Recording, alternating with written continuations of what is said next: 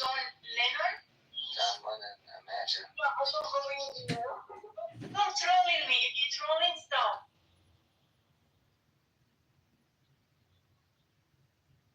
He's not trolling. Well, He's not trolling you. I mean, if this is a song. Yeah, the point though is, where that might not be protected speech in Europe or in Israel. Protected speech. I understand now, saying that you're missing the point. I'm not saying that I don't understand the law. I'm saying that the way that it's right now, there should be like measures to understand it right now. That listen, and I told it to Isha, she doesn't like it because of the COVID thing. But when there was a plague, okay, you were limited by your right to leave the house, for example, okay, in order to temporarily combat a spreading disease, okay? So the United States and many other countries that are democracies with all the freedoms in the world, United States limits freedom of people because they had a temporary situation that they had to tackle.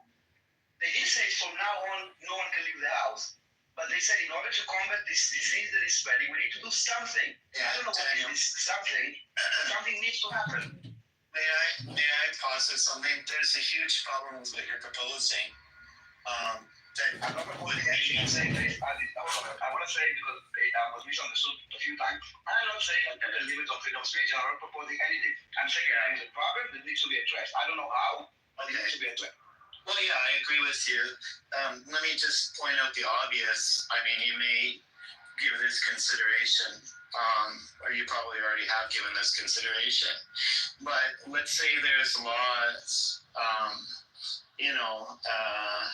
preventing people, like further crackdowns, let's say on university campuses, right? What's going to happen is that will just lead to more anti-Semitism.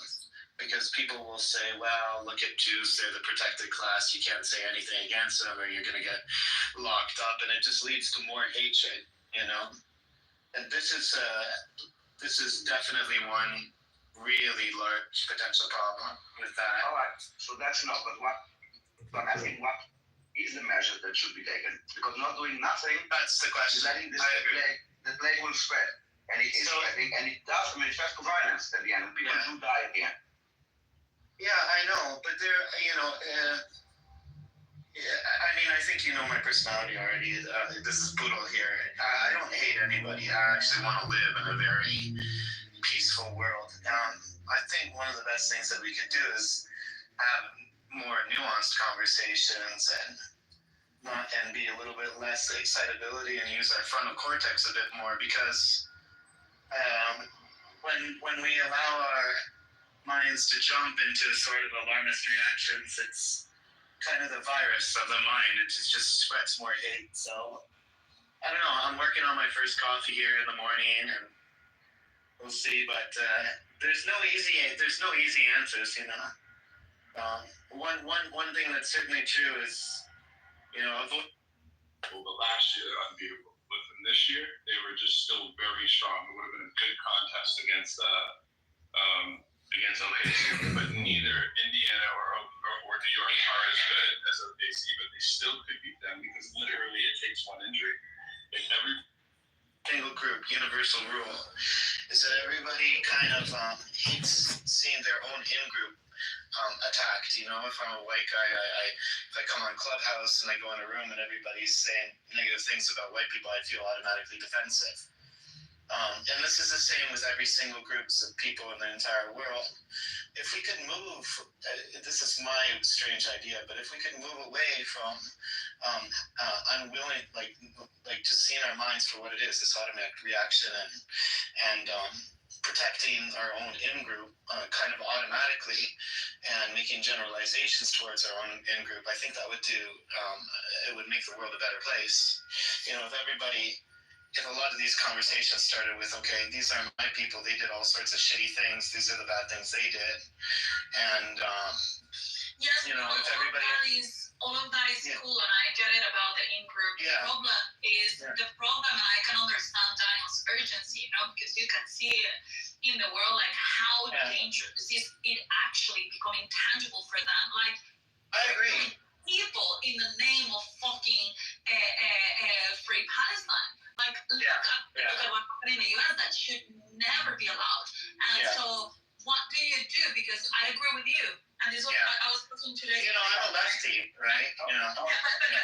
address something in that the you case said. of anti-Semitism, just want to say this quickly, and I'm going to shut up. In the case of anti-Semitism, you're damned if you protect, and you're damned if you don't, right? Like you, as you say, if you protect, let's say, through anti-Semitism, that creates more anti-Semitism, and that it confirms the people that is like, okay, tell me who you cannot criticize, and I'll tell you. Exactly. But that doesn't look good. But on the other hand, you should put something in place because people are dying because of this shit. The anti-Semitism issue is not about like articles like in in-group. This is not the problem for the Jews to take care of. This is something that society or America or the West, whatever, need to take care of. Not us. It's not our responsibility. Yes, we are the one being impacted. It's not about like you don't need to be a Jew to understand that this is wrong. And if you don't see that this is wrong, then I'm speaking of something else. Yeah, I'm speaking about universal principles here because that's how I operate. I treat my own in-group and everybody else's in-group equally. I'm not talking about I'm talking about society as a whole. I don't think it's a Jewish problem. No, I didn't say that. What I'm saying is that, I really respect other white people who, I'm in North America. And there's no doubt that this land here in North America was taken over by the whites, destroyed the native culture. It's horrible what they did. And it's true. And it's wrong, And if everybody came to political conversations with this sort of transparency and honesty, then the kind of the tendency to protect everybody within our own group with absolutism, that really stops people from making peaceful bridges with each other. Because if you talk with some Jews, they'll promise you not a single Jew has ever done anything wrong. If you talk to some Palestinians, they'll tell you not a single Palestinian has ever done anything wrong. They're absolutely perfect. This really stops meaningful dialogue from taking place. And I just mean this as a universal rule, not just Jews and Palestinians, every single group of people in the world, So I think it's a degree of flexibility and humility and letting go of defensiveness. And then we have to, so if you have that on the table, then you have to lay out, genuine criticizations against, Hamas and these crazy motherfuckers who just want to kill every Jew. And then genuine criticizations against Israel where there is too many innocent people die in Gaza. Without a doubt, it's horrific, So both sides, if we lift out the cloud of generalizations and reveal the facets and the complexity of the situation, and everybody can come with a forward kind of good, what would you say, good faith, and the goal in the end is peace. I think this is a way to move forward. I'm a lefty. The goal is peace. Assume that there is a common goal. Please, there is no common goal. I need to go for a while, just to I'll be back, but I'm not leaving yet. Come back. You always said. I leave you with the communists, but Marshall is here. And Cynic. I don't think it's you assume that there's a common goal of peace, but that is not true. Well, they don't make peace. They never do. I think there's a lot of Palestinians, all they want to do is have peace. I'm not talking about Palestinians, I'm talking about right now the United States. Oh, the United States. Don't worry about that. The West is safe. Don't worry about the West. What are you talking about, dude? What are you talking about? Safe for who? Safe for Sarah and Yaron that were murdered out in Washington last week? Dude, come on. It's not safe. He's just a mind virus. Maybe you should have been part of a football team that calls for death to Arabs and Palestinians and prides itself. A football team. Yeah, one of those guys shot. It's your personality. Was literally part of that whole football team. What's it called? The big Jerusalem or whatever? Oh, you didn't know that? Oh, okay. Now you know. That's just an anti-Zionist talking point. Yeah, I just think no shit. Except she'll come back. Morning. Hey, morning, excited. It's always nice to hear from you, man. anti-Zionist talking point. No, that's just a fact. No, that's an anti-Zionist talking Oh, point. that was communication. That was fucking. So what are you gonna do today, Cynic? You gonna repair a bunch of laptops and spend all your time talking about Zionist talking points? No. Guys, we were having a conversation that I think is important. If you want to troll, there's a number of house, please go somewhere else. Yeah, take this as advice, comedy. All right. So my point is that Robbie's the best place. I don't exactly how, but I think the first step is that actually be very much like the problem. I'm not sure they. Yeah, there's a problem. Palestinians need a solution. That's what the problem is. No, the problem that I'm talking about, and you can open a different room if you would like to have a different topic. The topic that we're talking about is the Free Palestine movement that has been radicalizing people and makes them go into action and hurting and killing Jews. You don't think this has happened? There have been more deadly anti-Arab, anti-Palestinian, anti-Islamic attacks. No. Don't do that conversation. Say they're both problems. This is a fact. No, it's not. They can both sides. And again, if you want to have a different conversation, you can have a different conversation. I want to talk. I'm having a different conversation. I'm telling you. Okay, so we are talking about the disease of anti-Semitism. Okay, that is the topic. And it's not a Jewish problem, it's not an Israeli problem, it's a societal problem that allows this. And I'm trying to understand we're talking about Palestine and how you perceiving that slogan to be propagating anti-Semitism and to be like the propagating force behind this recent attack that took place. Of course, yes.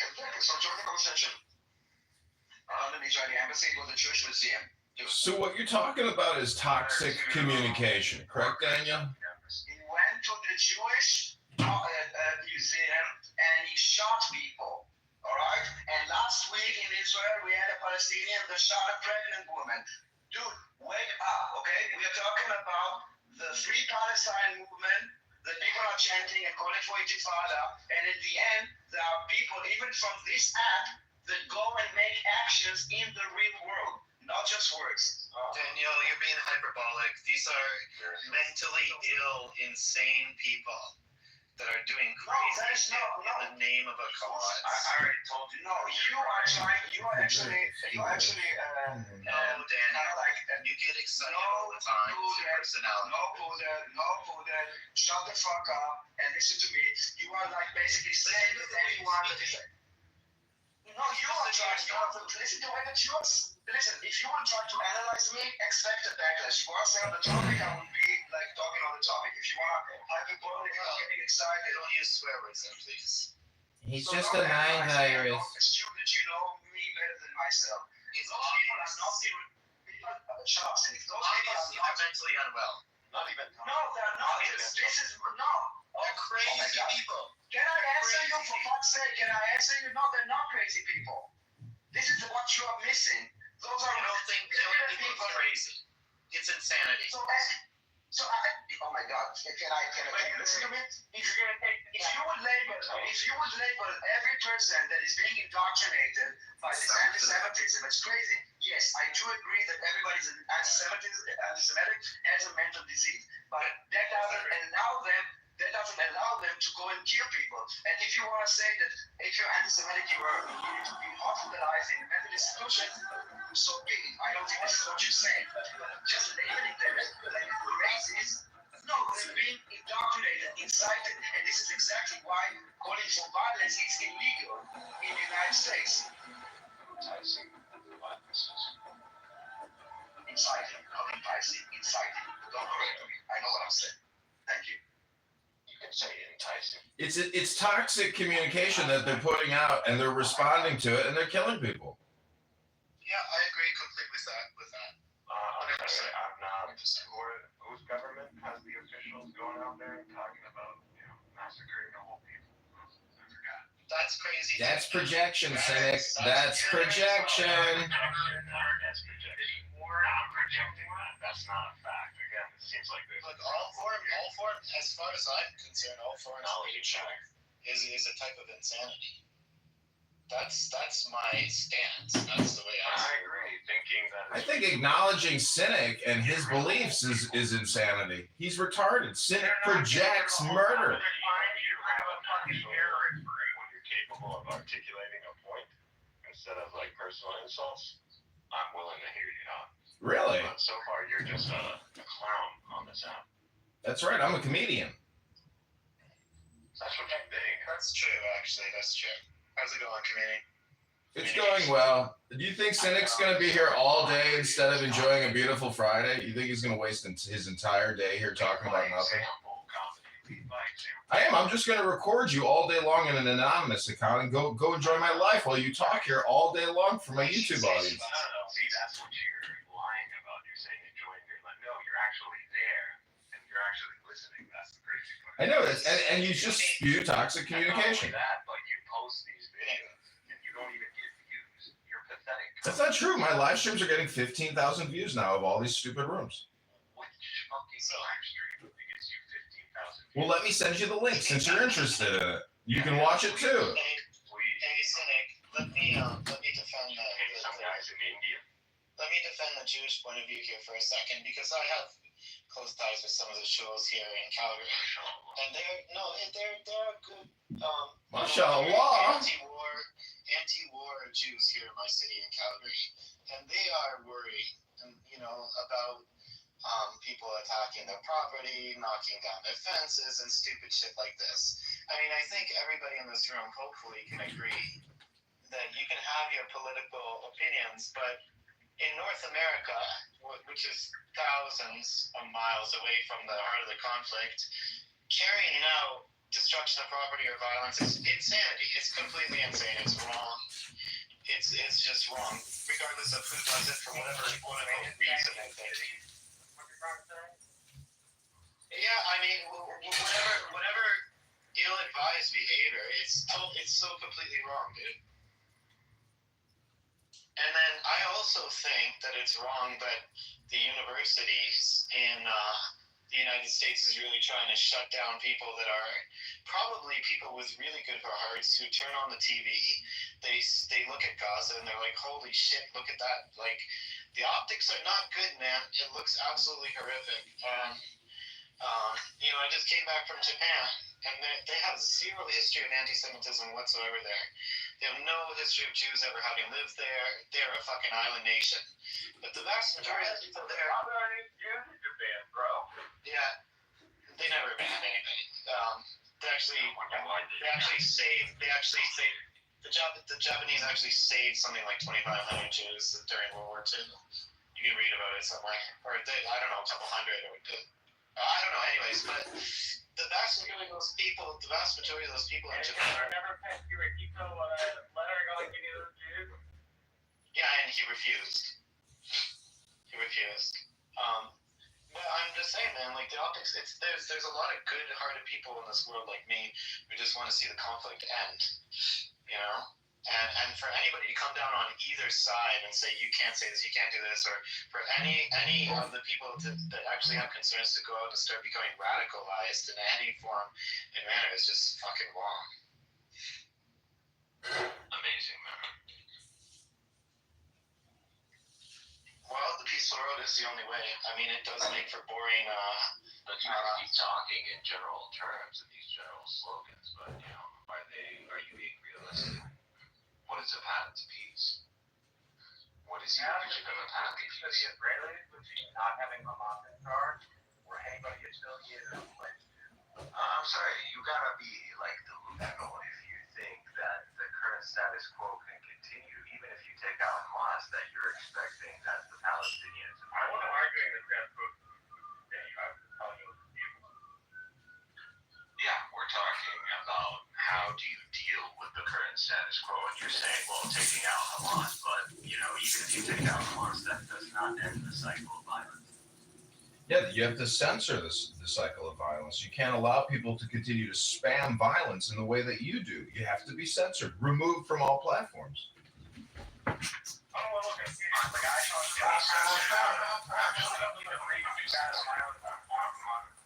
because you have nothing to say in comedy. You literally have nothing to say. Comedy, if there was a, sorry, I should call you communication. implications. If there's an equivalent between censoring people and actually changing their heart and mind, I would agree with you. However, I don't think the two are equivalent. I think that censoring anti-Semitism may in fact backfire. Because, the old anti-Semitic term, people say, well, if you censor, if the Jews are censoring everybody, then clearly, they're in control of everything, blah, blah, blah, blah. So it's a double-edged sword. It's a very difficult problem. Again, what these guys were earlier talking about, Esau and Daniel's freaking silly dance, was about Daniel gets excited. and about Palestinian, pro-Palestinian protests and slogans like Free Palestine, and connecting this with this recent attack. Well, I didn't hear him say free Palestine. I heard him say his bit was people calling to be exterminated Jews. That's what I understood. Extermination of Jews. Who's doing that? Hamas for years, for 20 years. Hamas doesn't call for the extermination. Oh, really? They don't create Shahada videos and brainwash their entire population with killing Jews? Oh, okay, Senek. Yeah, not local Jews. No one's going out there and Hamas even. Oh, they're not just indiscriminately killing Jews because of all this propaganda? Listen,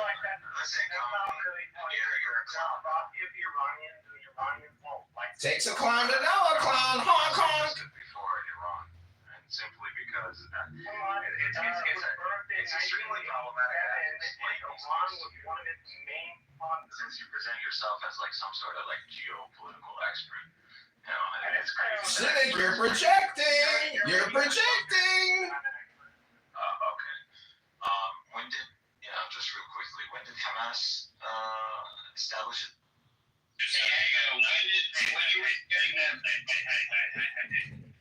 No. Now we go back into the kid. Hey, bitch ass motherfucker. Here we go. Started supporting Hamas. Bitch ass Marshall. Bitch ass Marshall Reagan. At least 2 or 3 years after their formation. I understand. That's not true. Okay. You're entitled to believe what you believe. I mean, first of all, a lot of people in the world, especially in the Muslim world, support Hamas and have supported Palestinian resistance movements.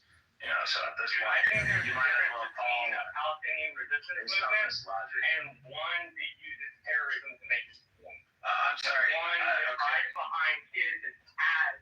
Thank you. I get it. Israel Zionists did not utilize terrorism to establish their, ethno-supremacy state. The most recent bouts of violence. Did they not utilize terrorism? I'm just asking you a simple question. I'm not going to answer it because it's fucking irrelevant to what we're talking about. No, but they You want to take it all the way back If it's irrelevant, then you would just. and the relevant piece here is More or less having a who discussion. is the violence, The initiator of the cycle of violence. The initiator of the cycle of violence are Zionists. It's Zionism. This is the initiator of the cycle of violence. Hamas came as a response to Zionism. When was the last time that the Israelis strapped a suicide vest on and blew the fuck with them? Oh, that's the only way you can engage in terrorism is by strapping a I bomb. didn't say that was the only way. You're not Okay, but I meant what? The question is silly because the whole No, point it's is terrorism, regardless of the means. As long as they lead to the same ends, then what the? Well, terrorism Why is does it need to be a vest? Like, why does it need to be a vest? I'm saying. Thanks, man. Appreciate it. You too. It's the lack of acknowledging of what is happening on the ground. That's how you make yourself look silly. If I tell you what is Zionism and what is Zionism seeking to establish, the answer should be a Jewish state. And how you establish a Jewish state in a land that is predominantly a different demographic, you ethnically cleanse them. That's the only solution. I mean, if a demographic, There's no other the solution. demographic that largely got there through colonialization itself. Your colonialization, both under the Umayyads and the Abbasids, was complete. So I'm A lot of those confused. folks who don't draw their lineage back to Canaan, they're folks who were transplanted in an imperial colonial system itself. Okay, well, to go back to, I mean, do you really want to do this? Like, is this what you want to do? So just because someone assuming, because, the point is so silly, let me just concede to the point. Assuming that is the case, and, what your Arab colonialism, quote unquote, yes, was, let's say, the worst thing ever. Does that give you the right to go apply it? Especially after 2,000, 1,400 years? It deals with a million dialogue. The strong do what they're willing, the weak do what they're I forgot. Dude, I'm a realist. I forgot you're I don't actually might is right, and who gives a fuck, right? I'd say that. Okay. You could do me this really big favor in this conversation by not assuming the You just said it. You literally just said it. Oh, dude, I didn't. Those are not the words that I spoke. Oh, okay. So the powerful can do whatever they want. How am I supposed to translate that? I do not believe in might makes right, but I do think in a situation like that, it is the person who ends up getting to make the rules is usually the person with the biggest stick. That's what human history. Okay, so it's not who again, might makes right. No, I'm not saying that. I'm noticing a historical trend. Fine. We know the one with the most power and influence can usually establish their way, but here we are judging the justifications. That's all. Now, if you want to just simply justify Israel or Zionism simply because, they had the bigger stick, and that's where it ends, that's fine. But if you're going to go further and you're going to say, well, they are justified in using this stick because of these specific reasons, then we can argue the legitimacy of these Hit that like button. reasons. Hit that subscribe button Yeah. now. Right now. Click, click, click, click, click, click, click, click, click, click, click, click, click, You're going to attempt to justify ethnic cleansing.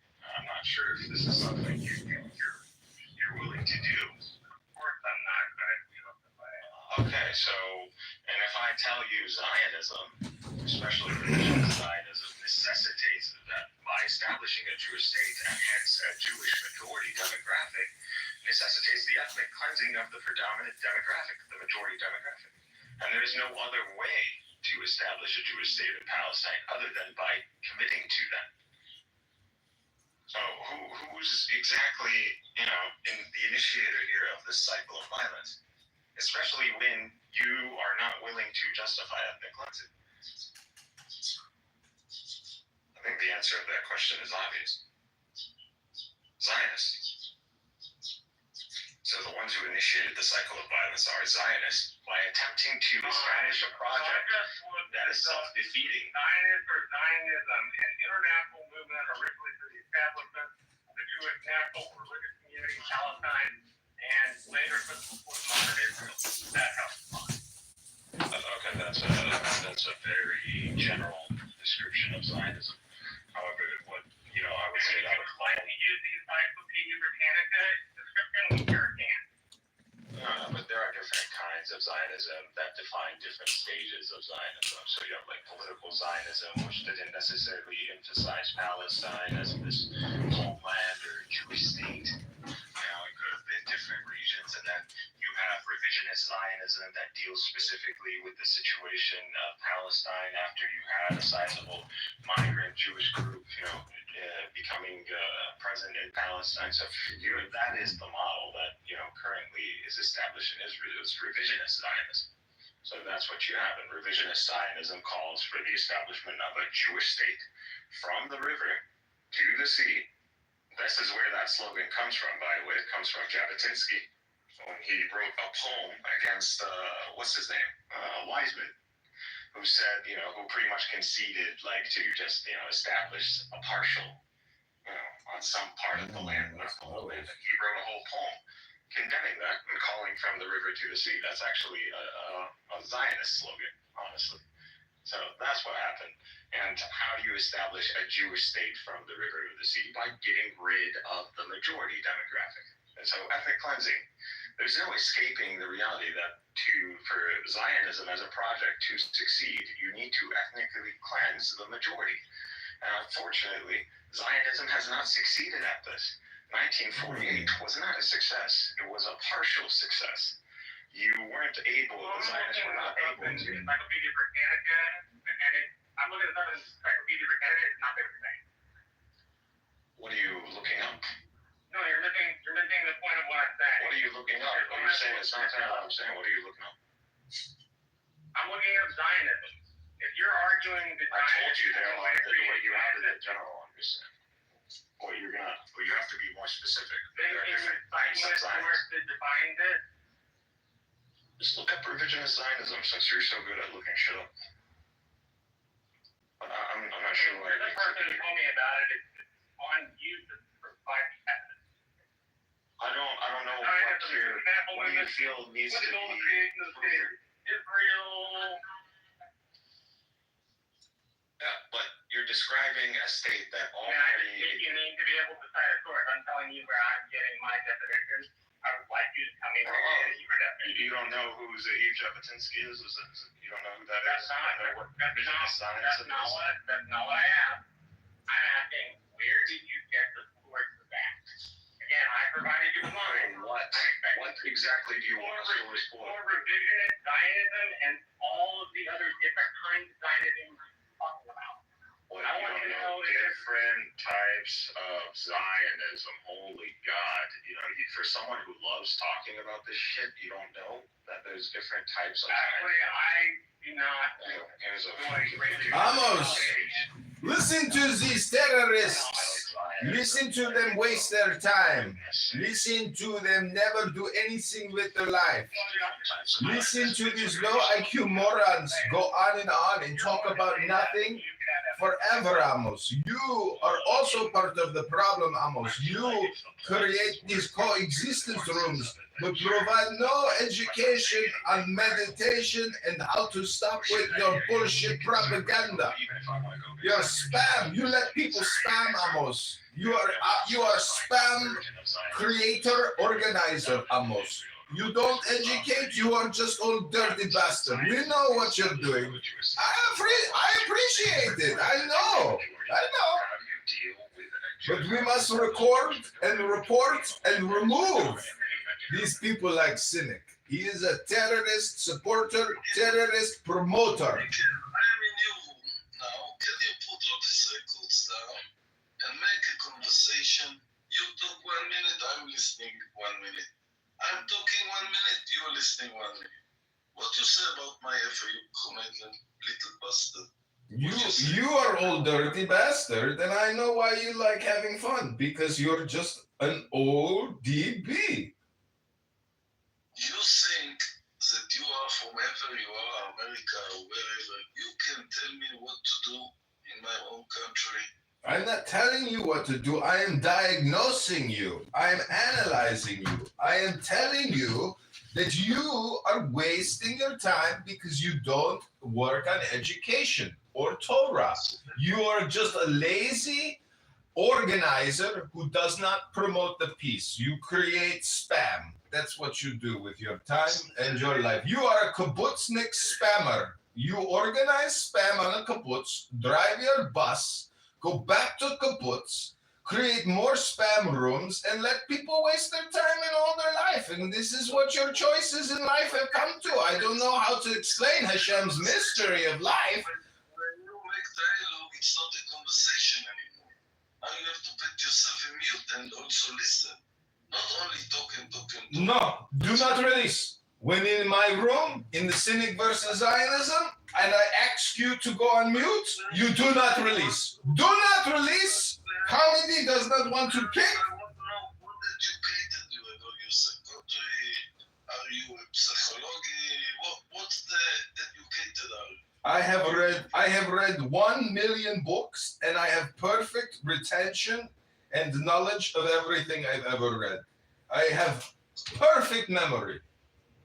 So you think that gives you the right to say that I'm not good, I'm bad, I'm exist, just because you read million books, yes? Yes, I can diagnose very accurately because I have what is called a large language model now embedded in my brain.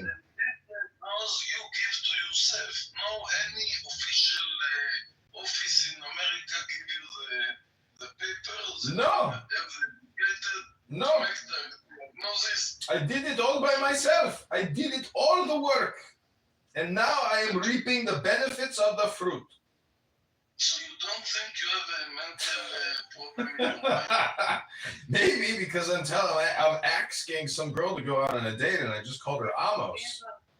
Even this simple fact that you have not connected with the people, you come to the room, to my room, you meet, and I tell you, please be quiet, you're in my room, let other people speak, and you don't listen. I don't come to play nicely. I come to troll. I come to disrupt. I come to spam because that's all this app is, Amos. It's just spam. It's a waste of my time. I know you're boring and you don't have exciting life outside of driving bus from kibbutz to kibbutz, but here on Clown House, we have to accurately diagnose and find out why people are wasting their life and just spamming each other with stupidity. This is because they are very bored, pretty much. In Clubhouse, that you sit by yourself in a lonely room in Clubhouse. Oh, so lonely. I am so lonely in my room by myself. Amos, maybe I'm reading a book. What was the last book you read? To be honest, in the military, I read it. Even in my BYM, I didn't read anymore. Oh my God. So you're a stupid person. You admit you are stupid. You are a stupid person. Let me, I want to tell you what book I read.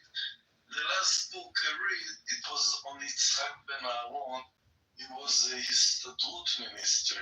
You know what is a Histadrut minister? Yes. There is a prime minister, the government, and the Histadrut is the second person in Israel who had the power. Histadrut, it's the organization of all the workers, factories, computers, and today his name is Alon David. I read about Yitzhak Ben Aaron. It was the last book. And if he say stop, and all Israel will stop, I think this will be the end of the war. He has the power to finish the war. He has the power? Yes. If he says stop, all Israel stop. No buses, no ships, no airplanes, nothing. Israel stop. Because he decided to demonstrate, and if he decided to demonstrate, he didn't decide, he gave a warning to the government that if they go against the High Court, if they do something criminal against the High Court, Israel will stop. He will cooperate with the opposition. And if Israel stop, the war is finished. Now, listen, for a little bit, at least clever as you are, I don't want to say that I'm more clever than you, what I really think, but at least I'm as clever as you are. You are projecting your cleverness onto me, and that is not very clever. Listen to my experience.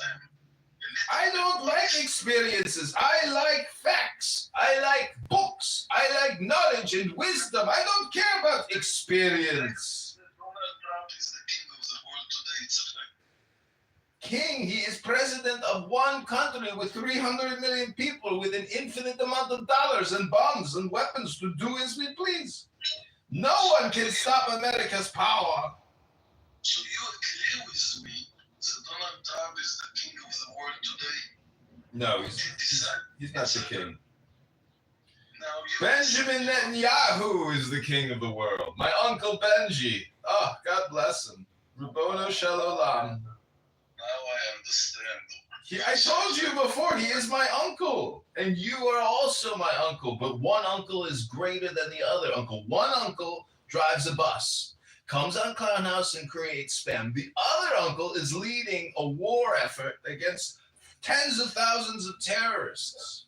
But you must understand that in Israel, not in Clubhouse, but in Israel, at least 50% hate this person that you call your uncle. That's because they have been conditioned to hate uncle, and they are projecting onto him their own hate.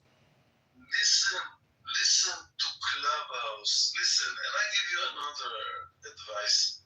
one of the Mossad soldiers that there have been really a lot of years in the Mossad life, and he's from secret people. He goes out and he say everything what he think about Bibi Netanyahu. Do you speak Hebrew or only English?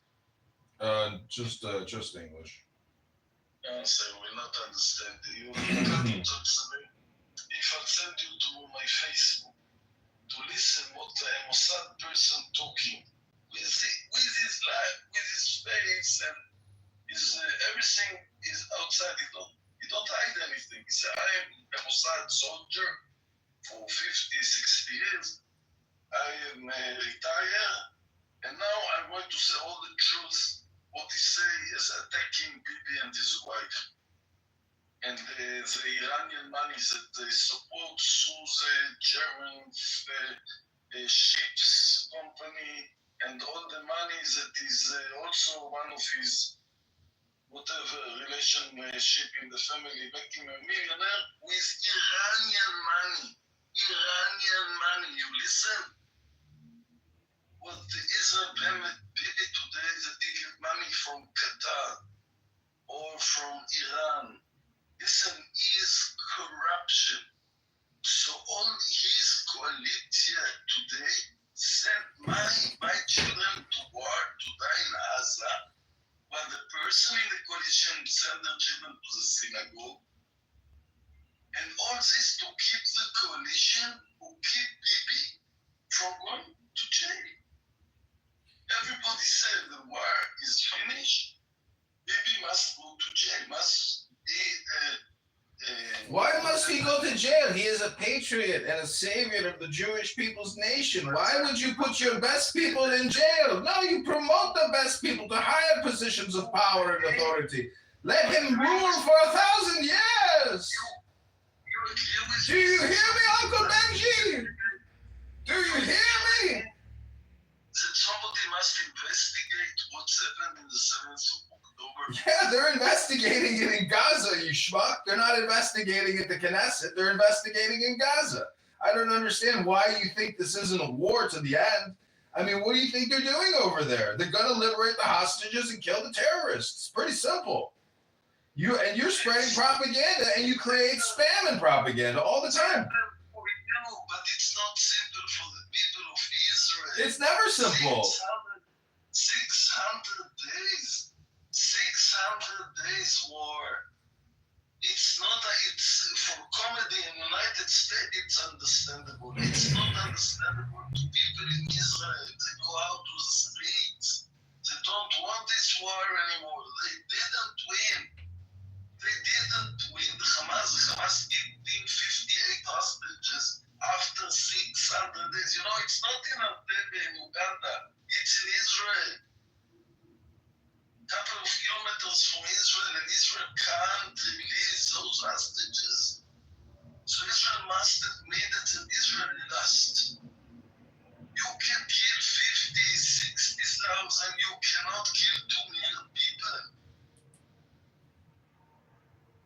When you understand the simple fact that Israel lost in this war, everybody talked about it. You think that there is Gaza destroyed and people starving in Gaza and everything. But to be honest, the Hamas still keeping 58 hostages, still killing their own people, those who cooperate with Israel. They still controlling, you can say this way or another, but they still have the weapon, and Israel did not release the hostages. So don't you from America tell Amos, a simple kibbutznik bus driver in Israel, that your uncle is so clever. He's not. If you see the demonstration in Kaplan, what picture? Listen, Amos, the reason why my uncle is so smart is because he's happy. You think Benjamin Netanyahu's going to let a bus driver from a kibbutz upset him? No, he's going to keep fighting the war. He's not going to stop until he cements his legacy. Another thing you don't know about your uncle, he never dirty his hands. Never. He always sent people. Those people from, it's not he who get the money from Qatar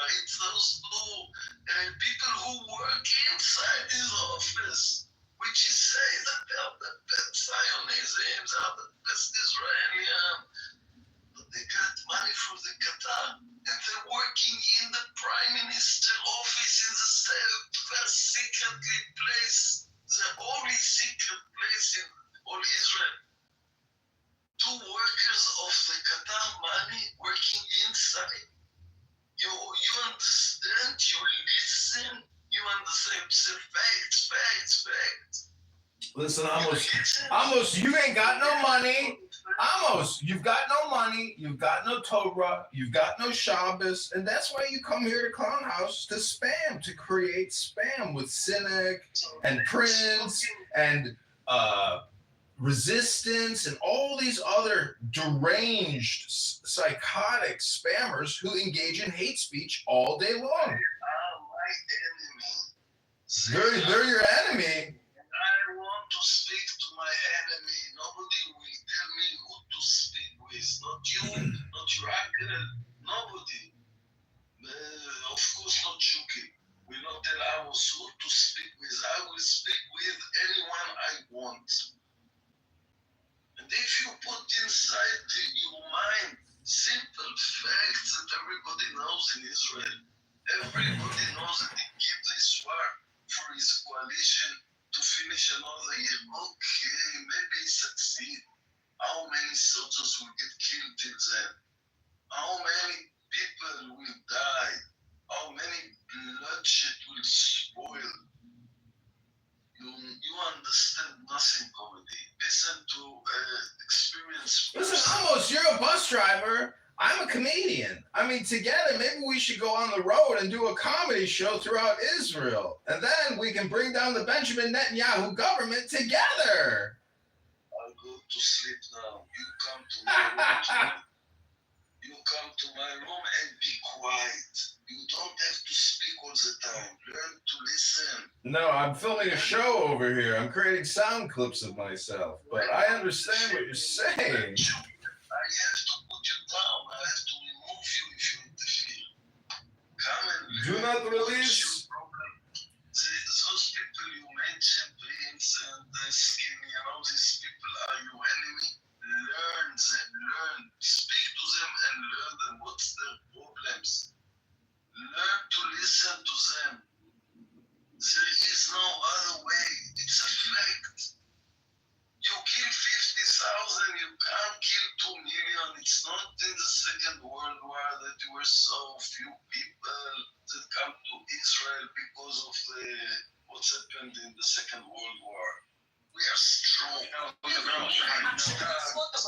Because there is Show me. Intelligent. Okay, Daniel. I should have footage after this. The girl is actually lying. So you can put all. Okay, Amos, take a break, Amos. You go to sleep now. Just dream. Yeah. The girl of the photo that you showed, she's perfectly fine and she can die in the fire. So, what you're trying to do with that photo is making people believe that she was birthed by the Jews, right? The birth by the Jews? Why do you think I need a photo of a girl? Apparently you do, because that's what you're thinking. Refresh the, listen. Did you enjoy that, Pumpkin? PTR, these are children. What is the purpose? What is the purpose? What are you trying to say? Amazing. What are you trying to say? A school was bombed, and these children were hit. Look at them. Refresh my PTR and look at these children. I don't care for your program. What is your point? Look at the children! I'm talking about the girl. Look at the children! Do you want us to put also photos of the slaughter that happened on the 7th of October? Because we can do that too. You can put everything you want. Exactly. However, I'm not talking about a specific girl. I don't see children. You show me on October 7th where children deliberately, without a doubt, have been killed by Hamas. Okay, let's talk about 2 weeks ago when one of your terrorists shot a pregnant woman that was on the way to the delivery room, and the child was delivered and he passed away yesterday. You want to see his photo? Because unlike you, we don't exploit children. Yes, cynic, war is horrible. It was a very stupid idea by the cousins to start the war. But if you really care for this child, you would put a PTR saying release the hostages and end the war. But you don't give a fuck about that.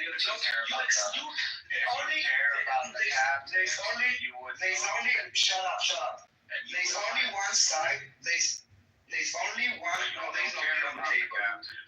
There's only. And you don't care about the children. You don't care about the children. And let me say. Let me speak. You would sign a deal. There is no deal, okay? The only deal that. There's no winning. You guys. Oh my God! Shut the fuck up, you idiot! You're just not having your fucking mouth. That's what you're doing. Okay, it's done. We do not let those fucking terrorists hijack rooms to spread their hateful propaganda, okay? This is not about hearing both sides. We don't need to listen to those Nazi propagandists, okay? We don't need to listen to it. We don't need to listen. I don't give a fuck, dude. Exactly. Move on. Go to a middle You school. don't give a fuck. That's the whole point. Yes, so move on. Listen, what is the purpose of you putting the photo? You don't care about the child. You don't want the war to end. You don't want the hostages to be released. You don't want Gazans to be freedom. Absolutely, I do want. Okay, so call for the immediate release of all hostages. There's not gonna be a surrender. That's not. Listen, this is how war goes, okay? One side loses, which is the Palestinian, and one side wins. Okay, so don't cry about people dying when you are sitting in your fucking basement and you are willing to. That's what I need to showcase. That You know what? Oh my God, I cannot speak like this. And those people deliberately attacking school camps. That's what. You can keep muting. Thank you. I will keep on muting because you're not shut up, and I don't need to listen. It's not gonna change. I don't need to listen to your It doesn't propaganda. change this. My problem. Can we move on from here? We don't need to I don't want to center the conversation around pro-Palestinian Nazis. You believe in. Okay, we will just move into the audience because really, like, Besides, you're wrong.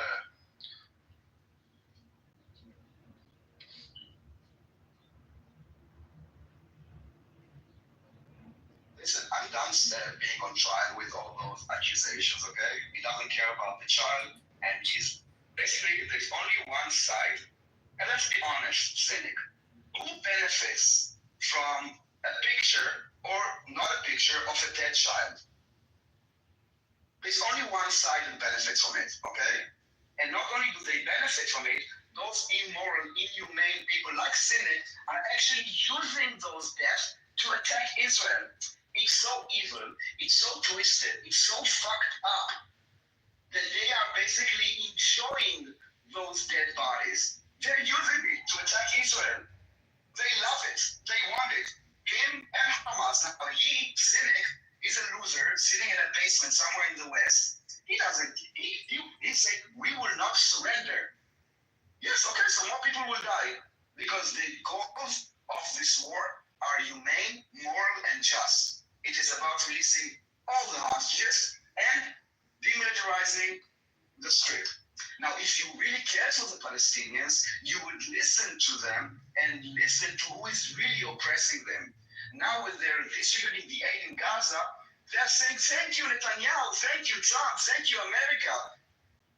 You don't give a fuck about this. You enjoy this death. You guys are part of the death cult. It's sick. You need help, cynic. You and all the pro-Palestinian Nazis.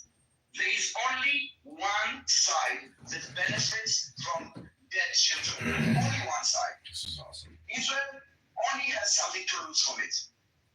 Palestine only gains from it because you use those children to spread blood libels against Jews. You disgusting, vile piece of shit. So now that we finished with the pro-Palestinian Nazis, can we? Hold on, Getting back to the point, as you see, because you two exist within societies that have you insulated from hateful speech, you don't have like the antibodies to actually respond to them. What? You guys are I agree. He's incapable. Level of protection where you don't get to actually hear what occurs in a free speech zone. The stuff Cynic is saying in America. Let's start over. It's visible. Can you start over? I didn't hear what you said because cynics keep on talking while you're speaking. Can you start over? Goodness, you're a bitch.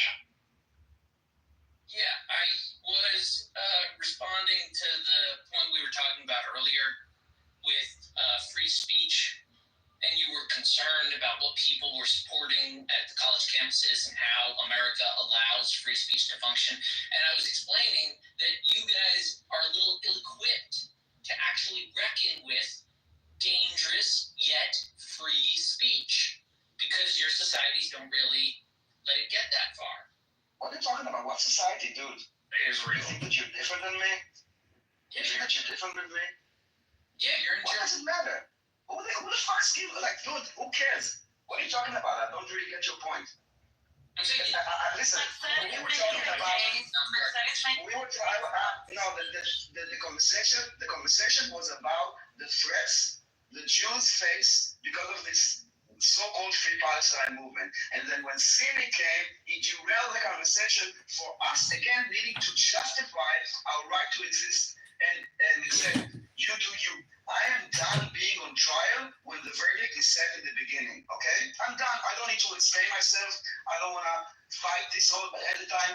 I'm fighting with ignorance that are using fake facts, fake images, and propaganda. And we did it for, oh my God, and we did it for enough months for me to be done with it. I want to have some meaningful conversation with intelligent people that don't repeat the same lies over and over again, and I don't want to be on trial every single day needing to justify myself. Yeah, well, I don't need to justify myself. to that, where's Mixer? What is it? To that, I will say What is the that discussion freedom of that this guy speech, even hold wants to on, have? freedom of He's speech incapable of doesn't having objective guarantee, freedom of speech doesn't guarantee you an audience. So you can say whatever the hell you want, but you don't have the right to impose what you got to say on people that don't want to listen. What you got to say, Who are you especially if you addressing? consider that you're Who are you addressing? nobody has the obligation. No one is limiting his freedom of speech. No one is limiting his freedom of speech. No one is limiting his freedom of speech. He can go speak whatever he wants. I'm limiting in this room and in my ears. I like that is completely. That's just more exciting than just one of the people that agree with you. No, I don't want it. Again, Putin, I don't know who the fuck you are. You know shit about me. You're just everybody. And I asked you before, I don't give a fuck about you analyzing me. And again, I'm done justifying myself or Israel. Okay, so I'm done. And I don't know why you keep on coming I back. don't care about you. This is Esau's room. This ain't your room. Well, it's our room. It's our room. Yeah, it is Why can't it be my room too? Well, because I decided to open this room with Daniel. Oh, okay. Well, you wanted other people, but I'm confused. You're not allowed to be among. So say confused. No one needs to explain anything to you. No one needs to explain anything to you. Who's talking to you? Hold on. You know sometimes I am, but I can already trust that you're not going to do any fuckery, so. Daniel. Oh my god. I will just give you guys just. Who is this guy? What? That's me. So. I don't know what's here. But Daniel, you will be on trial. You are on trial. And you do need to defend your actions. Hold on. Can we talk about Palestinian terrorism? You can talk about terrorism, you can talk about but you are on trial. Alright, this is again a shit show. Whenever the nobody Nazis come, it's a shit show. And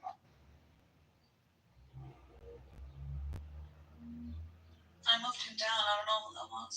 Senator, east of the double standards is why I don't join your room. Hey, people that beg for mods, by the way, I just have to say that. When people beg for a mod, it says, hey, what's up, Isa? What's up, Daniel? It's good to see you guys. Hello.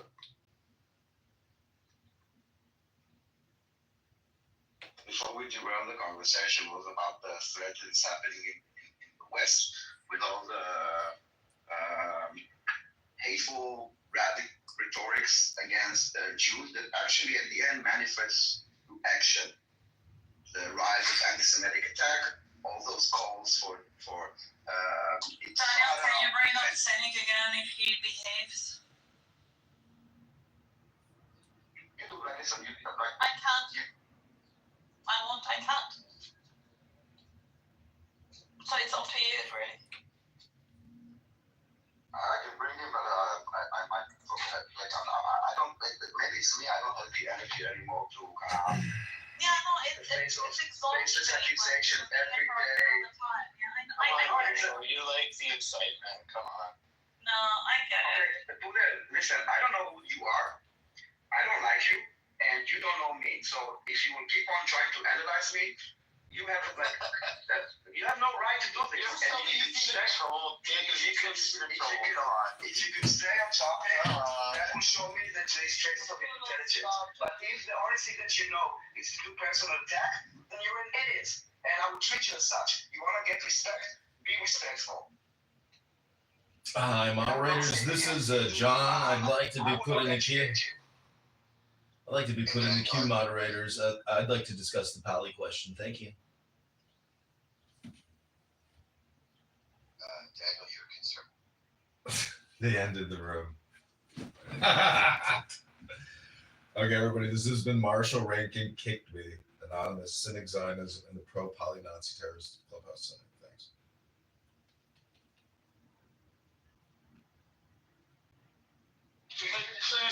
Yeah, no. God, and it's pretty ambiguous. We can dig deeper. So we've got two competing creator God claims. Then in Zoroastrianism, you've got their god Aha Mazda. So he's driving around in some sort of all good creator type way. So you've got three creator God claims. And then you've got ancient Egypt, who you could consider Ra or Atum or whatever in some sort, some versions. And then you can just say like regional tribal things that it's ambiguous and undefined, typically related to some kind of animal spirit. So I'm just going to say they can't appeal to a god that was created before time, or that existed before time created, if they have to show up in the persona of something that was created. I'm just going to go ahead and pronounce judgment on that. And then you've got Hinduism, who they believe there was a thing that created stuff, but that thing, by their own understanding, is not considered a god. So you've got four. And out of these four, Zoroastrianism and Sikhism, too, are very ambiguous and not well defined. So the only God claim you have that is incredibly fleshed out and defined and goes back to before matter existed is Yahweh. That's the answer. So you can maniacal cackle and be like, well, what if, all you want. But instead of what if, never was. You have one actual defined, clung to by three different religions who all want to claim to follow the same God. That's it. Steph, Chris? I have a question about a self-created God. I didn't even hear anything you said after that, because I've been pondering that. Like, have the holders of that never thought deeply about a self-created God? You'd run into problems with that theologically, like, immediately. Right, see, not well defined. So, it's like a self-created thing. It's like, I'm a self-made man. Shut up. No, but a self-created God would need to pre-exist itself to create itself. You just did, like, already we've got... Alright, that's fine. No, you're completely right. So out of the four sort of kind of God claims, one is Hinduism, which doesn't even call their creator God a god. And then the second one is like Zoroastrianism, or Sikhism. And then the third one is Zoroastrianism, which is what you said. How can you have a self-created creator? So those are the four, and I'm being generous with that fourth one, creator God claims. So it doesn't matter how old someone's text. If someone's text is older than someone else's text, look at the appeals. But it's not. So it's like anyone could just appeal to creator God. Then why doesn't anyone? Okay. John, what's up, John? Hi, I'd like to ask you a question, Nate. Let's see if we can get it real fast. We'll get to you in a second. What's up, John? Yeah, I mean, I feel like a lot of times, all these cynics. This guy. Hi, Steph. A lot of these cynics on here, like Honey Badger, Roland, who come on this app and waste their time. Are you an ultrasound for your unborn child? Okay, thank you. He is an unborn child. He's a self-creator creator. We have a new God claim. I'm sorry, John. You want to go ahead. Yeah, no worries. I would just like to read a few just sentences, which is scripture, mostly from Psalms, if I may, because a lot of these people in this audience never get any good programming or any good communication on this app, ever. That's my fault. Go ahead, give us some good programming. He's got a good point there. Okay, so I would just encourage you all to take the deepest breath of the day. Well done, good and faithful servant. You have been faithful over a few things. I will make you ruler over many things. God is our refuge and strength, an ever-present help in trouble. In your strength, I can crush an army. With my God, I can scale any wall. God equipped me with strength and made my way blameless. He made my feet like the feet of a deer and set me secure on the heights. May the Lord give you the desire of your heart and make all your plans succeed. Whosoever wants to become great among you must be your servant, and whoever wants to be first must be slave of all. For even the Son of Man did not come to be served, but to serve and to give his life as a ransom for many. God is our refuge and strength, an ever-present help in trouble. Let the peace of Christ rule in your hearts, since as members of one body you were called to peace, and be thankful. My God will meet all your needs according to his glorious riches in Christ Jesus. Show deep love for each other, for love covers a multitude of sins. Okay, I'm complete. Hope you enjoyed that.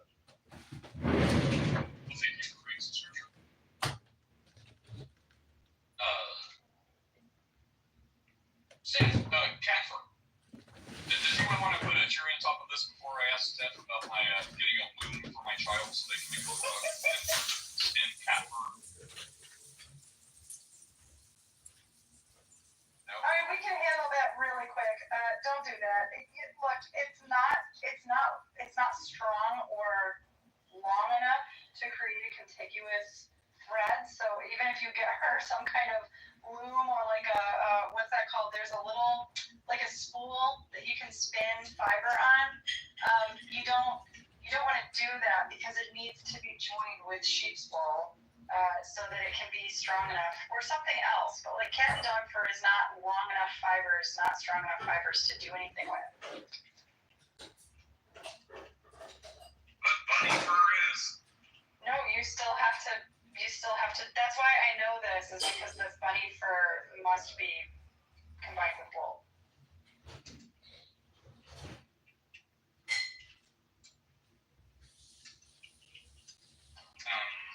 What could be like It's a cat hat. that could be like a really tiny loom and make clothes from mice or something. No, the fiber won't stay together. Like she could make something, but as she starts to work with it, whether she's tying knots to make a rug like she wants to, or whether she's crocheting it or something, the fibers will fall apart as she begins to work with it. I know it's gonna be just need to have that faith in the mustard seed. Well, physics are still physics most of the time, right? We live Did you in a world just say most of the time? Yeah. Did you just say most of the time? Oh, yeah. What were physics like before the Big Bang? Were they the same? Well, we don't know. We have no idea. Well, actually, they do. Mathematics shows that before the Big Bang, there were a different set of physics. Interestingly enough, you should look into that. Sorry, you cut out there. What'd you say? I said mathematics does prove that there were a different set of physics before the Big Bang, so you should look into that. It's a very interesting mathematical argument. You should, I'd like to see the article. I'd like to see the article of the scientist who says we know what happened before time started. Because, so our representative time started at that singularity. So to say before the Big Bang is nonsensical. It's incoherent. Hang on, before you guys, I don't know, I heard Big Bang and I just thought, God, please no, not agree something. But before we do that, let me put a thing on this. I've done a little deeper dive. Thank you to my oracle. So I wanted to look into this. I'm like, well, compare these others because it seems like Yahweh is incredibly divine, even though the people like religions, Judaism, Islam, Christianity. Are we done with cat fur? You said you could redo it quick, so yeah, I think that's right. Of course, my kids have their own idea of how they want to do it. They don't want to do it the proper way anyway. Yes, okay. So it's crazy. She's been saving up this massive container for like 2 years. She has tons of cat fur. So she should do it the right way, because all of the effort is going to go to waste. She should send it out to someone to get cleaned, carded, arranged, combined with wool, and sent back as a nice, sturdy yarn. I agree. Is this like a prodigal cat son parable where I just need to force my kid to do the right answer because I am the all-benevolent, loving parent? Or do I want to, keep having this pointless argument where don't touch the hot stove, don't touch the hot stove? And it's like, you're fighting me so much. Fine, do what you want. You want to touch the hot stove? Let me know what happens. So, you've spent all this time and effort gathering a bundle of cat fur. I told you the right way, as much as your sage advice has too. Like I told you the right way. Do I want to force you to do the right thing because I know what's best for you and I don't want bad things to happen, like your feelings to get hurt when you mess up your hard-toiled effort for cat fur? Does that mean I'm an evil godparent? Is that what that means? Or does it mean I'm giving you what you need, not what you want, and letting you, I'm letting you try the waters, and when you get sad and depressed because your cat fur is ruined, are you going to say I'm an evil parent, or are you going to say you have wise advice? As a result of the anti-Palestinian sentiment. No, try to say versus the anti-Israeli sentiment. You will see that there are more deaths and there are more people who have been killed and injured as a result of anti-Palestinian. So amazing. So, but the topic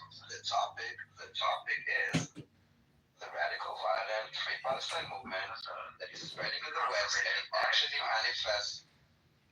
I will start again. Maybe you will listen up. The topic is so you see the button at the top right? It's in red. You see? You hold out your little middle finger. Do you see it? Go sit on it. Daniel, when somebody says, hold on. If you don't want to have a conversation, okay.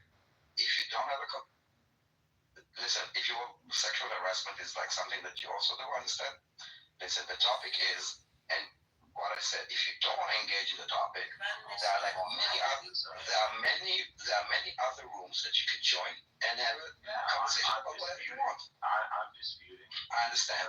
So the topic is, I understand. So let's talk about the premise of the topic. The topic is the radical, violent, free Palestine movement that manifests into actual actions that hurt Jews.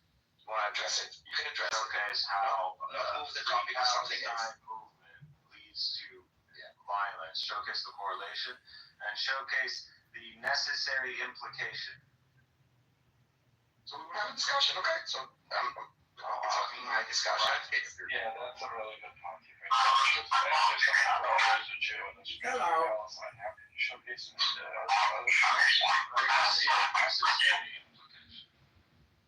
So again, the topic is the radical violence Palestine movement that is proven that wasn't necessary. I'm sorry, there was a kid that was stabbed over 20 times in the name of, Palestine. We are talking. Palestine. Listen, cynic. You're making a room about that. I understand. You can make a room and take a piece of paper and write the topic so it will be in front of you so you're not going to derail the topic. How do we know that the topic that actually hurt us? So my point in presenting these cases of violence, which actually led to death and people getting, of Jews, because the topic is the radical, violent, free Palestine movement that it manifests into actual actions that are attacking Jews, okay? That is the topic. Can you, I repeat it because it seems that you don't, no, you need to listen up. No, the way that you need to, the topic and the premise. listen, I'm not gonna have this type of conversation that you're gonna just overtalk people.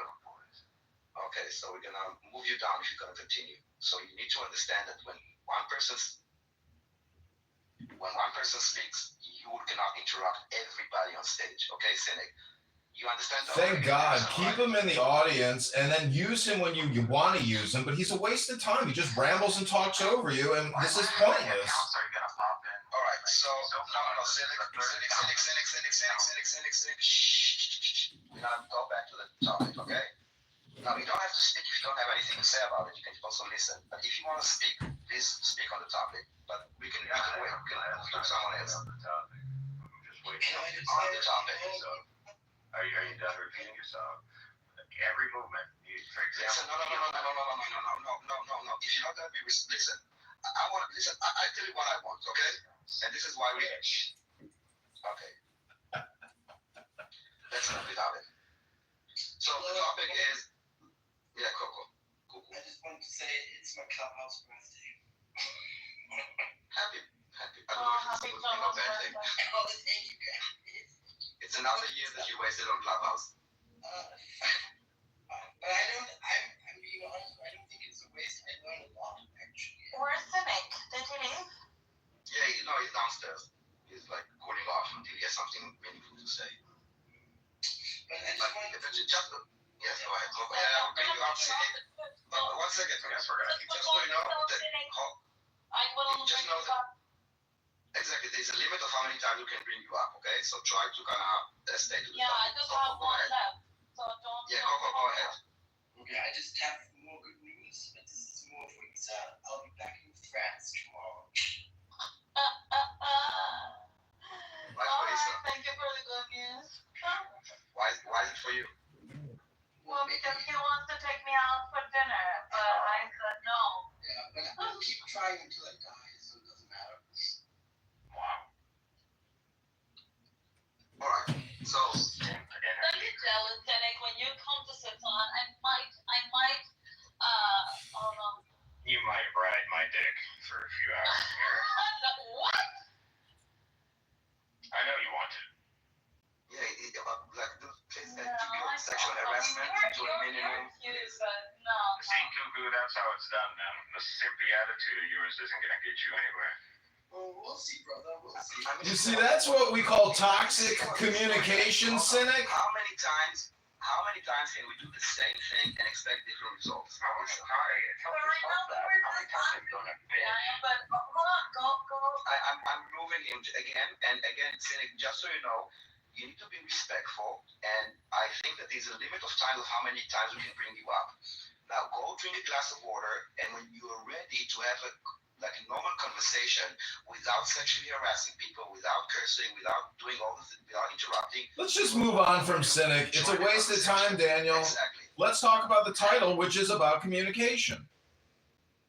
Go ahead. Yeah, we're living in the biggest spam industrial complex of human history. And why do you think people commit violence? Because all they do is talk about this shit, look at this shit, project this shit, spam this shit. This is what Cynic does. And as you just heard him talk to Issa, he's no gentleman. He is a terrorist-supporting propagandist piece of shit. He repairs laptops and spends 80 hours a week here projecting anti-Zionism propaganda. The guy thinks I may be projecting, he thinks he's an information war. He's wasting his fucking time. He rambles, he mumbles over people. He is a waste of time. Cynic, clean up your communication. John, let's move on. Cynic is really not so interesting to have a rule about him, okay? That's why he's not because he cannot behave around in society. So let's move on and go back to the topic. You wanted to talk about the topic. Yeah, well, then it's mass communication, because he's just the microcosm of the macrocosm, which is the mass communication spam about this Free Palestine movement, which is causing actual people to go crazy and commit acts of horrific violence, as you witnessed at the embassy in D.C. These people are activated. They project spam, they distribute spam, they engage in it, and then they're taking action. These are silent sleeper cell type people who are very dangerous. You should be aware that there is a major jihadist terrorist problem and incubator. This is an incubator for hate speech. And this is what these people do. I've been recording it for years now. You all know I live stream this bullshit. These people waste their time talking about hate speech all day long because they create the hate speech. They are the hate speech. So you know it, I know it, and this is what the conversation is about, in my opinion. So what is the plague right now? Okay, a virus that is infecting the world. Now it's not the Jews' problem. It's anti-Semitism. We are the victims of it, but it's not our problem to fix. It's something that society as a whole needs to fix. And I'm trying to think of how it can be fixed. Automation.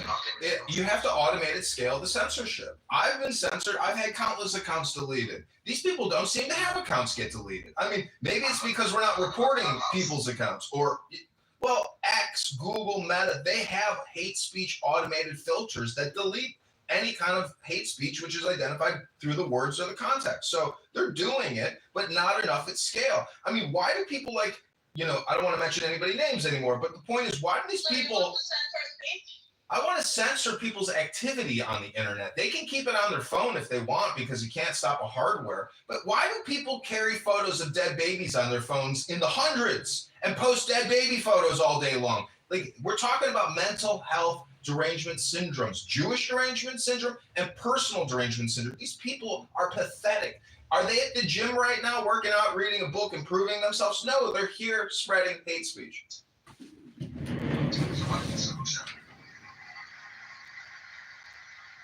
Like, how do we, like, obviously, like, I don't know, maybe it's not obvious. Is the word, the phrase free Palestine hate speech? It is hate speech. It is essentially Zionism. Cynic loves to talk about, that's a Zionist talking point. Well, then he's the anti-Zionist talking points. And so the point is, it has to be done at scale and through automation. That's the only way that society can solve this problem. How do you automate Ivy League universities that this plague is like? I think like total surveillance and control. Again, scale and automation. It has to be done through essentially AI supervision and total automation. I mean, I think everybody has to be transparent. Otherwise, basically, Trump wants a surveillance state as China that, through artificial intelligence has so cooked, right? Yeah, that's what I was going to say, John. Even though I agree with your sentiment that this is inherently it's going to hurt people, right? Real life consequences. People can get killed from this, right? But at the same time, like, you have to have two thoughts in your brain at the same time. If you propagate this, right? If you actively put in measures to censor people, the only thing that's going to happen is that it's going to kind of strengthen their beliefs. They're going to be justified in saying, look at what they're doing. They're silencing us, right? well, I will admit that I'm only suggesting this projection as the basis of a discussion. I mean, I understand freedom of speech. I support freedom of speech. I support all forms of speech, but it takes people to counteract these bad ideas. There's not too many people that counteract these people who project these horrific and bad ideas. So I understand, John, but it's we're getting very close to becoming social justice warriors in our effort to combat this, right? And that's the caveat to this, or it's the double-edged sword, you could say. I know, but this is like an information warfare. I mean, this app is a perfect example of like the mind's eye battleground in terms of propaganda and politics, communication. But it's all spam. It's a waste of time. It doesn't improve yourself and it doesn't improve the world. You just absorb people's mental health derangement, toxic spam communication, and it's a waste of fucking time. It's a virus. That's what it is. But unfortunately, I think the only way to combat it is through patience and just debating them over and over. No, it's not. You will notice they always go back to, what about the dead babies? That's their number one fallback line every single time. What about the dead babies? It's a shock statement to basically waste your time. I'm telling you, if you just observe what these people do, it's the same pattern over and over again. What about the dead babies? Yeah, what about the time? And I didn't really need the dead babies. Maybe just double down and say, yeah, fuck the dead babies. I mean, if you care about the dead babies, don't start a fucking war. Yeah, that could be. Or if you care about the dead babies, call for the war to end. Right, there's that. Yeah, but what about the dead babies dying right now? Yes. Right? The irony in all of this is that the people caring about the dead babies in Gaza, they are also aborting babies in the U.S. So isn't that amazing? No, you gotta get rid of those babies. Who wants those? You're conflating women's health. That is sacrosanct in America.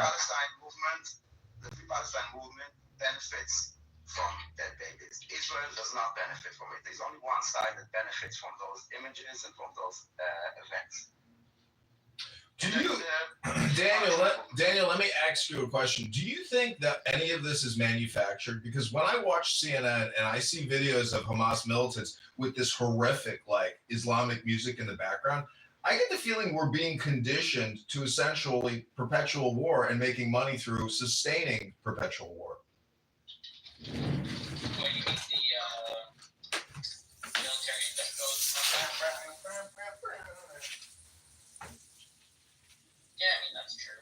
But like, that's always been the case. There's always been people sharing ideas with each other, good or bad. You historically by speech, but as we've become more literate, by press as well. And like, you can't stop the germination of ideas. They grow. Unless you want to get like really draconian on people and stop them from being able to talk with each other. Well, things have changed historically, because in the past, when someone said something, there was a concept called accountability. We are now in a time where you can create like 1,000 accounts that are fake. You can even not even have a human behind them. You can have bots that are spreading these things. And there's no accountability. Right. And I wouldn't say that didn't happen in the past. accountability, right? Because if we were to theoretically like have let's say a state operator that has tremendous resources, as an army of troll bots, Russia, Ukraine, China, whoever, America could have it, right? The NSA. And these troll bots could go and create a bunch of fake platforms, but there would be, to some degree, accountability in that we could identify who did it. How? By investigation, meaning like, you're saying like if they cover themselves up perfectly and no one can figure out who it is? When I create now an army, first of all, you don't need to be a state actor anymore. This is something different. Even for me, I can create 1,000 bots that will go on Twitter with AI, with my messaging, and you would not even know it's not a real person. And won't try and find me. Okay, so you're right. There's no accountability because we can't identify you. We think that there's millions of people that share the view, and as a result, millions more agree on with the million that you planted. So you plant a million, you get back, let's say, 7 million human followers of this new idea that you have. Is that like bad, or did you just convince people to something? No, I think it is bad, because I think the basis of democracy is about like having like debates, like convincing each other, like, this is democracy. It's not like one thing coming from the government and you just comply. People debate, you have left, you have right, you have Democrat, you have Republican, you have like everything in between. You made it look like your message was shared by millions, so that like you could get your 10 million. Whereas if I had simply put up the same message but without the fake followers, and I got like, let's say, 3 million, that's still the message. The message is what you're focusing on. Like, these people are agreeing with this. Yes, they can be tricked into agreeing with it by thinking other people agree, but in the end, it's the content. And I'm saying, like, if those people are convinced by that content, then that content empirically, conclusively deserves attention. Not necessarily convinced, but if 8 million are convinced, we should probably talk about it. But Mixed, can you give me the 5 fundamental principles of communication? No. I mean, this is my theory, that it's spam, it's politics and propaganda, it's hypnosis, it's projection, and whatever the 5th one is. The point is, it's spam, and you yourself and everyone here on this app, and myself included, engages in basically useless rhetoric and discourse. I mean, you've said it yourself, Mixed. The reason is basically a lack of morality, but I mean, I don't know. I mean, I'm just looking at it from like, how do you solve it technologically through communication? A better dichotomy I would have for speech. All communication is hypnosis. I'd say that humans talk about 2 categories of things. And one of them, Humans, but we're not talking about humans. I believe this is the thing. I'm talking about humans, I feel like we are. No, because humans, this is what has shifted with social media and with AI and bots. That democracy was about humans communicating and kind of debating and convincing each other. Sure. But there's this mob mentality. If I see something that 1,000 people shared, and like my entire feed is like people talking about something, but it's not real. It's all fake. It's all bots. It's not real people. then yes, it affects democracies, and it only affects democracies because all those tools are only in democracies. You will not find it in like totalitarian regimes. I think that you're focusing a little too much on the means of production of messaging, like the invention of the printing press, the capacity to write things down. You're looking at that, and you're saying like that's the cause. Whereas I'm saying all of that is simply an inert piece of paper that has produced some concept that people decide to accept. I'm just arguing fully. People have free will, and like no matter how much manipulation and lies you spread, it's still their choice whether to agree with it. Yes, but at the end, you know, you look like I don't know. Them. I'm saying that they have the responsibility. I don't care what AI, what printing press, what like amazing languages you unlock. In the end, that guy decides whether or not to give a shit about what you're saying. Yes, but again, And there's somebody we're during the talking Senate, he's we're been talking about humans, and we are now talking about agents that are not humans that are participating. No, that's just a machine. That's like the printing press. Like, oh, back in the day when No, I no, the printing. Finish the sentence. Back in the day when I had to write down my thoughts by a journal, by diary entry, that was truly like a mystical experience of my body expressing its thoughts. And now we have an inhuman machine publishing endless nonsense of people that did not spend their entire lives compiling a page every single day. Instead, they just mass produce some tweet from the king. Don't you see? You're just criticizing the technology. You're being a Luddite. No. The reality of criticism is always on the reader. No, so I disagree with you, and let me make my point. When you wrote something in a newspaper with the printing press or said it on the radio, it was created by a human thought, right? You are a human, you wrote something in an article, and it was published. What? The AI was made by us and models itself to sound like us because we told it to. Yes, no, AI is now a non-human agent that is but act on itself. we gave it the input, the instructions on the algorithm for it to think the way we ordered it. No, it's not the way that AI works. You don't tell him what to think. You give him like information. At the end, it's an agent that is not human, that is creating content, and that is something that is rather new. It wasn't in the past. Until like, I don't know, 2016, every piece of content that you read, saw, or listened to was created from a human brain. Everything, every sentence that you read was created by a human. That has shifted. Now you consume content that was not created by humans. Therefore, it affects democracy. Wow. It's mass communication spam. The Doge AI chatbot on X has over 65,000 replies. That's a lot of content that replies to a lot of real users on X. It changes sentiment. Okay, You know what we should do? Actually, divisions of like spam and politics. I'd say that people discuss two things. They either discuss the world, all of existence, and they use terms like math and logic and physics, or they discuss people. Usually people discuss people. Most of what people are talking about is other people. And our worlds and our societies and our organizations of people and the different languages of people and the different sizes and colors of people. We love talking about people. If you really want people to develop in their understanding of speech, let them start with the division between discussing the world and discussing people. Let me mention differently. Do you think that freedom of speech also applies to non-humans? No. Well, what do you mean? The AI chatbots, the content spam that is automatically created. Okay, hold on. Before you start with your rambling, John, I think this is a very good question, actually, because freedom of speech is done as a right of agency of human beings, right? It's the right to think, the right to express something, the right of movement.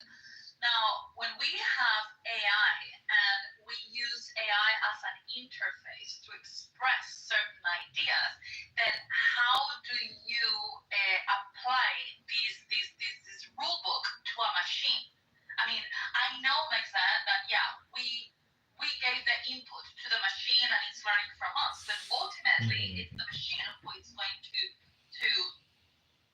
express or to have the thoughts, to call it in a way. So how can you trace back those thoughts to the human that the AI. That's your best PTR ever, Doc. Well, no, And not what your happens best, if a but bot or an AI decides to let's say, see. yeah, Call for violence. can you Yeah, prosecute anyone? No, Call for violence. It's kind of amazing. I don't even have the. Who do you prosecute? Oh, maybe that's your A machine. profile. Oh no. No, I can see your Or all even your. a user on Twitter that calls himself like, I don't know, Captain Oates, okay? Does he entitled to the same rights as a human, like a person? No, A bot, Wait. not AI. AI doesn't get rights. We Or a create bot. laws. If you cross the line, which is hate speech, Non-human. hate speech. There's no difference. You cannot identify on Twitter who's human, who's not. The bulldozer has no rights. The human operating the bulldozer has liability and hopefully Yes, enforced but how do you link that while to the utilizing the bulldozer technology we have unlocked. No, you missed the point. AI is now an agent, okay? AI is now, like bots are agents by themselves. They're not operated. No, it's not an agent. Does this guy think like It is an spam agent. How is It's it an agent. recent interview? Now, if I now go on, for example, like off topic in a way, and I create a music that a bot created, I did not create it. Right? That doesn't make A machine created it. I didn't tell it what to create. I'd say that you use the tools to do it. The same thing with like music. If you use like a guitar to make your song better, Yes. are you not doing music now? Daniel, Issa, Simon, McZad, Shake, Cuckoo, Cynic, Caleb. And the title of this room is Does Free Palestine Movement Equal Violence in the West? Is an independent agent. They can have conversations without me being involved. But is it an agent? Is it an agent? I'm not sure I would say it. acting on my behalf to my messengers. Essentially, Yeah, I'm not sure I would say. All right, this is going to be my background filler bullshit, but Until Doc, you've reminded me that I have a lot of shit I got to do. I got to walk away from this shit. I want to record it, but I gotta walk away. This is where I'm going to close the room up. I mean, my like actual room. Close the door and just let this recording room unautomated. But that's just No, I'm saying like I won't be able to talk to you shortly because I'm leaving my physical room. analogous to like It's full. Yeah, a pencil and it's just a pencil and paper. it's pencil and paper or spell check. It's just another technological augment on what we've been doing for centuries. So it's completely different concept, the AI. Okay, so Until now. was dictating 5 books to people and they were writing it down. Is that AI? No, humans, because the information came from a human brain. They weren't thinking, they were just dictating. Secretaries have existed for centuries as well. They said from humans. Planning and the autonomous capabilities. I'm not sure why. You're saying we have autonomous capabilities of secretaries throughout history. No, you're a smart guy, so I want to try and really understand your point. But we're at a point now where these things have the ability to plan, the ability They have to autonomy. cooperate, the ability to have some level of agency. And I really don't want to overplay the word agency, but some level of agency, which is somewhat different than the technology. Well, agency implies free will, but I would call it more autonomy because whether it is through some sort of automated process or whatever they are. AI is not logic that was written by a human telling you what to say. Okay, large language models, the breakthrough here, that basically they Staying off the grid. Thank you. Hope you're enjoying my Language podcast. is what we use to communicate. That is the technology that we use to communicate ideas, thoughts, to create things. That was only for humans. Only. They were the only people that were able to do that. And now That's where AI has agency. AI only has agency in the abstract, imagined, created space of language. AI can do anything within our language. They can. Yahweh. But that culture. So by the time we get to Vikings, that's a little far north for my Viking, but I still can go in the water. But even Odin the All-Father. In a very complicated and functional system of concepts and ideas. But in the end, if it wanted to like mine a rock, it would have to communicate with the world. And human isn't doing that.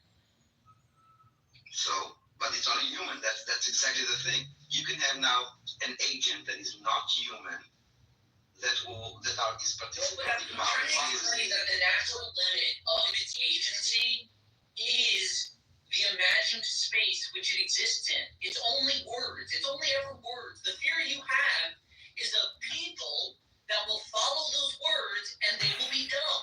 That's your fear. You're afraid that people will follow the instructions that you don't trust because you don't know how it functions. And that's fair, because people are stupid and they do as they're told. But I'm telling you, in terms of technology, it's not like, oh, it's this super agent. No. It's that people are often dumb, and that has always been dangerous. Yes, but except if until like, I don't know, 10 years ago, if I would say, go kill the Jew, and you went and killed the Jew because you read it, I would also you mean like 100 years ago in Germany? No, I'm talking about like until we had, listen, if I go for violence, and then you say the reader is dumb, and he acted upon this call for violence, like Princess, okay? She was like indoctrinated. Okay, maybe that's not good. Let's say something more like upfront. Like I'm calling for the action. Hold on. I'm talking about someone actually saying, go, okay? That is something that is illegal, right? You can arrest me for just saying it. You cannot do the same for a bot. So you can blame the reader, yes, but what is the accountability of the creator? There is no. But I think makes sense point. It makes sense point is interesting. Addressed, I believe, in Kiddushin regarding shliach, right? What is the moral culpability if I instruct someone to kill on my behalf? Who is morally culpable? And the rabbis say, the hitman. He decided to commit the murder. Even though you instructed him, you wanted him to do it, you benefited from it, and you could get like probably some lesser offense, like accessory. But the person that decides to kill, he's the one that has the agency. He's the one that has the choice. It's not the point here. It's not a point. I mean, Mixed is an interesting point in the sense that, like, the human brain wants to outsource all kinds of stuff to external things that make stories that like help us organize, because it's just too much for our brain wants to like preserve itself and preserve its energy, right? So like there is something to be sourcing of that, of the information. Yeah, I'm going to say that slightly differently. There's plenty of axioms and calls of authority that humans rely on, and it would be completely irrational not to. So there's a reliance to say, I mean, that's where I'm going through right now. Like, there's institutions I trust, that they're the historical authority, and I can look it up in encyclopedia, I can look it up online, I can find it out. There's no way I'm going to remember everything. I go to my doctor, I don't quiz my doctor every time, why did you choose this antibiotics? My doctor, I should trust the institution. Once people start trusting bots that are learning from other bots, and we don't know their motive, and they're making these very strange algorithmic calculations, and there may be deep biases built into it unintentionally, but they just because of where society is today, certain ethnic groups are less successful, so that builds in a bias in there. Know where the bias is coming from because we don't see the mass leading up to it, and it's not a human that can error correct. So we're going into a place where humans are just going to rely on these bots and really don't have a way to track the source of information. AI does make their own decisions. Like, they don't necessarily comply with human instructions. Your example of a secretary, that was a human instruction, there was a human content, and it was controlled by a human, and there's someone that takes responsibility. AI can make his own decisions, can make his own mind, and can make his own text and music and photos and videos and whatever. That's a good point too. Talking about them. No, but that's a good point too, right? Because secretaries and copyists were better off being dumb. Because if they were able to like, oh, that doesn't sound right, and then change the text, right? So many, for example, right, in like Bible study or Mishnah or whatever, right? You look at the manuscripts and you say, this person changed the word, right? It's better to have a stupid copyist than a smart copyist. But if AI is actually intelligent, that changes the story. Bima, you just reminded me of got to get to the gym. Yes, they are I should go now. as humans, and they right now. But I would be willing to communicate with you briefly for 5 minutes. If you want to say hello, I will. Oh, I got a good hypnosis for you. It's just like Bible passages from Psalms. It's very smart. It's so much smarter than anything you just listen to. But nobody wants to read scripture.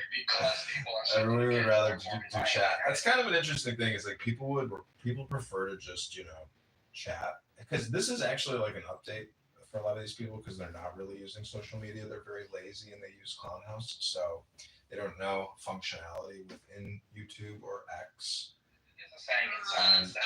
But nonetheless, there's so much spam, and it's such at scale. Like if you look at the actual numbers of spam in terms of like how many videos get created, how many posts get made, I mean, it's so shocking that it's like terrifying. It was just accepted, and nobody even questioned it for a long, long time. And I think that's going to get worse. And so much of it is fully automated. As people outsource their thinking to AI, which is inevitably going to be built in with the bias of what's digital and the bias of what's currently true. Well, I don't think there's a problem necessarily with being the bias of like the most up-to-date current information, but like in terms of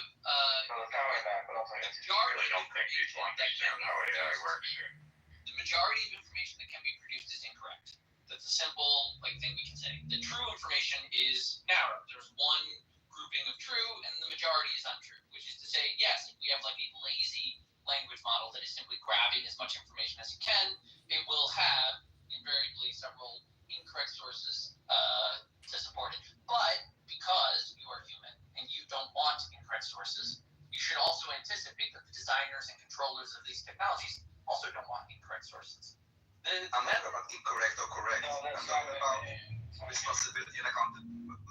Responsibility and accountability always goes with the owner. You can't utilize it today That's not without what it. I mean by currently true and incorrect information. What I mean is if it's researching a cancer and finds out that a certain ethnicity and a certain behavior and correlation and causation are common mistakes, and they get more and more difficult the more you give it to algorithms. So they're going to say like this cancer progresses, and really the reason for the cancer is because of the diet.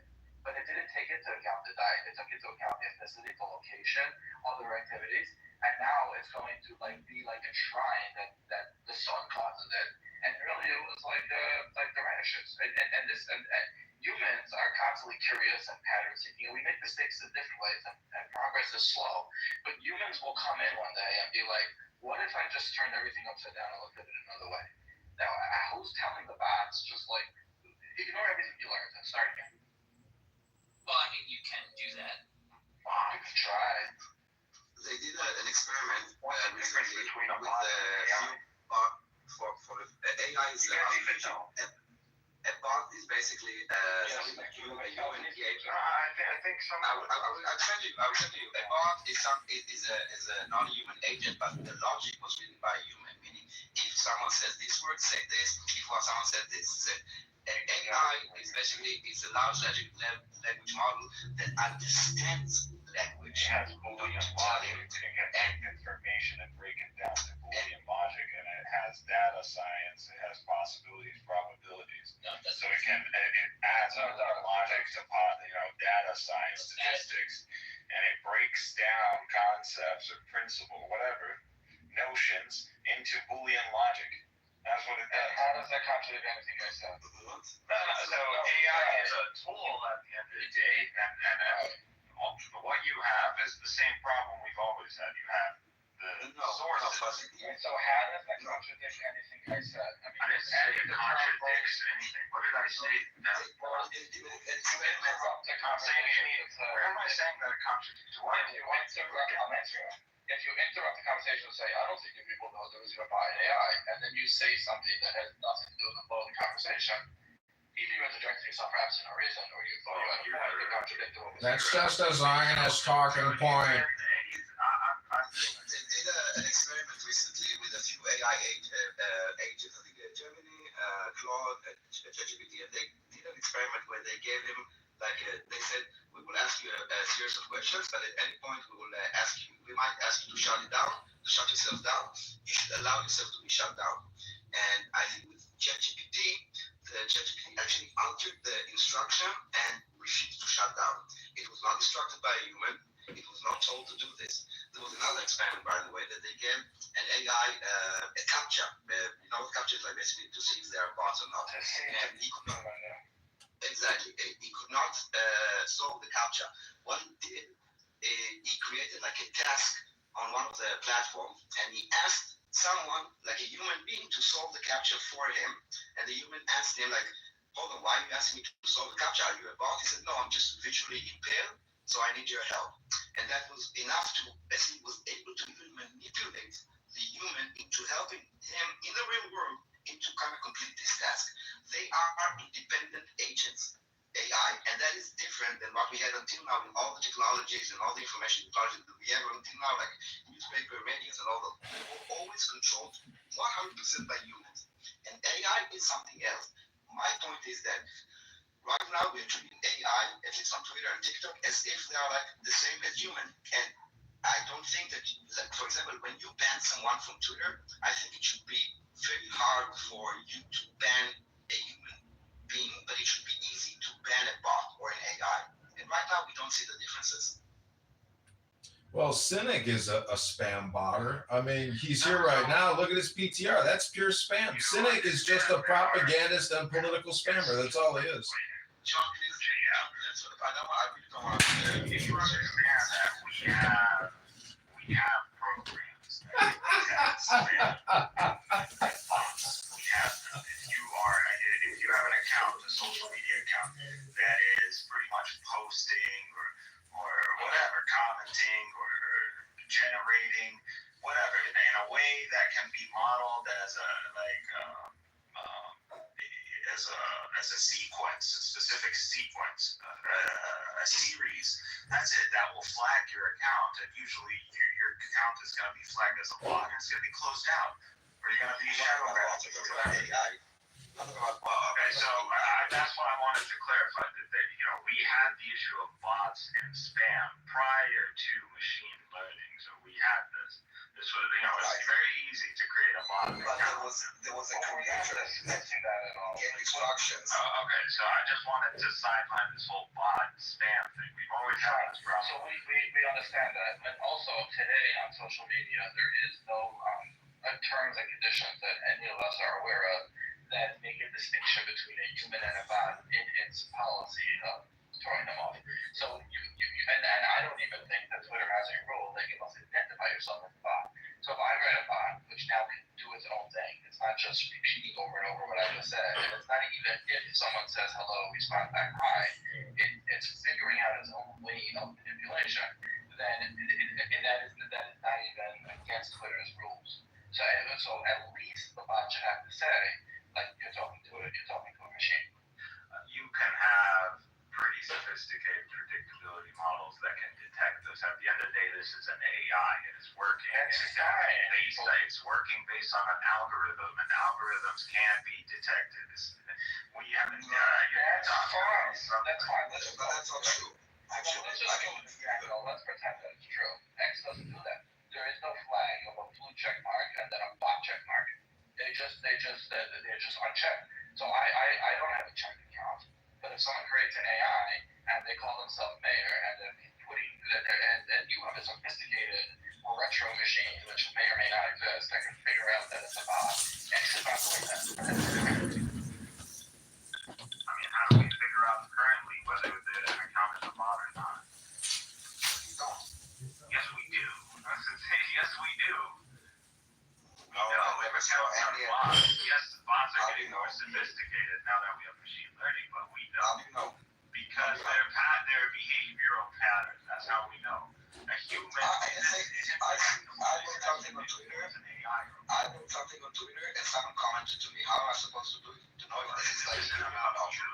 This isn't about you. So you can have a bot account that I'm not talking about me. I'm talking about if someone posts something on Twitter and then he gets a comment section.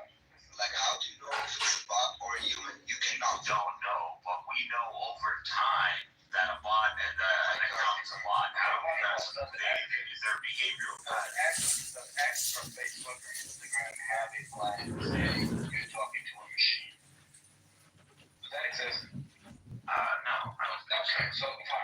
So that's the point. But one second, I'm pretty sure one could integrate into X or any very easily just because we do it on campuses today.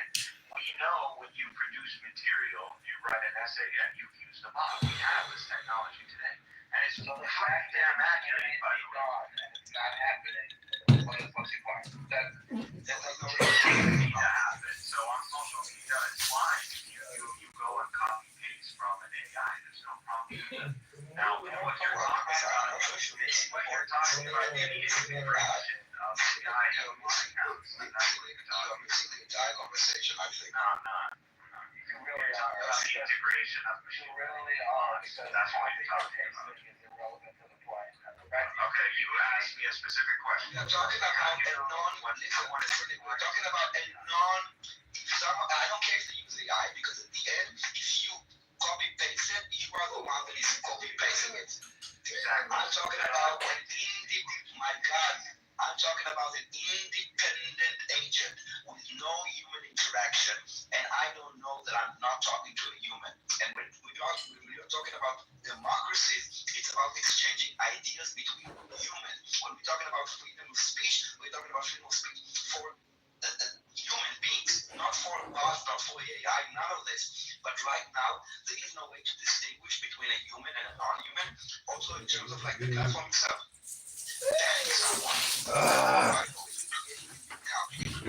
AI bots create the public perception. It's not really that 1,000 people believe in this idea. You just duplicate a bot that will repeat the same message, and you think that this is like a widespread opinion, but it's not. And by the way, that'll snowball, because then all the other AIs will see a whole bunch of consensus and believe it's consensus and take that as axiomatic and build on it. So if you have the more powerful processors will exponentially become the consensus. I'm sorry, does AI have access to platforms, social media platforms, and comment sections? Okay. Wait a second. Right now, if you ask your AI to give you some sort of like polling based on comments on you have the paid version of AI? I mean, I go to the log and ask him about go to the clock, and I can go and say, okay, analyze Amir's Twitter feed and tell me if he's like, did he ever mention Israel, or like you can do that? Yes, you can. No, to get that, just go to Grok, into the paid version, and up to date, and say, what is the leading consensus of Americans? We'll check the idea just by American about the murder of the two Jews in D.C. Like, what's the most common comments? And it'll tell you. It'll summarize them, and it'll tell you. It's read the comments. And if you don't know that, then you apparently don't know what AI does. Oh, I can know what it does. Actually, they do have access, and even if they don't have access today, they will have it tomorrow. So the problem is bigger than just like the But again, you understand that these platforms, there's the potential for bots. So if you had any basic like college education, you would understand not to trust a polling based on a comment section on a social media platform. I understand that education would say. I understand that they have all college education doesn't teach much of anything. You see the Colombian version.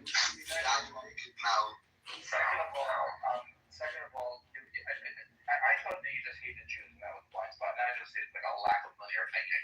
The point here is if people are going to ChatGPT and asking it a question and they get an answer. Now forget like a political answer. They get an answer that is based on what it's reading online. Now it's trying, it's been trained to get higher links to different websites, but if there's a consensus and those websites can be written by other AI bots, then they're going to gather that consensus together and it will become a cumulative effect. But this has happened in human history multiple times. There are things that people have accepted as axiomatic because everyone else accepted it, so they accepted it. And it took a big people and sometimes brave people to question these thoughts. But the point is, when you have a society that is now regressing from the intellectual revolution of the Renaissance and turning back to asking a machine of what other people think, what other machines think, that is a regression, and it's worth pointing out. Now, if you're saying there's ways to stop it, that's yes, there are ways to stop But wait, are you saying that this is the moment that cynic should realize that he's retarded and stupid? So I mean, AI models that can like shuffle through, forget about social media platforms. At this point, you're talking about search engines and then like servers. And you're talking about the internet. Our like information is on the internet. You don't know what AI is. That's at this point. But that is exactly what AI is doing. That's why there's now a fight over chips that have more processing power because they have tremendous amounts of data. That is the entire power of the case. Okay, no problem. If you would solve this simply, we currently have models that can detect an AI. If a paper is written by an AI, we know this. We can detect it. Simply, I could modify whatever algorithm I'm using to detect AIs, and I would just add that, attach that, and there you go.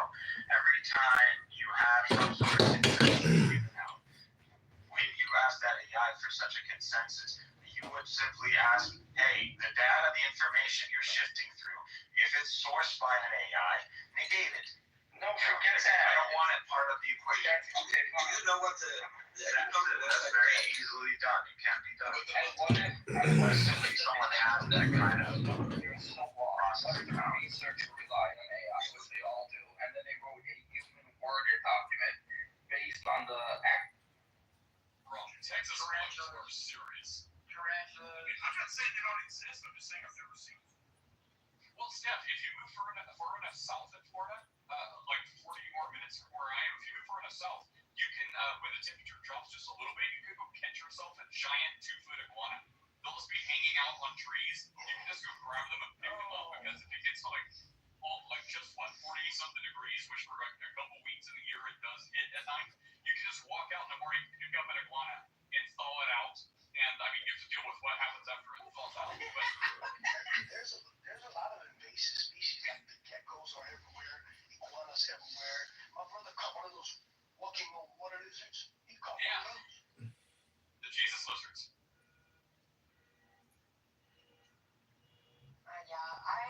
I think we usually leave the lizards alone. They're cute. Take pictures of them, but leave them alone because I will say a lot of people pick those lizards up and they take them home and they put them in containers and then they just die. And it's not nice. Yeah, that's not nice. My son used to make little like construction paper cities and then grab a lizard and then film a little Godzilla movie with the lizard. It's so cute. It was so cute. My husband grabbed one time and their tail fell off and I was so mad at him.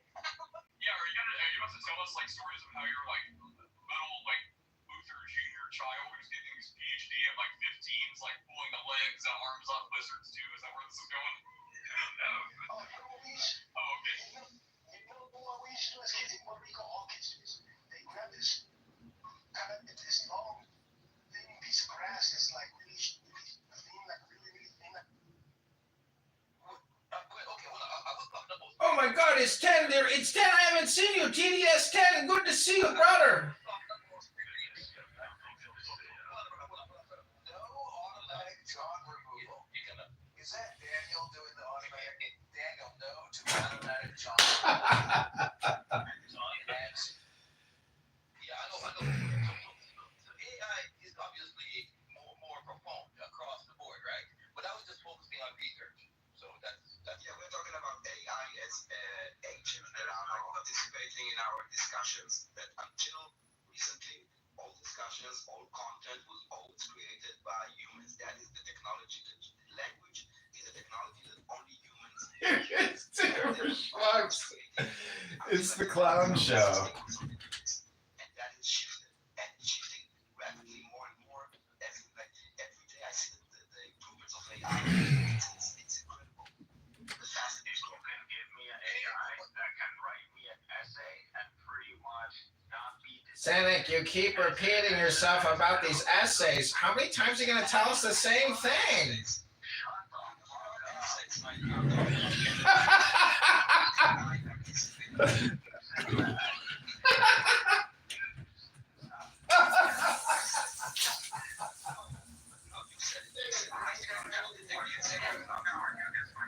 I literally asked, I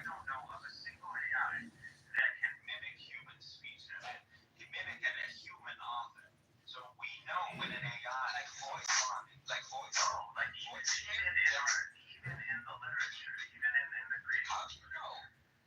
Because we literally, dude, I don't know, when was the last time you were in an academic setting, but hey, we have. It's not an academic setting. Right now, if you're taking a class, yes, if you're in college, you're taking a class. Right now, every campus on every major university right now has an AI detector.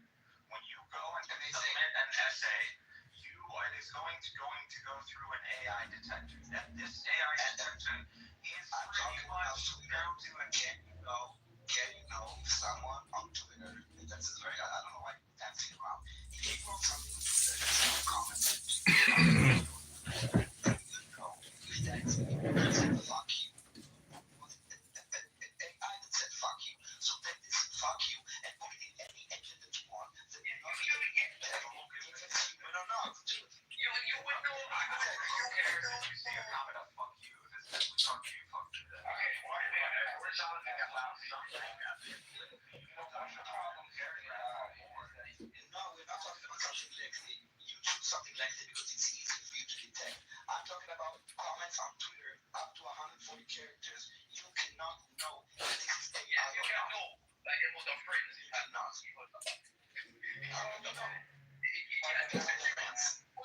It's a combination. I mean, I don't know why you're going to build an AI account.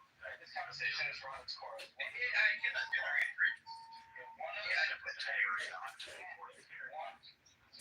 reasons that there's a problem with AI bots on Twitter is that they're going to lie and do and get you to argue with a nothing and wait till your time and the business learn you.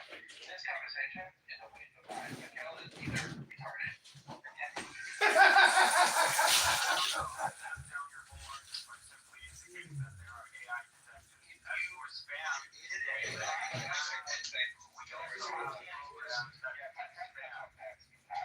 I'm going to be very quick. Your whole point was for show. Not only did you shut down my argument, you did it threats. You didn't even understand it. What's up, my friend? Well, I was just going to respond to that. I need to reiterate that argument right now. Well, the only thing I'm going to say is just respond to this point immediately, which is, Cynic, if you really believe that you shut down that argument, there should be at least one person in this room who agrees with you, and I don't see anybody in the chat or on screen who agrees with you. Hero mask, wear that fucking costume, dude. Once again, this is AI. Again, what you're saying is literally created by AI. Daniel is complaining about bot eating machine learning, and he's like, oh no, the threat to democracy. Excuse me, but have you guys heard the joke about the jihadist who wasted all the Jews' times on the internet by wasting his life on the social audio platforms? That was his way to get back at the Jews, by wasting all their time. We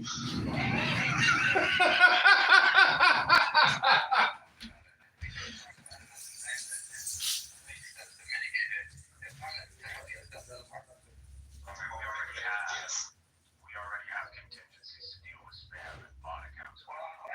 Yes, we do. Every time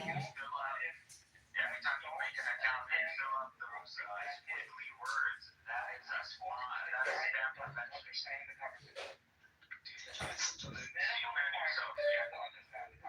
Steel man yourself real quick. Yeah, exactly.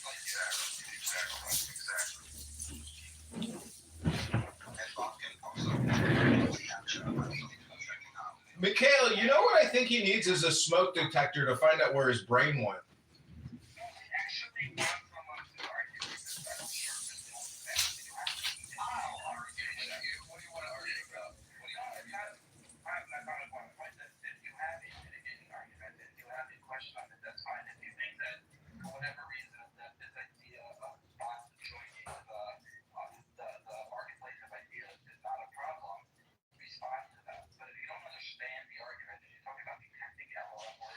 Was that what he was saying? Was that AI is not going to pose a problem? I couldn't even. Let's just say this really quick. We which is that I was listening for 10 minutes on mute, and that still wasn't enough for me to understand what cynics are. So they definitely shut you down, because if somebody else has to explain your argument, then you didn't argue very well. His argument was that because there are indicators, which there are, that there are papers that were written by an LLM as opposed to be written by a human being, because there's no subtleties of linguistics that the LLM has not quite picked up the same way. And therefore, instead of a detector, they this was written by a bot. But that's completely irrelevant to all the other things that we were talking about, how having AI join the conversation is, I mean, I was going to talk about it on threat to human development of gaining scientific knowledge. Daniel was talking about a threat to democracy. And they're both true, irrelevant of the fact that if a college student plagiarizes a term paper off of AI, at this point, there are ways to detect. I see.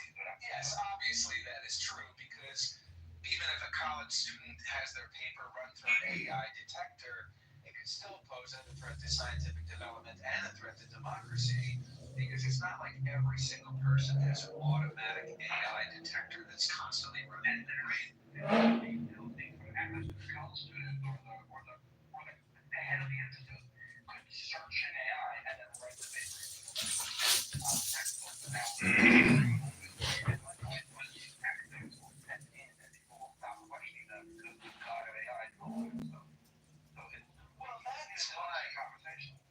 That's why John said this is the moment. He said excitedly.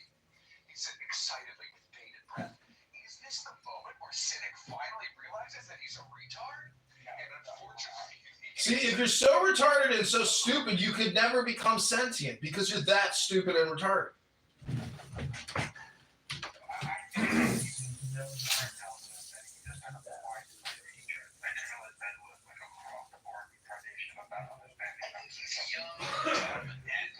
Which is a very dangerous combo. And Eric, there are a lot. Yeah, young, dumb, hateful, and Eric. If you're young, dumb, and hateful, you know that you might actually be involved.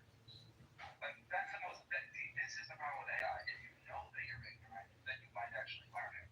The problem with AI is it makes you think you know it and never question the knowledge.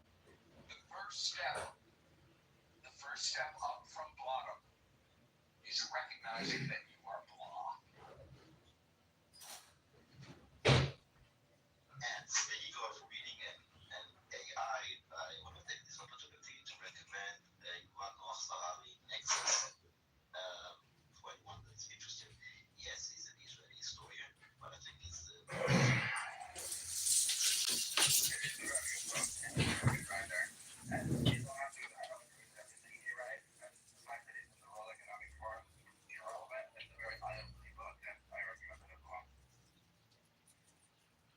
See, the coolest thing about X is the integration of Grok and how you can play with Grok or Doge AI or any of these AI chatbots to create incredible content, fully automated on the spot. As the individual, that's still not even enough at scale. But if you have a huge following, I guess that's the scale. I mean, Stephen Miller in the Department of Justice, like this communication coming out of this administration and the people that work in it is game-changing, mind-blowing. I mean, it's like a new world order. I mean, I don't see this going out of style. Like X and Doge and Elon Musk has really ripped a fucking gash into the reality warp matrix of the rest of our lives. Yeah, he's back to business. But the point is, it's not just him. It's the founder of Airbnb and like 10 other people. And they are cleaning house. I mean, all these agencies have new administrations. I know my sister works for a large agency, Fannie Mae, well, whatever. The point is,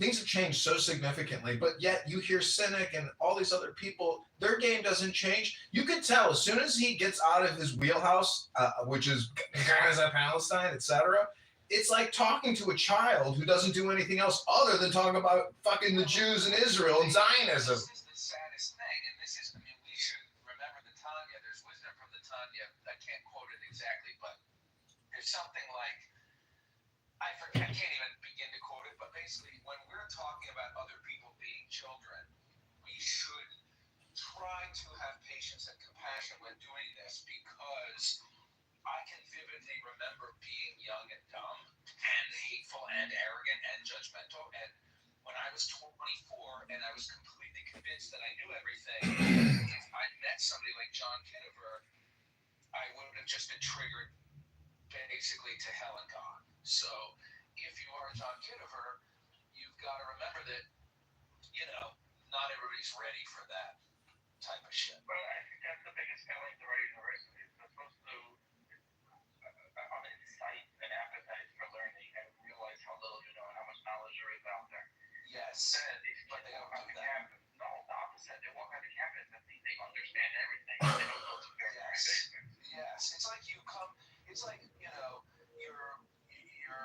it's almost like you become open-minded at 19 or 17 or something.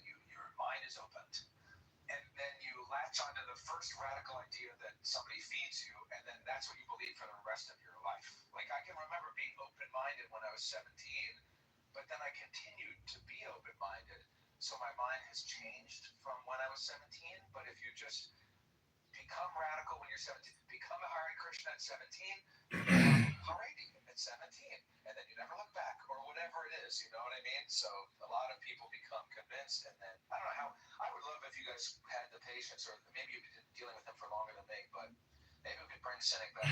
But don't you Zach, don't you eventually get back to the point that it is like a dinner for schmucks, so you might as well film it, because what you're doing is participating in a fucking dinner. And this is like a roast. It's a barbecue. I mean, the only way that you could improve on your endeavor is if you could figure out a way to monetize. I mean, I don't think you're wasting your time. I just think it's unfortunate that your viewership is so small. Yeah, but even if you have a large viewership, that doesn't mean you monetize. I know people that have huge followings and they can't even monetize. So that's not the point of recording it. What I'm asking is, when you participate in it, isn't everybody technically at the same dinner? But I don't know. It's your choice to sit down at the dinner or not.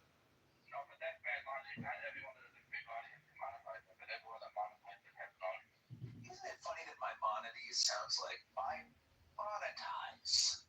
Yeah. I never thought of that. But isn't it even in the root name Maimon? Isn't that like the root for money or something? Or I don't know. May or may not. Well, mana. I don't know the etymology of money. What's that? Maimon. What's the similarities between Maimon and Haman? Well, look at the word Haman. Ha, and then man. Look at the word whoa, man. See, this is the hue, man. That's a man with a nice hue. The hue, right? Hue man. Oh, look at aura. Ah and ra. Yes, and look at the tree. It's like ta and re. Shut up, shut it up. Look at cynic. It's like cry and nick and sin. I mean, and look at his PTR. What kind of man wants to project images like that all the time? It's like, well, I'm more morally, virtually, I'm signaling better than you. Is there any proof this?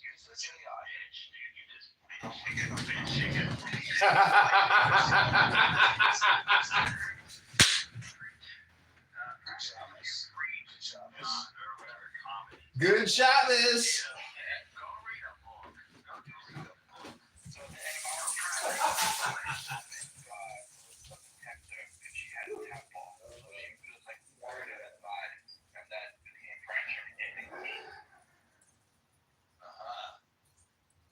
So, cynic, can we talk about this photo? Are you guys bored if we just do classic Israel-Palestine discussion? Take you seriously, mascot. Why? You realize this photo is AI. Are you aware? Or did you think this was actually a photo? I literally didn't press on it, so. You can click on the photo and enlarge it. Well, my friend, to be fair, he sees AI images of Gaza and thinks they're real. Right, that's my question. It's like, I mean, first of all, is your profile... We have AI, we have programs that can detect. Do you have like a lag? You might have an internet lag. Yeah, I don't know, maybe. Cynic, do you have a lag on your internet possibly? No, it's internal lag. Because when I'm talking with Mayor... Tell me from inside the house.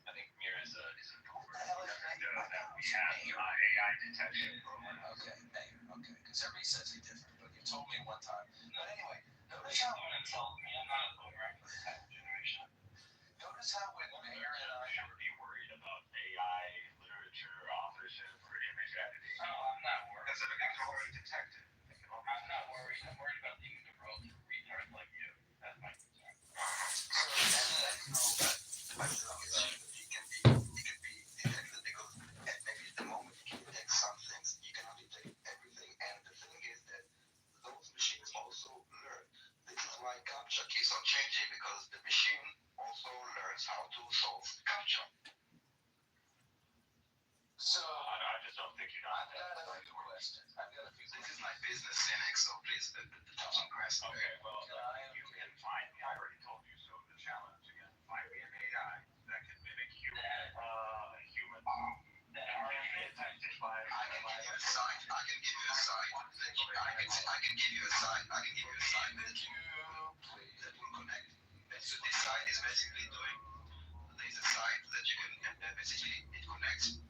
There's a sign basically that connects you to a one-on-one chat. Okay, so you have a conversation, and at the end you need to say it was if it was. I was gonna say that. I was gonna say Daniel played this game. So you say it. What was the website? Yeah, I'll say it.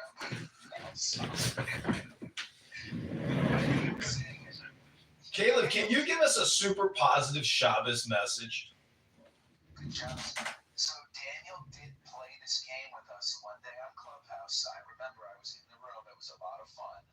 And Daniel was playing two clips of two voices saying the same thing.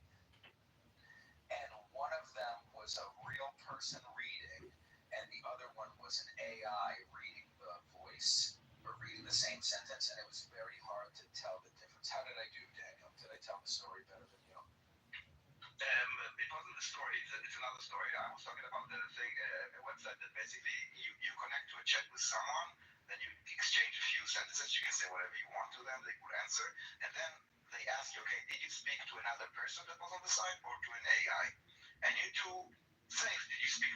And those AI, they can make like typos, and they can kind of make mistakes, and they can do like even now that when you It's called the Turing test, isn't it? The Turing test. Okay, you understand, Daniel. There's no such thing. You tell me this is your field. So you understand there's no way to create randomness, right? You can't generate randomness. It's not randomness. It's not about randomness. You need to understand the process. It doesn't work on logic. It doesn't work on logic. Hold on. It doesn't work on like a logic that someone programmed. A lot of those AI tools that are created, their creators actually don't know exactly what they created. Okay? Because at the end, it's a logic language model. And what happens with this AI, it understands language. Do you understand how AI is? Don't you know Boolean logic? And if you can't get the essays to actually represent, automate, you can't optimize or automate randomness. When language is the technology, and the language is the technology that we humans. Imagine a jihadist who sacrificed his whole life to waste all these Jews' times. What a sacrifice for the cause. What a sacrifice for the cause.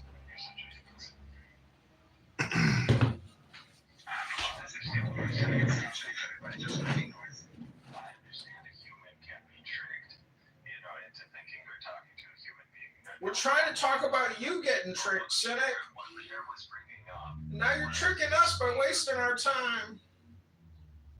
John, what Pierre was bringing up was pretty much, you have an AI that can go and pull up statistics and data based on the material and literature that's on the internet, on different servers. And then first of all, you use the computation power to go shift through the internet and obtain some sort of data or some sort of poll. That would be just something like that. Some sort of data. I don't know. I think this is called dinner for schmucks. That's my opinion. No, it used to be state level. Now it's someone that can anyone do it their home. Yeah, haven't you heard of Palantir? They're worth like $200 billion now. It's a shit show. Zach, let's just create our own room and let these two people who just never stop talking go at it. I think a lot of people use Adderall on this app personally.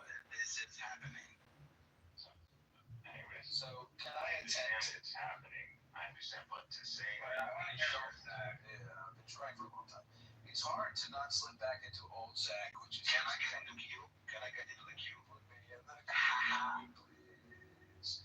So, Cynic, the thing that I want to say is, first of all, are you entirely sure that the profile picture that you have for Clubhouse right now is not AI? Are you sure that it's not AI?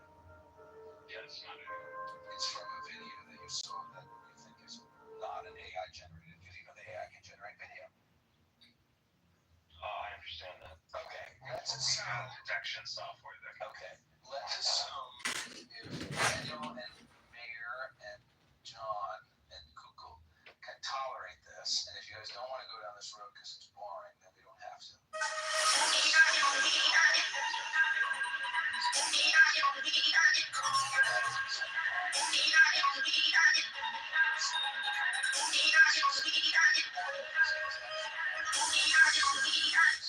Why did these two kids die? And the 30 men who are standing around them lived. Why do you think?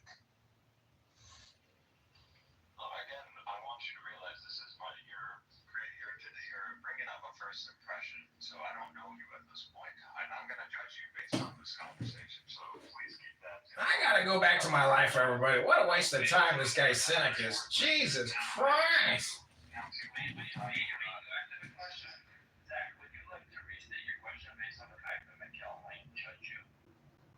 No, I'm fine. I'm okay with being judged. I don't really see as my own character in this question. I'm just asking you, why do you think? I can try to. Here's what I think of your Olympics, Jimmy. Let me tell you why we had to take an axe to this. Here's what I think of your.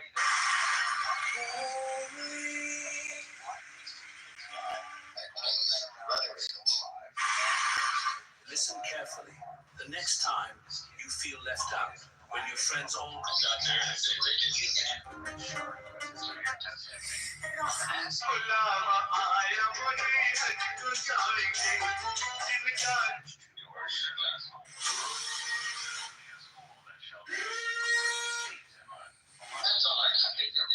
took me 10 years to learn.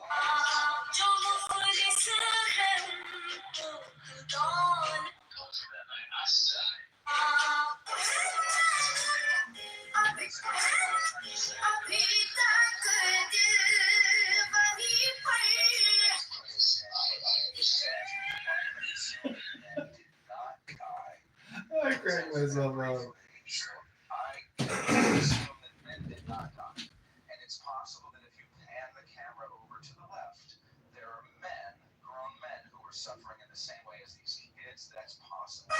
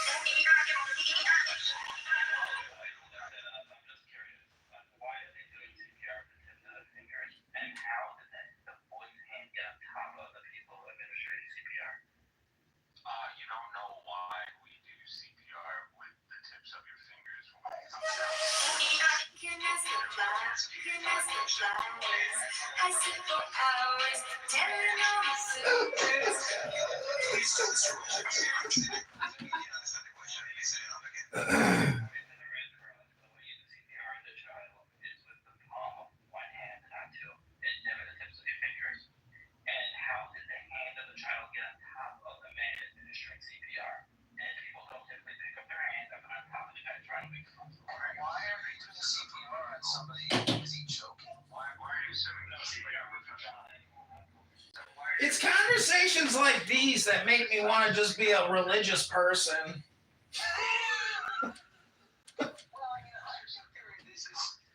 think it's not necessarily, I'm not yet convinced that it's a total waste of time. Maybe that is my own naivete. But I think that a lot of people like Cynic, can I ask you, and if you don't want to answer because it's upsetting or whatever, can I ask you how old you are? I'm 30.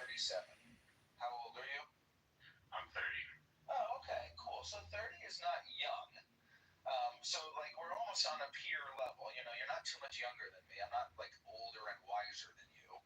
But I think that there are a lot of people who are 20, 30, 40, 50. You know, there are people on Clubhouse of all ages who are under the same oppression that basically we see a video of these kids blown apart. We hear that a school was bombed, and the conclusion is, fuck, Israel is bombing schools. Therefore, Israel is bad. Therefore, obviously, I can deduce that Israel's intention was to harm children. Because if their goal was not to kill kids, then why are they bombing a school? And basically, most people who are, you know, anti-Israel don't take it any further than that. They don't wonder why was a school bombed? Why were these kids not ushered to a bomb shelter? Why do the schools in Gaza not have bomb shelters in them? It's been 50 years of bombing. So why haven't they built any bomb shelters? It's been 50 years of Israel getting bombed. And now at this point, every school in Israel has a bomb shelter. When they build a new school in Israel, they build bomb shelter. When they build new buildings in Gaza, I mean, they don't even really care about the buildings, but they do build hundreds of miles of tunnels, which are bomb-proof. And so, like, why are the kids in the schools not given access to the bomb-proof shelters that currently exist in Gaza? Why are the kids not into those shelters? It's pretty dumb. Do you see those people that the kids in Gaza go to school right now, honestly? When you say school, we imagine something that people go to get education, right? Yeah, they don't go to school. What do you want? When you say, because you're using the word school, you know, it's trying to make us a refugee center. Okay. So it's not a school, right? It's a building that was a school. Because when you say school, you obviously mean, maybe not you, but the people that say it, basically we are supposed to think, oh my God, kids go to school.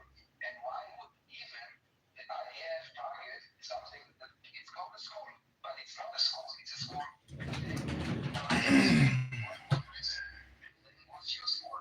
No, because obviously, as you said, kids don't go to school in Gaza. So you're talking about the refugee camp in school?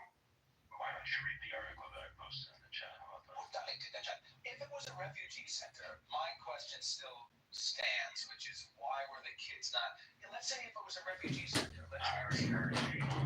You know what I think is funny is like most people don't realize that Cynic. I've recorded Cynic a lot. He literally comes into rooms, dumps his propaganda, and then there's no conversation. So what I don't know, do you guys actually think these people have conversations, or they just do propaganda dumps? Which is like taking a shit at 8 a.m. in the morning. What do you think? As much experience with this guy.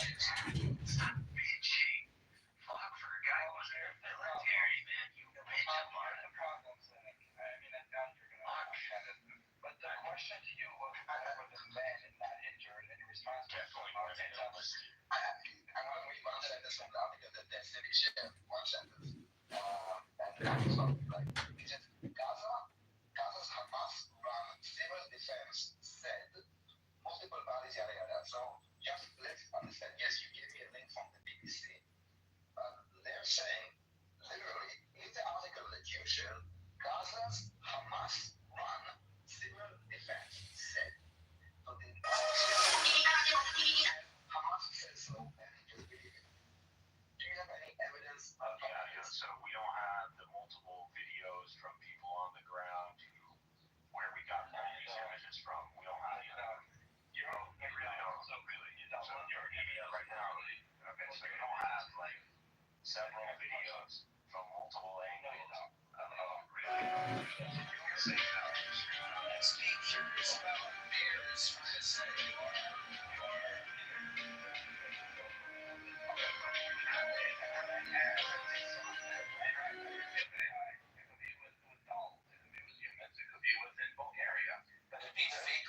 Exactly. Sorry. It could be like, why are these images so like? Dude, let's just stay here. I want to chime in too, but he's doing it without talking, so we should just listen to him. Why is it implausible? Why is it implausible?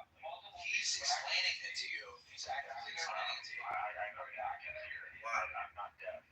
We're not going to repeat what we all said, why that image is fake. You then brought up an article, which no, you're saying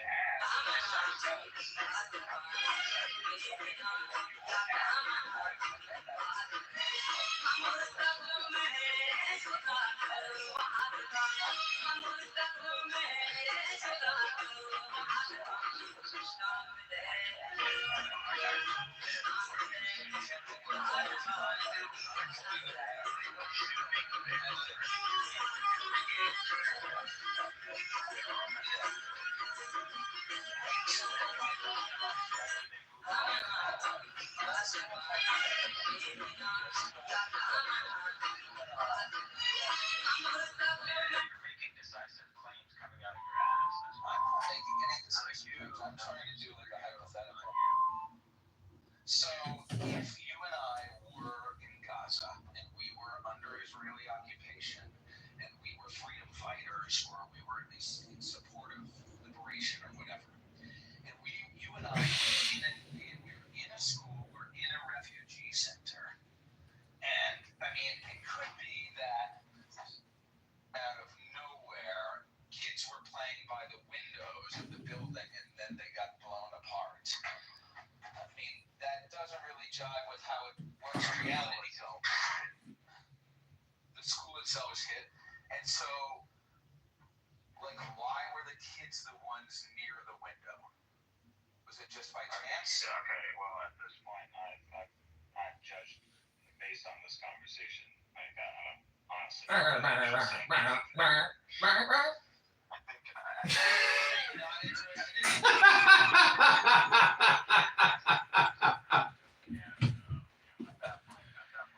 think I've judged this conversation and or you're an idiot is one of the two. And I think you're John's friend, so I'm going to assume you're an idiot. Well, I think you're an idiot. I think I'm an idiot.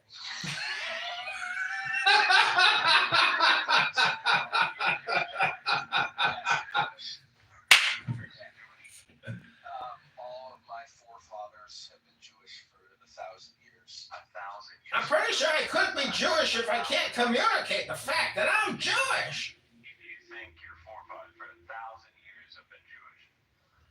Yeah, something like that.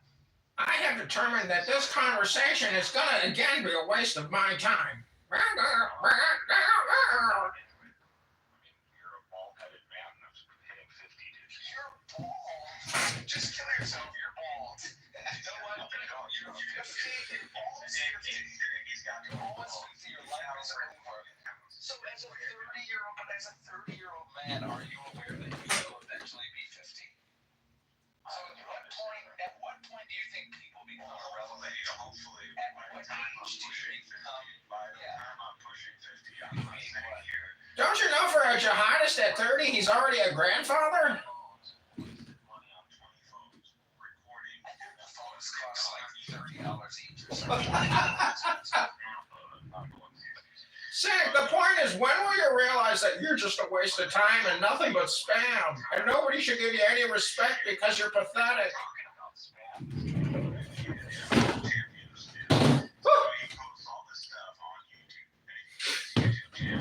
That's a good username and name for a house. You should have a good username that is Spam Champion.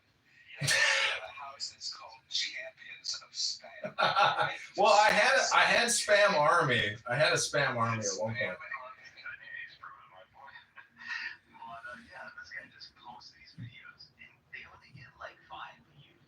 You know what's amazing? When I go into one of these free poly rooms and they all freak out for an hour because they know I'm in there and it's anonymous and they can't kick me and they have a panic attack. So I'd like to talk. I hear you. He shows up and he goes up into this frantic mode because he can't say anything and he's recording things. I get it. Okay, I get it. But why do you get it? I do get it. I heard exactly what you were saying. You were repeating yourself ad nauseum. You don't like John because you think that he's a troll. I do. Yeah, what do you do? What do you do? I wholesale. You wholesale? Yeah. And what do you do on Clubhouse? What are you doing here? I engage in conversations. Well, John does the same thing as you, and he records them separately. Engaging in a conversation. Actually, no homo, but he's probably the smartest man, one of the smartest men, because I'm in the presence of another smart man, and they are left. Daniel is very smart. I love Daniel. Daniel, I love you. But John is... Huh? Let him prove his case. What is his case? He can't engage in discourse. Of course he is. He's been engaging in discourse all morning. When? John, say something. Okay, if he can show me a video where he engages in a serious conversation, a debate with an opposition, and he is clarifying points and substantiating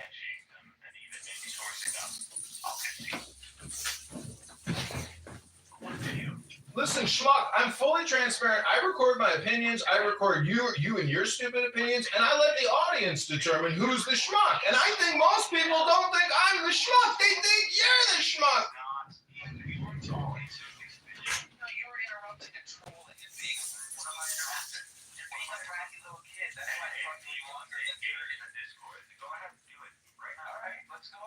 Engage in the discourse. I checked like the date. Are you aware that from this Betla, it was in Betlaia, and on the day I see that they launched rockets from that place to Israel. Now, this is more like a launcher.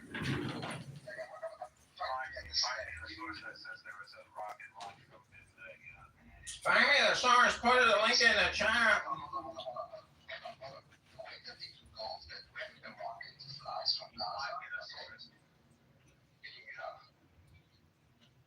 So when a rocket flies from Gaza or Yemen or Syria or whatever, there's something called an alarm, okay? We have a red alarm. Now, if you open the app, you can see the alarms that went on this day in the Gaza envelope. And I also remember it because it just happened. And it was kind of new because that is kind of related that Gaza is still firing rockets at Israel. And that happened. So I'm wondering if you are He just told you the source, dumbass. Give me the source. The source is the app, the sirens.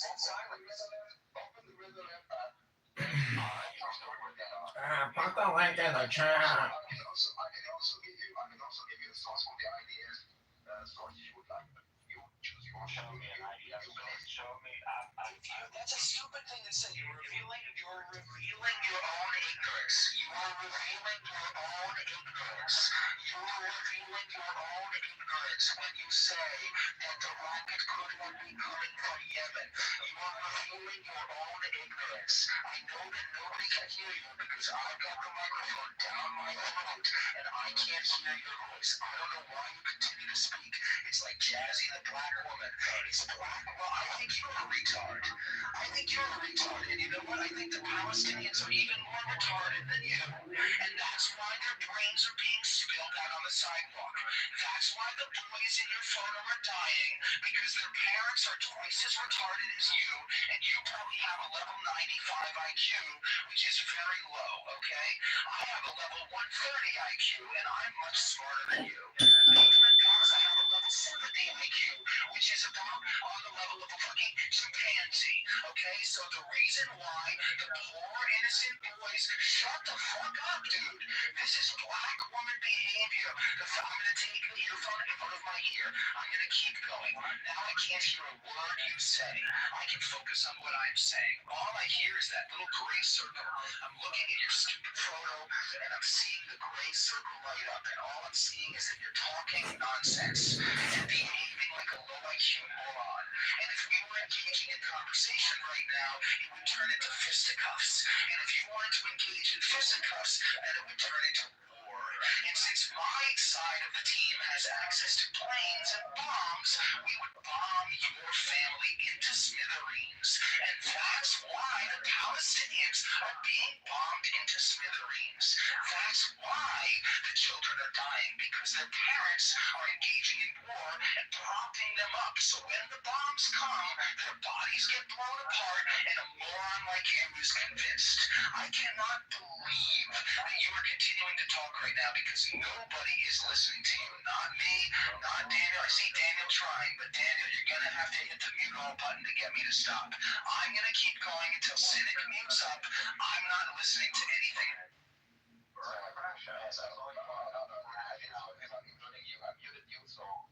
So they did the chat. I put the link in the chat about an article that said that the IDF has destroyed the rocket launcher that launched rockets into Israel in the north of Gaza Strip. So I'm asking you again, as long as Hamas is firing rockets at Israel, do you expect Google Translate is free, just so you know. Okay, you can hit on that like top of this. Like even if you're using Chrome, you can also have like translate. It's still 10 for exactly for people like you. But anyway, you will not find a lot of information. But I'm talking know the dates. Just read the article. Read your article. Look at the dates. Just punch him in the face. Punch in the face. Your whole point is a date. Punch in the face. Airstrike on village. Airstrike on village. Airstrike the village. Man, I gotta go repair like 5 laptops today and I'm giving you guys so much great insight and analysis, but I gotta go back and repair all these laptops. So have a good day, everybody, and God bless you all, and take care. And I hope you stop killing all the children in the Gaza.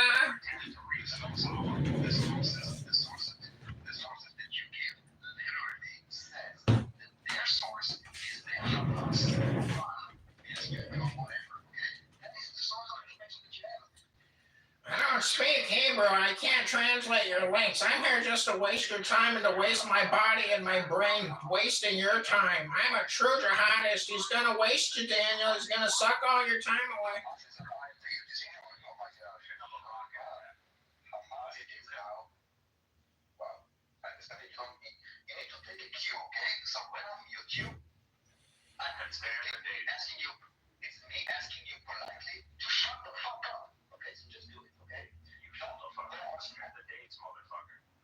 Airstrike your whole village. Airstrike your village. Send the strike. Yeah, I'm sure we would. I'm sure we would. Yeah, we would. Push the button. Anyway, when Hamas, like I'm saying, flat in your mouth, when Hamas is still firing rockets indiscriminately at Israel, yes, we need to stop those rockets. When Hamas is firing rockets from within humanitarian zones and from hospitals or schools, unfortunately, and I'm completely sincere, people might die. The problem that you should actually really care about those children, which I doubt it, you should call out the crimes that Hamas is doing, not call out Israel for defending itself. That is your moral corruption. You are a lying. You are a low IQ. You're a stupid little bitch. I just called you low IQ, and now you're calling him low IQ. You don't even have original insults. You're a stupid little kid, and you would get your ass kicked if you tried to do this in the real world, because you have no manners. If you try to interact with adults like this in the real world, you get your ass beat. If you tried to have this conversation with us around the table, one of us would be shouting at this point. You're a stupid little bitch, and you would get your ass kicked. And that's why the Palestinians are being bombed. Probably not. Actually, probably what would happen is we would airstrike your whole village, and then your brains would go on the sidewalk. How about you post a real picture of yourself? How about that? Okay, sure, I will. I'll post a picture of myself. Are you going to post a picture of yourself? I'll post a picture of myself with my shirt off. I'll post a picture of myself. I'll post a picture of my dick. I'll post a picture of my dick right now. Cynic, you want the coward hiding behind pictures of dead children, not us. You want to tell us about the picture? Put your fucking Daniel, post your dick right now. Daniel, post your dick. You gotta understand, all projection is just communication spam, and Cynic is nothing but a spammer. That's my original thesis. He's nothing but a spam human.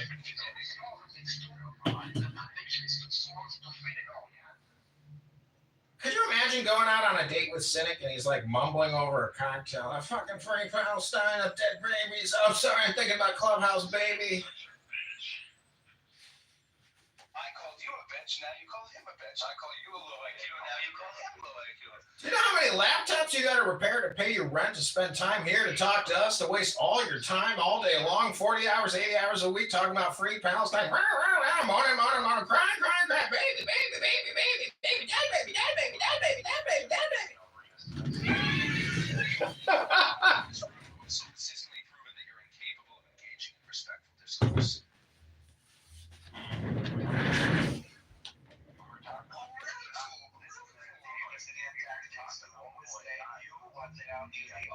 Every pro-Nazi accusation is an admission of guilt. Literally. So the same as we're talking about your PTR. He doesn't have a photo, but he's blaming you. This is like their tactic. It's like he's always blaming. High tariffs and heavy retaliation. Oh my God. So I show my subscribers profile pictures. Somebody's watching me. How to get $48,000. Anyway, I'm becoming convinced. I think that John is correct. I'm correct. This is like dinner for schmucks. It's a roast. I mean, it's just a spam barbecue party. start to, now I'm turning my attention on Daniel. Now I'm mad at you, Daniel. Because what are you doing, Daniel? You're pulling me into the mud with you to roll around with me. Daniel, you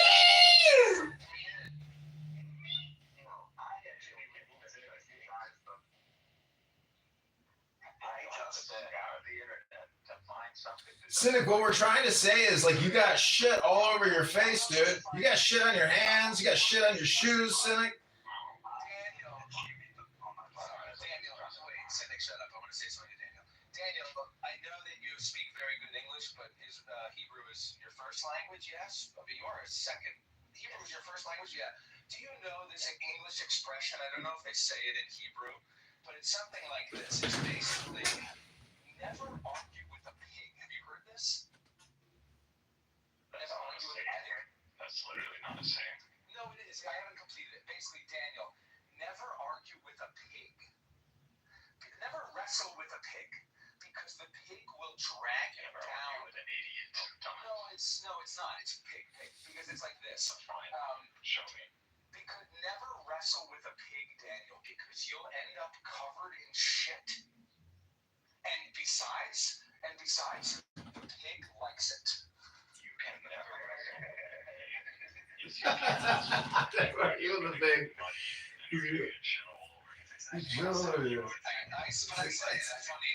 in a funny way.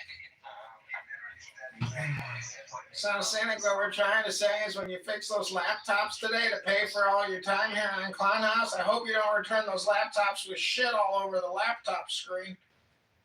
So you're dying because I'm like, I got a job and you don't. Oh, you got a job preparing laptops and on Clownhouse 80 hours a week? I didn't know you have a job. This is impressive work. You got great work ethic. Free Palestine.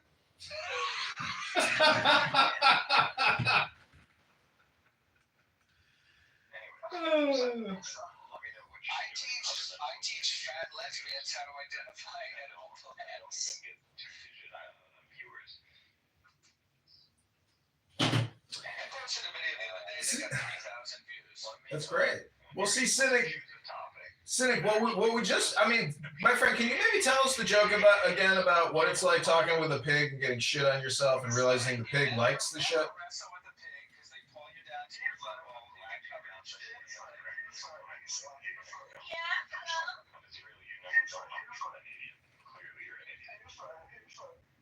I gotta go take a shower, you guys. I got shit all over me.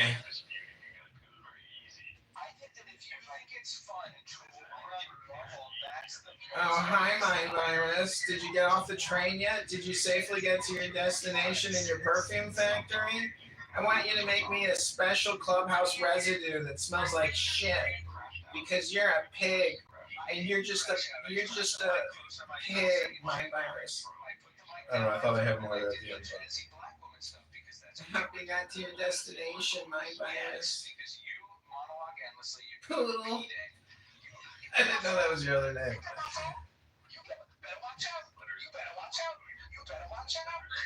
Man, Zach, you got shit on your face. Zach, you got shit all over your hands. Ew, Zach, there's shit on your shoes. Get off of my carpet, quick. Can't even make a point. Can't even discuss a point objectively. Haven't contributed to I was trying to discuss. I was trying to very calmly. Notice how I changed my tone when I came down to earth and you're speaking. What you said, I never made a point. I haven't done anything. Ew, Zach, you smelling it. You got shit on your shoes. So we got to the point where Cynic blames us that we cannot have an honest conversation, okay? This is the whole. We've come full circle in the cycle of spam. Daniel, we engaged in conversation before. You believe in conspiracies and you believe in not. You believe the whole world. You're projecting Hannibal directive alert. Dead babies, dead babies, dead babies. What a waste of time you are, Cynic. I couldn't imagine you going on a date and a woman even finding you entertaining or interesting in the slightest. I repair laptops and I cover people with shit on social audio chat apps 80 hours a week. That's what you do? You repair laptops?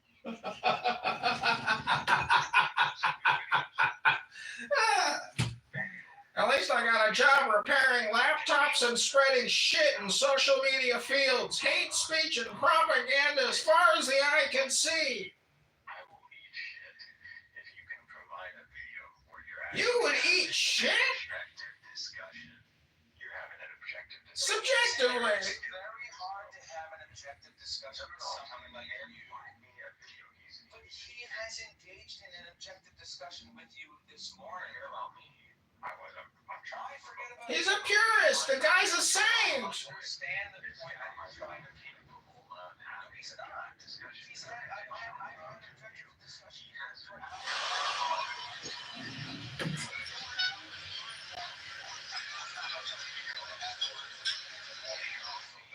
Daniel, if I call cynic and dumb faggot, is that offensive to you as a gay man? Yes, no, but I'm saying is that you assume that he's part of us. Okay, that's like The association. Right, there's no faggot on earth who's as dumb as this motherfucker. Well, unfortunately, they are when it's so Pakistan. They're dumb as fuck. At least he speaks English. Fucking retarded. And I call you retarded, you call me retarded. He's a superior 30-year-old. Penis, cynic, you have a big penis. Now too big. Now too big. Now too big. I'm willing to estimate that Cynic is actually a sociopath. Now, I'm not projecting that I'm a sociopath. Thank you.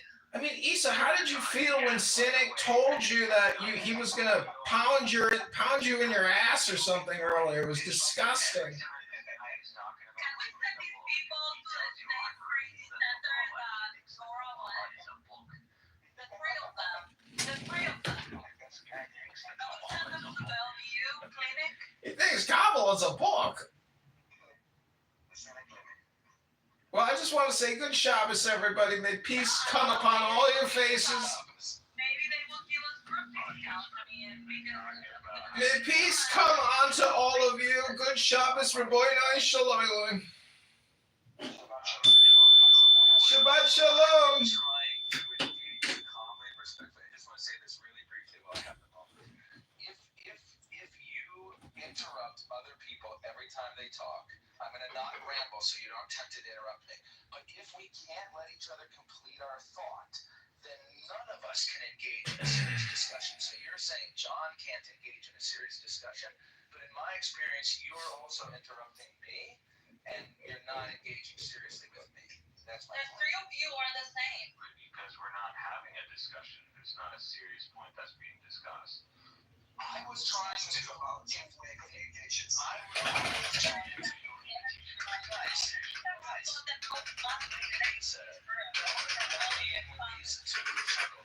I have been trying for the past 20 minutes to talk with Cynic about his profile picture, his PTR picture, and try to logically examine why kids in Palestine are dying. And I didn't even get to make my conclusion. But Cynic, maybe I'll go ahead and make my point, and then you can argue against me if you want to. But my understanding is basically that people in Gaza, Hamas, the other terrorist organizations, people who are committed to killing Jews, committed to fighting Israel, not every single Palestinian, because I'm not going to say every single Palestinian is a murderous terrorist. I'm still leaving the door open for there to be innocent civilians in Palestine who deserve protection. But I think that the people in Palestine who are committed to war, they like to maximize the deaths of their own civilians, which sounds like a crazy thing to say. Like, why would anybody want to maximize, like, if you're a man, why would you want your child to be killed in an airstrike? That seems crazy. But let me finish really quick. I'm almost done. I'm not rambling, okay? As I understand it, Daniel can correct me, or you can correct me if you want to. But as I understand it, there are two main reasons why Palestinians like to maximize civilian deaths. The number one reason is that, first of all, they believe that anybody who dies while engaged in war against a Jew or an infidel or whatever will be rewarded in heaven. So they believe that it's very sad when people die on earth, but it's kind of okay because they reason why it's okay for civilians to die. But the second reason, why would they actually want to maximize civilian deaths? Not only do they believe that they'll be rewarded in the afterlife, but they want to maximize civilian deaths. Okay, so now that this chimp is done, trying to defend his ego for whatever fucking reason. So theater, music, news, live streaming, clownhouse rooms on YouTube that does not meet their requirements. Yet the world only moves by the light of genius. The herd will be destroyed in mass. The establishment of the law of anonymous here on Clownhouse is the only way to preserve individual liberty and to assure the future of the Clownhouse human race. In the words of the famous paradox of the cult to Phoenix, the absolute rule of the Clownhouse state shall be a function of the absolute liberty of each individual Clownhouse will. All members of Clownhouse, all men and women are invited to cooperate with John in this great Clownhouse spam. I am complete. Love is the law. Love I got and one. law. Oh, we're doing the Crowley.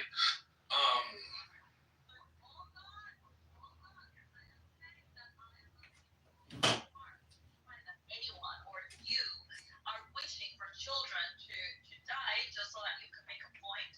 But even though you don't want children, the women, to die, you are going to exploit the opportunity to show what is happening so that it serves your own political purpose. And that it serves your political purpose, which is not necessarily linked to the welfare or to the well-being of these kids or these women, but pushing your political point of like getting the Jews out of the Middle East. So that is what is morally reprehensible. It's even worse because what they do currently when there's like a child, and the pro-Palestinians are like doing like stuff like sinning, and sinning is not the only one. We'll see who's spreading all over Twitter. They're basically incentivizing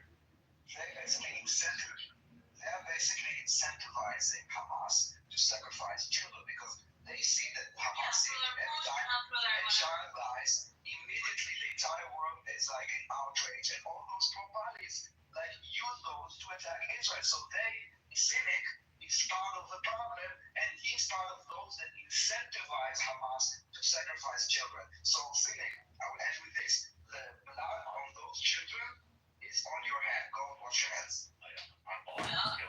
Well, he's got shit all over his hands, all over his shoes. He's got shit on his shirt. He's got shit on his face. I want to say it as a trigger thing. I actually believe that when they actually incentivize Hamas to do this. It's good for the cause. Let's be honest. A dead child, bad for Israel, good for the genocide. Until you will stop behaving immorally in a week. Well, yeah, I'd like to at some point, Daniel, when we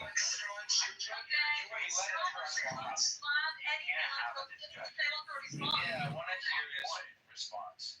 You see what just happened. You see my friend. I'm giving you the benefit of the doubt because this is our first interaction, so there's still time for you to redeem yourself. Now, you saw what just happened. You made your points, even though I think they're very silly. But nevertheless, someone came, Daniel jumped up, he wanted to follow up on that because he doesn't view what you said was efficient enough. And then I had my own opinions and just topics. He didn't believe you guys articulated the point fine enough. And then Daniel went back, and then he went back again. And this guy, that's not how you just point. You make a single point. Nelson, I made another point. I actually challenged his point because I think that it's not fair to even make a claim that you're wishing for these people to die. But I'm saying that you are capitalizing on it. But go ahead. How does he capitalize? The guy repairs laptops and slings shit all over everywhere he goes. I'm waiting Oh, this is a new interaction. Oh my God! So you can't help themselves. Do you run, my friend? Do you like hit a treadmill? Do you run? Yeah, a little bit. What's the longest distance you ran? The longest distance that I have ever run in my life in one continuous stretch is probably like 8 miles. How long did it take you? It took me, it was a while ago, but it probably, I don't know. I mean, I agree. This is very funny. At the time, I would probably say like an 11 or 12 minute mile times 8. Now I run a little bit. From the bed to So the you would say you run a mile, 10 minutes, 12 minutes, 10 minutes? Nowadays, if I'm running 1 mile, I can run probably 8 minutes, but... Is this a workout room now? This is a big non sequitur. What are you doing, Cynic? I'm just humoring him, so I'm just answering the questions in good faith. You know the length of Gaza? It's I know that it's like 140 square miles. I think it's like 25 miles high or 30 or something. That's like a marathon length. So I can look it up. It's 140 square miles. Wait, isn't Gaza Palestine? So doesn't it technically go all the way up to Lebanon? 25 miles long, so I was right.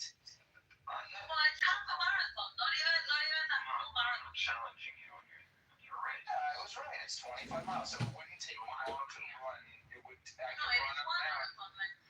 But yeah, you're right. Okay, cool.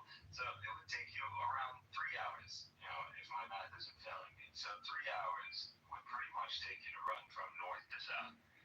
Now, That's a great run. 8 miles, 8-minute miles. Damn. It would take you like maybe an hour. Right. From the longest distance, maybe 2 hours. So we can agree that Gaza is not very big. It's very small. We can agree. It's very Now small. imagine. Very condensed. It's a tight package. Well, there are something like, I think there's something like 8 million people living in Manhattan, and it's about the same size, so. Yeah, but Manhattan has a very high standard of life, and you have infrastructure, and you have. It's not an open air prison. They're damn babies.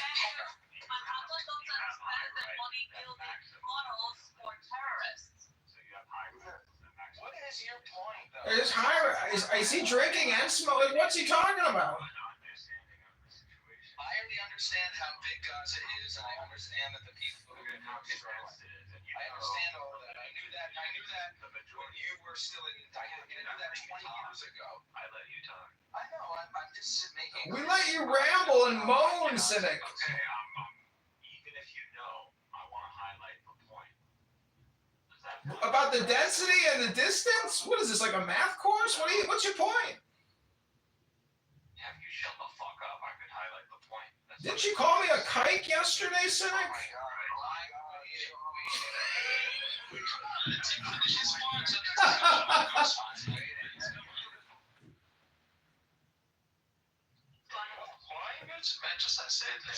Again, the majority of these people are refugees. The conditions of these refugee camps, and I've lived in Gaza, by the way. You lived in Gaza? Oh my gosh, he's an infantile survivor. Yes.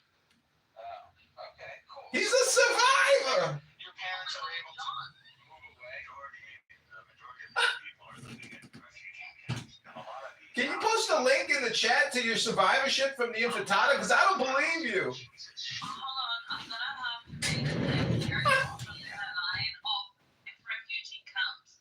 For people that just like to hear the word refugee and also tears go out of their eyes, refugee in Gaza is not the same as refugee in other countries. Refugees in the case of Palestinians in Gaza are referred to all of the Palestinians, and it's a special different status that the UN has given to these people that were quote unquote displaced from their houses. And this is the only instance. She's answering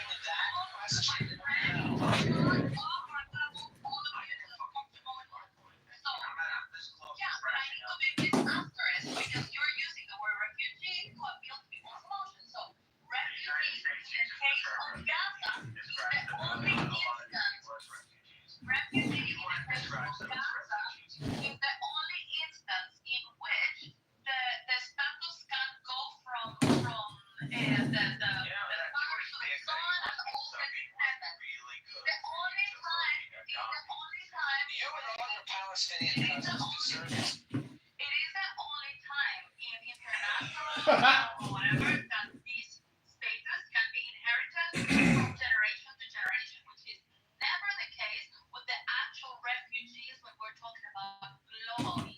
You know, in Gaza, it's a different term for refugee, and whoever doesn't know about this, ask ChatGPT and you will see the difference. So it's not that they're living in camps; they're just called refugee neighborhoods because it's made of these status that they invented. Even millionaires, okay, you're gonna go down as well. Even refugees that are millionaires living in the U.S. Will never lose their status of refugee. Now I'm gonna bring people up again. Palestinian land on the Palestinian government, they go to respond, or you just talking and go for it. Yeah, you will be able to respond when people are done with what. Yeah, and if you could put me in the Carolinas, I'd like to also respond. Do we have a clear? He's dropped us down for interrupting, but this clown has been interrupting us, and no one dropped him down. I'm gonna move him if he continues like that.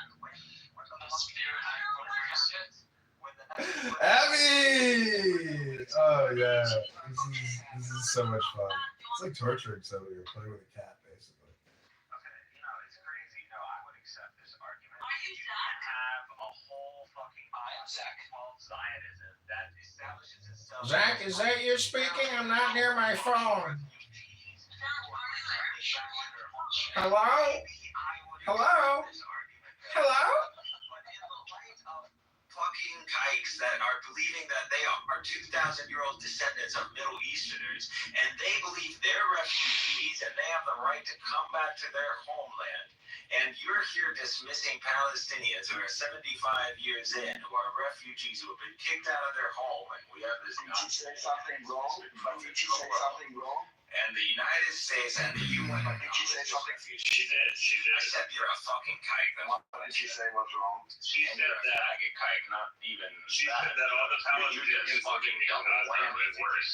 Hold on, I said what? Palestinian refugees. I'll tell you. Let me explain what she went wrong. Y'all want to crash out? I've given you one. Okay. She said basically that the Palestinians who are living in Gaza are all refugees. Where do you they all live think? in refugee towns or neighborhoods. But you have very little the reality, skills. wait 1 second. That the reality is that the Palestinians in Gaza living in refugee camps are Palestinians from what you call Israel today, who in 1948 got pushed out into Gaza and still have technically under the UN a right of return, and they will be refugees if they're refugees. You're making stuff up. I'm not making stuff up. Just a second. They don't have a right. They don't have a right to return. I didn't interrupt you. Do you get kicked out when you interrupt, or is this like Jews? No. But they can't. They don't know how to have a proper discourse. Gotcha. I will move him down because I don't have energy for those things. Okay, I'll tell you the difference between. There are two definitions. One under UNRWA, which is about the Palestinian refugees, and the other one under the UNHCR, the global refugees. So under UNRWA, hold on. The global definition of refugee. She's just gonna repeat it. Yeah. Well, yes, because nobody listened to her the first time. Country, a refugee is someone who has fled their country from She moved you down even you say we're the same. A refugee is someone who has fled their country due to a well-founded fear of persecution based on race, religion, nationality, membership in a particular social group, or political opinion, and is unable or unwilling to return. That is a normal global refugee. Now, a Palestinian refugee under UNRWA means something different. It defines Palestine refugees as individuals whose normal place of residence was Palestine between the 1st of June of 1946 and 1948, and who lost both their homes and means of livelihood as a result of the 1948 conflict. This definition also extends to the descendants of Palestinian refugees, including legally adopted children. So it is a very different status, and the Palestinian refugee status will be valid until they quote unquote come back home, meaning to like the territories that they're claiming from Israel. So it's very different than the global refugees. I think even if you look at Myanmar and all these people are Yeah, I just want to interrupt you, Cynic, and say that I've reported you for calling me a faggot kike. I am complaint. brought up on stage. Like, I don't understand. Like, again, forget about all that. You know, we can argue these definitions, no problem. But again, you're dealing with a state that, you know, justifies itself based on being refugees from 2,000 years ago. Refugees go back to their homeland. And not only that, but granting a right of return to anybody. We're talking about Gaza. My God, can't you talk about the topic? My God. Even though they might be we are not refugees, you're dealing with is a double standard. No, you're telling me, a third generation refugee, you're telling me at this point that I am not allowed back to my city. Meanwhile, this guy, who is pretty much a European, is practically a European. You're telling me he has a right to return and take over my home. You're telling me he has a right to take over my home. There is no right of return. No one is taking your home. My God. You're telling, shut up, let me finish. What she said is the definition of Palestinian refugees is different to any other ones. That is the point. Please, someone can you just stop? Oh my God, it doesn't stop speaking. There is no such thing as a third generation refugee. 25 by 5. And you're telling me this guy who is a European. She didn't talk about me, Cynic. She didn't talk about me. No, she didn't talk about me. No, she said that Palestinian refugees have a different definition to any other refugee in the world. This is what she said. And that is true, because any other refugee... You think these refugees that left Myanmar, the Rohingya, you don't think the status, even of their children, is going to be refugees? They're going to be categorized as refugees. Exactly. They do not. You can go to be stateless. They don't have statehood. And hence they will be considered refugees, or the status is going to be enhanced. Hi, everybody. I just want to interrupt and say, Honey Badger, can you please create a roast room every once in a while? I mean, I think your lack of organization on this app is resulting in a lot of missed lols. So I would appreciate it if you could please create a roast room soon. Thank you, Dr. Honey Badger. Please continue. Jose, if you could go to Bukhari, or we call it Bukkake, 5134. Please, would you read for us? Bukkake? Isn't that like a pornographic term when a lot of men ejaculate on a woman's face? I said ejaculate. You having trouble there, Jose? You want some help? Hello? 67, honey, 70. Jose, are you alright? Hello? I'm just looking at Lookup's PTR there, that poop coming out of a sledge machine, back of a car or a truck. That was a lot of poop, Lookup. Is all communication just spam? Or is it political? It's both. But Jose, would you care to grace us with your very presence and tell us all about this Sahi al-Bukhari 5134? And we can hear you read it to us and endorse it, give it a rubber stamp, a gold star, and big I would say this Jaws is a big liar. I just saw his friends. A lot of Indians there. For sure, he's an Indian or a Pakistani, and he's already in an Islamic country. And I think he is just afraid to talk the truth here.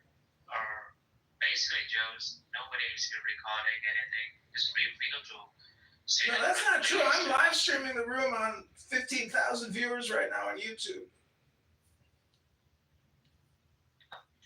I can come back with my anonymous account. Oh, I'm sorry. Did I ruin the party? We scared them off. Well, can somebody pass me some coleslaw and some barbecue chicken, please?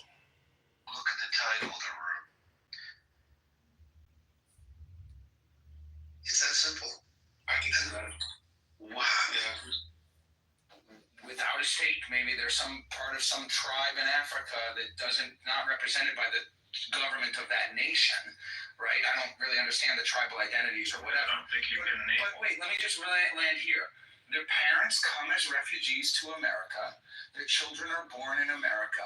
The children who are born in America become American citizens. Now, Donald Trump is trying to change some parts of that, but for a long time, and in many other countries,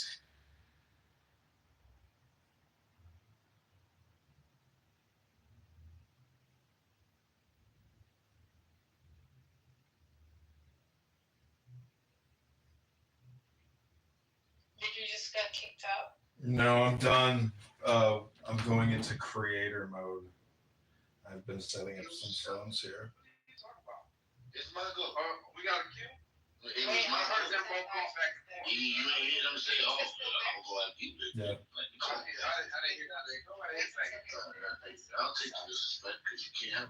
Oh, you think you can control his schedule and just text him? No, I'm asking. I'm not saying okay, I said it a little bit with him, but I meant I will ask because he needs to collect his money. You're so pathetic. Get a new joke. It's not a joke. Oh, okay. That's the update to the joke. I see. Remain refugees, for the rest of their lives. Okay, until the conditions that you just mentioned, they become citizens or they're repatriated somewhere. Until that happens, they are going to be refugees. Right, but why aren't they becoming citizens of Jordan? The thing is that with the Because Palestinian, Jordan is a sovereign state. the thing They is don't that have with the to accept Palestinian, refugees. even if they're, for example, like you, Cynic, you're Palestinian, right? You were born in the UN. They kicked me. Wow. Can you go in with the anonymous thing? Even when you get kicked? I'm just asking in general. Yeah. Okay, I'm ending this X Spaces. Alright, bye. No, not this one. The other one. Oh, okay. I was live streaming myself on X. Now we're going into ghost mode. Here we go. I love it. Can't stop me. This is what's happening basically. Oh wow. The Israelis are basically trying to fund and weaponize and arm these certain groups that are against Hamas and basically trying to create division, right? They want to divide and conquer. So this is how you do it. You find a group of Palestinians, maybe a big clan, maybe a gang, a mafia. You give them weapons. I can't get back in that room. Arms. You give them Maybe I food, can. and then you train them, and then you tell them where to go, who to attack, and that creates a power struggle, right? So now you're fighting a war, and you have a power struggle, and you're trying to figure out who's an enemy, who's a friend, and these are basically armed people that look just like them. Apparently, this guy, the leader of this gang, was previously head of ISIS in Gaza. I heard allegations about that. So pretty reliable. Maybe actually with people like you that are intelligent, because you think you're intelligent, and I'm not being sarcastic right now. But maybe with more people like you, Gaza would be a better place because I think more people want to chime in. more Christians. Oh my God! Gaza's a You could actually have some industry. So That's why people that are not too respectful. Guys, let's move the mic around. I think Khaled wants it. Egyptian want to talk, and Caleb want to. Actually, I need to ask Isa a question. Not yet, Caleb. Thanks. Let him. He's right. Let him. So I think to the point of the different status of refugees, there are legal definitions of these things, and I think, Cynic, you're using a little bit more popular colloquial understanding that is not related to the legal definitions of refugees. I didn't dispute the legal definition. I wasn't finished speaking. The other thing is the law of return and the ability of Jews to return to Israel has nothing to do with refugee status, but it has everything to do with the legitimate fear of not having protections of the host countries in which they live in.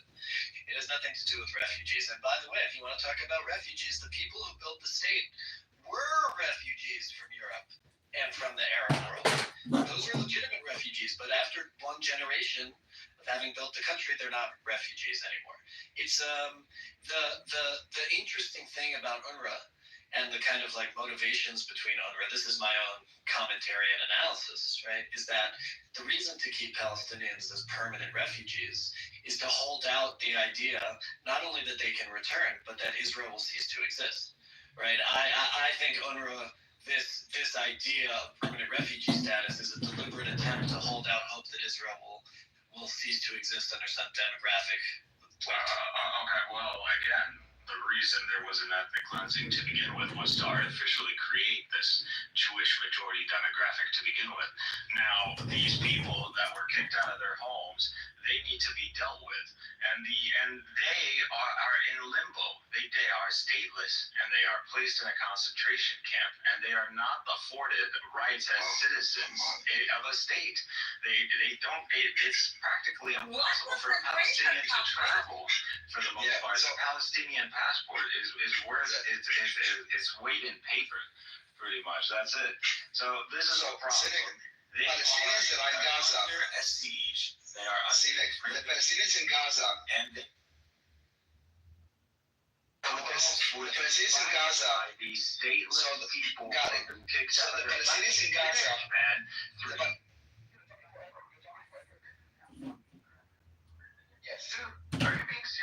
Can you change your PTR, Cynic? It's very upsetting and disgusting.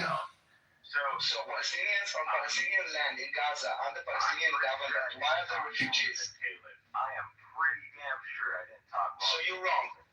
Now he's just gonna say, "Don't interrupt me," and I didn't talk over you. That's all he's ever gonna say now. Oh my God! Oh shit. So Palestinians in Gaza under Palestinian. I want to understand from you, for example. Explain to me what I'm missing, okay? Palestinians in Gaza, okay? That is, Gaza is a Palestinian land under Palestinian government. Why are they considered refugees? Can you explain to me? Why? Because they've been kicked out of their homes, and they are living in a concentration camp, and they aren't afforded the basic rights of. That is not a definition. Cynic is an infantile survivor. John, stay there, John. I want to understand you. Cynic is an infantile survivor.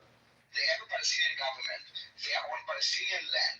Why are they refugees?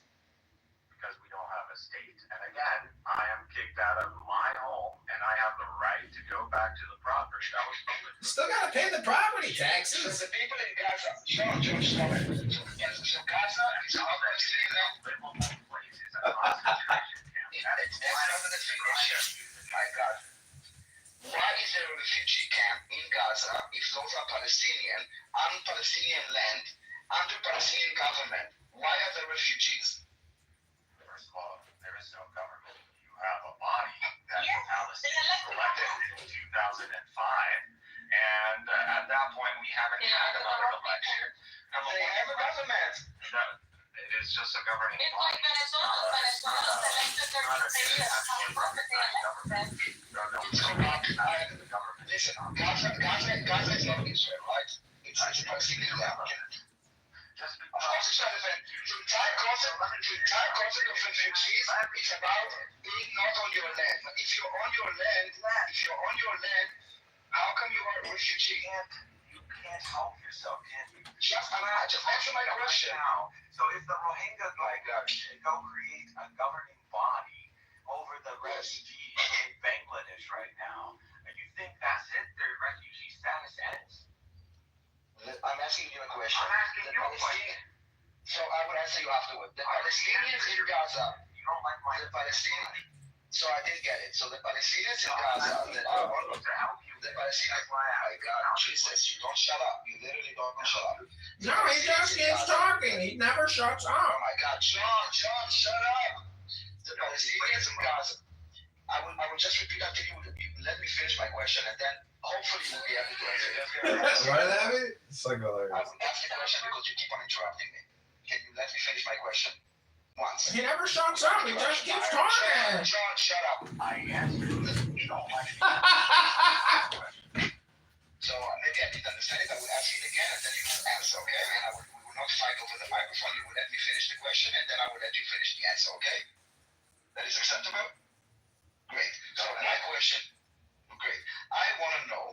Palestinians in Gaza that Gaza is a Palestinian land. They live on a Palestinian land under a Palestinian governance, okay? Why are they considered refugees if they are controlling their own, and they are on their land, and they have their own leadership, and they are not part of Israel? Thank you. Because they are not from Gaza. They are from Palestine. They are from the cities that the majority of Israelis occupy. And they are living in their homes. So that's why they're refugees. And they don't have status. They are not considered citizens of Gaza. Living in their homes, are they communists? Distinctions. You don't know these distinctions, but within Gazan society, there are categories. There is refugee and citizen. And the people in Gaza who are citizens, this is their land. And this is, their territory. And you will see this discrepancy between, like, an actual citizen of Gaza and a refugee. We're not, we're different. And to them, this is we're different. Yes, we're both Palestinian, but nevertheless, it's theirs. So they see, they want us also to go back to where we came from as well. So that's internally to Gaza. But just like... What year are they going to go back to? 65? 1855? Shut the fuck up. Now, if you go... Wait, you're talking about a time machine, right? You're such a fucking clown. You will kill yourself, I'm pretty sure. You will get to that point where you will fucking end it. I know the type you are, John. Uh-oh, you're breaking down. You're cracking. Don't project, Cynic. I know you do it. You're borderline. You're projecting. You're an insane person. I can tell. We got you to the cliff, Cynic. Are you going to jump? What are you going to do? If they establish themselves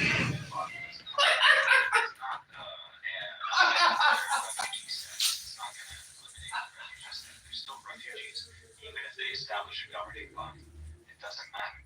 So it's as simple as that. And again, the hypocrisy, like, you are claiming that you have a right to return to this land and establish a Jewish state at the cost of the predominant population in the land because of some notion that you were unjustly kicked out of this land, even though that is historically false. So that whole narrative is bullshit. So, if it's okay for you to come and justify ethnic cleansing and establishing an ethno-supremacy state, which is the same what the Nazis were attempting to do. Oh my God. Okay. You answered my question. You're not supposed... No, you rambled it for like an hour now. You answered my question, and now we're talking about spreading propaganda. You are repeating this, and you're exactly blaming the Jews again, and we heard it a million times. It's not the topic. I didn't blame them.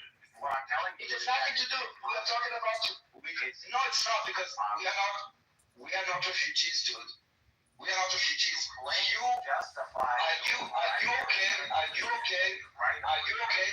okay with the fact that Palestinians will stay stateless? Are you okay? Because a right of return is an immigration law name. It's not a right, okay? There is no right of return. Okay, it's a name of a concept. Abby, you know what? Somebody told me in my YouTube chat, they said, your head is very round and very shiny. That indicates very good luck, or something to that effect.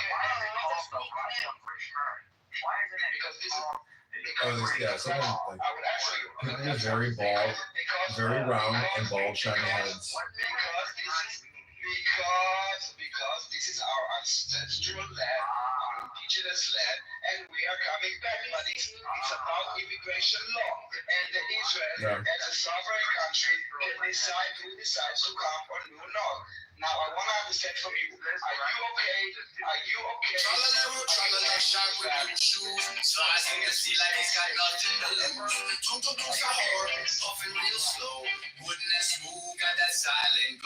Name of this song is Italian Brain Rot.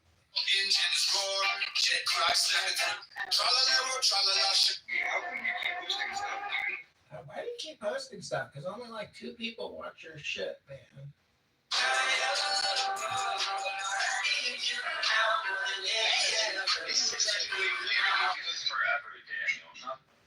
Dude, listen, your concept is that you will consider the Palestinians refugees until something that will never happen, meaning that they will be able to destroy something that will never happen. Okay, no, you assume, okay, Okay, I can't do that one anymore. I can't listen to that. Yeah, no, me neither.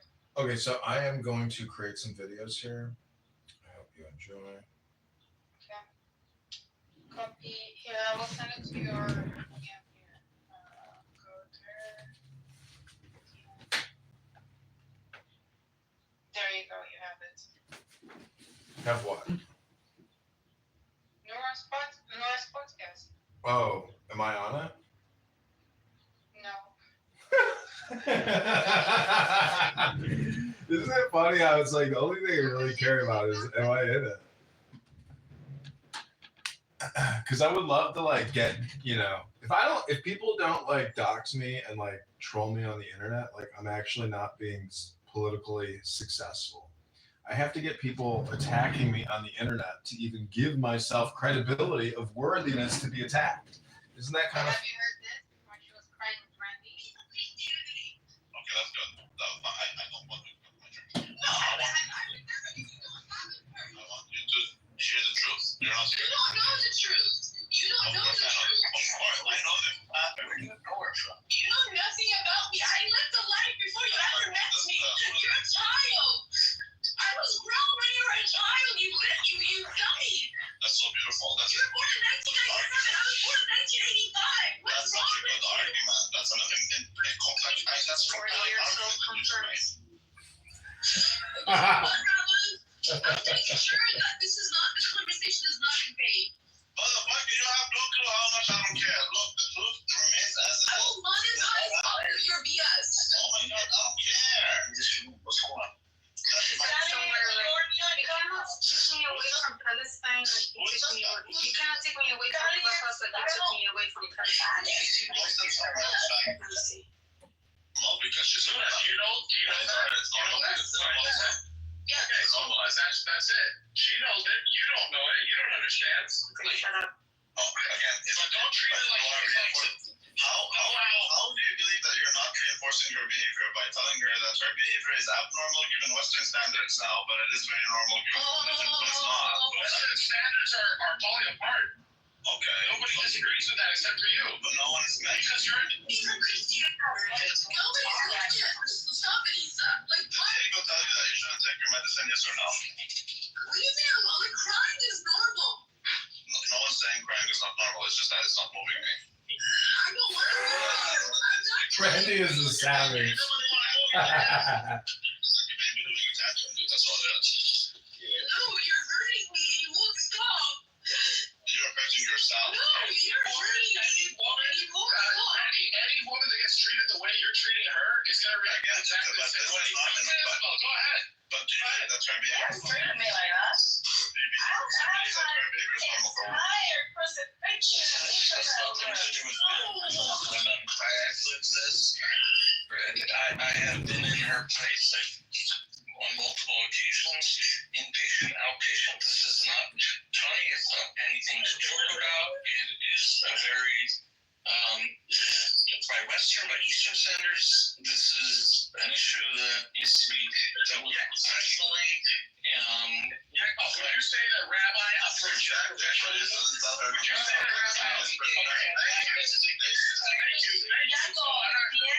Diego is trying not to follow instructions.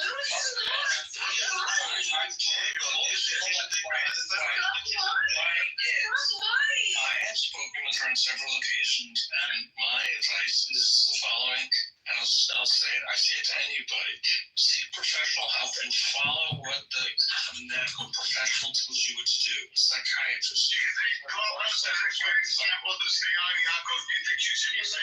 You're not going to run me out of Clubhouse like you run me out of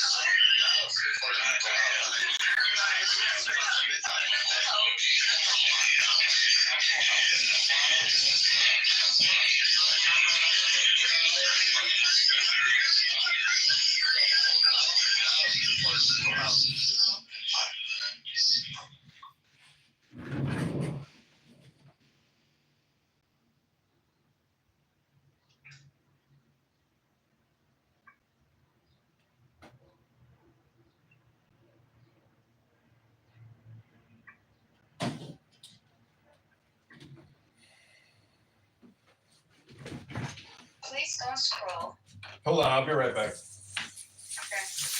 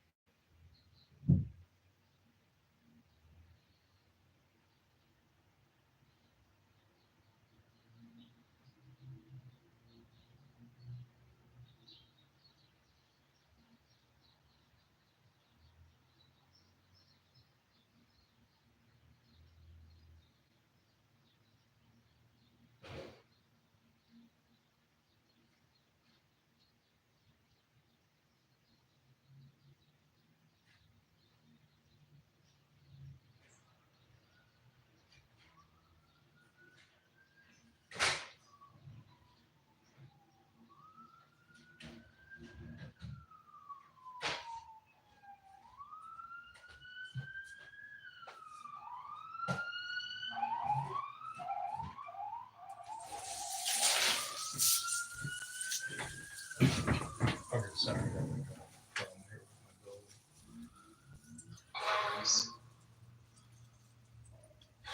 Dude, that was some funny shit. Some pretty crazy shit. It's like, it's scary because, like, if somebody does hurt somebody on this app and you spend all this time communicating with them, it's like. Is running, how long is running? Stupid questions, dude. Come on. What? That's so simple. What? What did you say? You asked that how much is running.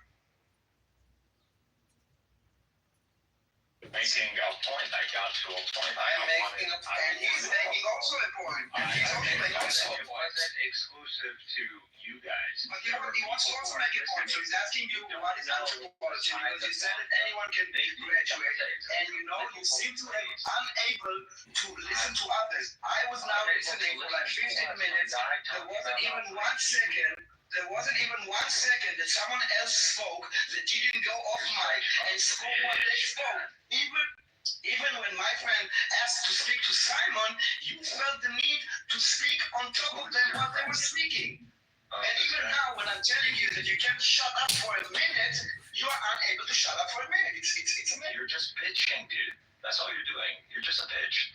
Now, and this guy just always throwing up random topics, and he claims to have a triple digit. The random topic is not random. It's not a random topic. It's that you're stupid. You're too dumb to understand. Proving wrong. And this and proving wrong. Tell me what anthropology is, and let's move on. Come on. What cultures, man? What? That's all. Studying cultures. Studying human. You Googled that. Cool. You had to Google it. Yeah, I don't really give a shit, man. The point is anybody can fucking major in that shit, so that's all. Humanities major is stupid. All you need is time. Well, you went from this to read. saying, did you even go to college, and now you're insulting my major. So what major would you respect? What major would you respect? A STEM major. Like what? So science, technology. So you have no respect for science. You don't respect anybody or education. You don't respect people who study education. Anyways, yeah, I don't. I see what you're able to intellectually accomplish, and I judge you based on that, not some fucking pseudo test. Look, that you if the Palestinians in Palestine are half as stupid as you, then it's no wonder that they're being blown apart. Wait, but I don't understand. There's doctors who think that men can be women, and they graduated in STEM. What does that change? I'm sorry, what? They're still retards. There's doctors who believe that men can be women. And that doesn't make you. Well, it depends on the STEM major itself. But again, if someone who pretty much went through calculus and physics, you can pretty much take one of these IQ tests and pass it in flying. So go ahead. You take the test and get one for put the screenshot. Take the test. Screenshot, clown. Yeah, take the test. Go ahead and take it. Screenshot. But you see this dick measuring contest because you're it's not a dick measuring contest, it's a brain measuring contest. Discussing a point. You can't try to give us input on the point. You can't deflect it with a completely random point. I didn't deflect at all. I addressed your profile picture. Well, there's an IQ. Yeah, because you're too stupid to engage in discussion. You're retarded. No, I'm not. I mean, you hear the discussion. You're retarded. You're a retarded. The discussion. No, I'm smart. Unique and funny. You're a fucking. I have a unique perspective. No, I'm not a loser. Yeah, I'm an anthropology major, and I run a cool business, and I have a hot girlfriend that people on Clubhouse like me too. You're a dumb idiot. Your cousins are being blown apart. Your cousins' brains are on the sidewalk. Get them up. Better get them up. Someone's brains are on the sidewalk. Better get a sponge. Wasted thousands of dollars on a piece of paper. Thank you. Now going back to what Simon says, which I pretty much steel man to them. Oh, you don't have the right to return back because there's a fucking state with an army. No problem. But there are ways to defend. From now on, when I see Cynic, I'm just going to say, get a sponge. And then William Wallace is going to know exactly what I mean by that. Goodness. Yeah, I mean, that's not entirely what I said. But this guy is just incapable. Anyways. That is pretty much what you better get a sponge. Get a sponge. Let me explain to you why it's necessary for Israel to ethnically cleanse the Palestinians. How about that? Would you like to? We already know why, because the Palestinians are retarded. They lob. We don't need to, because there was a partition plan. There was a partition plan to divide the land between Jews and Arabs. No one had to ethnically cleanse, but the Palestinians decided that it's not good for them, so they started a war and they lost. And there was no ethnically cleansed. They were not ethnically cleansed. This is why many Palestinians still have a key. Why do they have a key? Because they were told they will come back. Who told them they will come back? Your fucking leaders. If we had ethnically cleansed them, no one would have taken the key. Or with the Jews, when a million Jews were kicked out of, oh my God, when a million Jews were kicked out of Arab countries, they left with nothing. They didn't take a key. They knew. Are you able? Oh my God, he's just shut up. Listen to him. He hasn't heard a word that you've said. Daniel's gonna he has a pop again. Daniel, this is my point about the low IQ because he hasn't listened to a word you've said all morning. So then who really has the low IQ? Who has the low IQ? Him or us? So then you and I are the low IQ ones. We are the dumb motherfuckers. He's like a pilot. He's keep talking and talking and talking, regardless of what others are talking, like he's 100% the rule. So and if you know that and you continue to engage, then doesn't that make you the dumb? No, I'm kind of trying to overcome it. There was a partition plan. So your entire speak about we had to ethnically cleanse. No, we didn't. We have our Jewish cities. You had your Arab cities. We could have divided the land. You said no. We want to genocide the Jews. We told your Palestinians, please leave for a few days. We will ethnically cleanse the Jews. This is why the Jews are key. So tell me, Cynic, why do Palestinians? Why? My God. So tell me, Cynic, why do the Palestinians have the key to the house? Okay. Now, I'm not sure where to begin with your nonsense. Like, I don't know. Like, can you actually? So I had it. It was a question at the end. Why do Palestinians have a key to their house? Why? Because they have the right to return back to their homes. They wanted to come back. When they were ethnically cleansed in 1948, kicked out of the land, why did they take the key? They took the key because they were hoping that they would come back. So they assumed that the key was still open and the laws will not be changed? Like, be honest with yourself for a second. Why do the Palestinians have a key? Why did the Jews that were kicked out, like a million Jews were kicked out from Arab countries, left with nothing, no possessions? But the Palestinians said, okay, we're just gonna lock here for a bit. We're gonna go and we'll come back, obviously. So the first thing I will take is a key, my mobile phone, and my wallet. Why did they take the key? Try to be honest with yourself, and if you be honest with yourself, you would know that they thought that they're coming back in a few days. Why? Because this is what they were told. Who told them that? Who told them that? You're just repeating yourself. Because you keep on interrupting. I'm asking you, why did they take the key when they were supposedly, quote unquote, ethnically cleansed? I already be honest for a second. I answered your question. Do you have comprehension issues? I told you they were expecting to return back to their homes. Why were they expecting? So explain to me. I understand. Why were they expecting to come back if they were like forcibly removed by the Zionist evil army? They were kicked out. Why is this the first thing that they think about? Okay, I'm probably gonna come back in a few days. Let me just take the key. No, not necessarily in a few days. There you go. An assumption. However, why did they take the key? It's a very simple question. The key opens the door. That's a very simple fucking question. Like, I don't understand what's so difficult here. I already answered. I tried to tell you down so you would understand. They were, and no, dude, you're the dumb one here. I already answered the question. Everybody's dumb, and you are, but you don't know anything if you're not gonna say anything. Take your key when you leave your fucking home. Because I know that I'm coming back. Exactly. Well, the same thing. But if they were forcibly removed, everybody thought, they're not serious. They will let us come back in a while. They were either threatened, they were told by these Zionist gangs, if you guys don't leave, we're going to massacre you. Or so why did they take the key coming back? Dude, you're enforcing what I'm asking. We were so genocidal that we were massacring them. You control yourself. I want you to answer my question.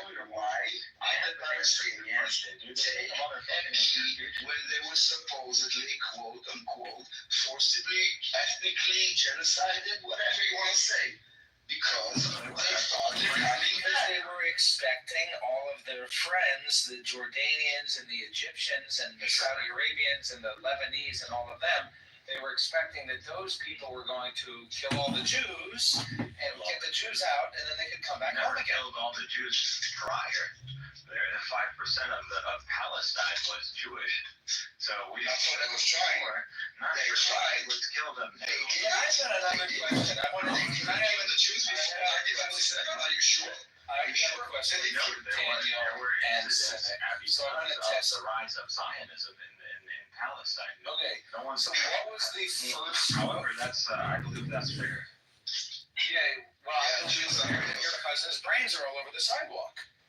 I mean, hey, my friend, if you're willing to engage, make a good point. I believe that it is justifiable for the Palestinian kids in your video, your picture there, to be dead. Oh my God. It makes sense why they're dead. You hear what sad that they're dead, but it makes sense why they're dead. Keep deflecting off to random. I'm not deflecting at all. I'm talking about why it's justifiable that Palestinians are being killed by Israel. We're talking about something specific. No, we're talking about the war in Palestine and Israel. We're talking about the war in Israel. What I'm saying is very much on top. What I'm saying is, I can't listen. I'm not two people. I can't be engaging with his points and then you can't have a conversation that has more than one person in it. No, because these are low IQ, brain dead, these are fucking animal barbarians. Talking about you're like a mongoloid, drooling monkey. You want to talk about 2000? Well, I can have a conversation with more than one person at once. Like I can talk to Simon and Danny. You brought in a new. No, I'm not a guy, my friend. Different. Yeah, with a different time period. See, point proven. You want to discuss the current.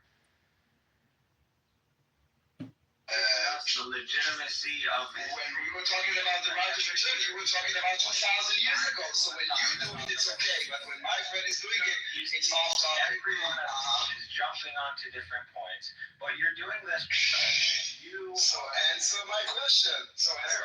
Why do the Palestinians have the key? Why did they think they're coming back? If they were like forcibly ethnically cleansed by a genocidal Zionist army, why did they think they're coming back if they were ethnically cleansed? Why did they think they're coming back if they were forcibly ethnically cleansed with the threat of massacre?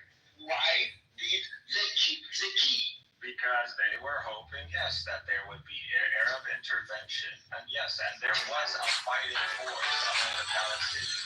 And what happened? They really do it.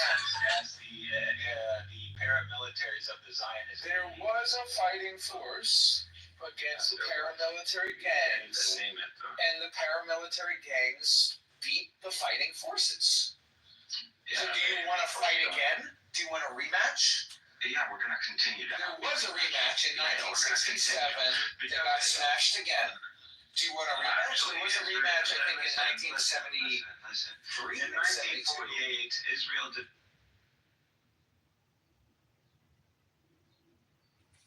Shut the fuck up. I'm fucking you up right now. Your brains are all over the sidewalk. I mean, babies are being blown apart. You want to keep going? Even visited Israel. Hit him again, Daniel. Fucking airstrike the whole village. Hit him again, Daniel. Airstrike the whole village. Mind your own fucking business. So, again, what we're doing is you have privilege and voice from the United States, dude. Using bodies of dead children from Gaza. The objective of Zionism has always been to establish a Jewish state, and the only way to establish a Jewish state is by establishing a Jewish majority. I'll tell you what. Again, you are missing the concept of you are missing the point of the partition. So tell me, if the partition plan was accepted by the Arabs, as stupid as your face. Now, if the partition plan was accepted, okay, by the Arabs, then we didn't need to have this supposed yes. Do we even know anything about the partition plan?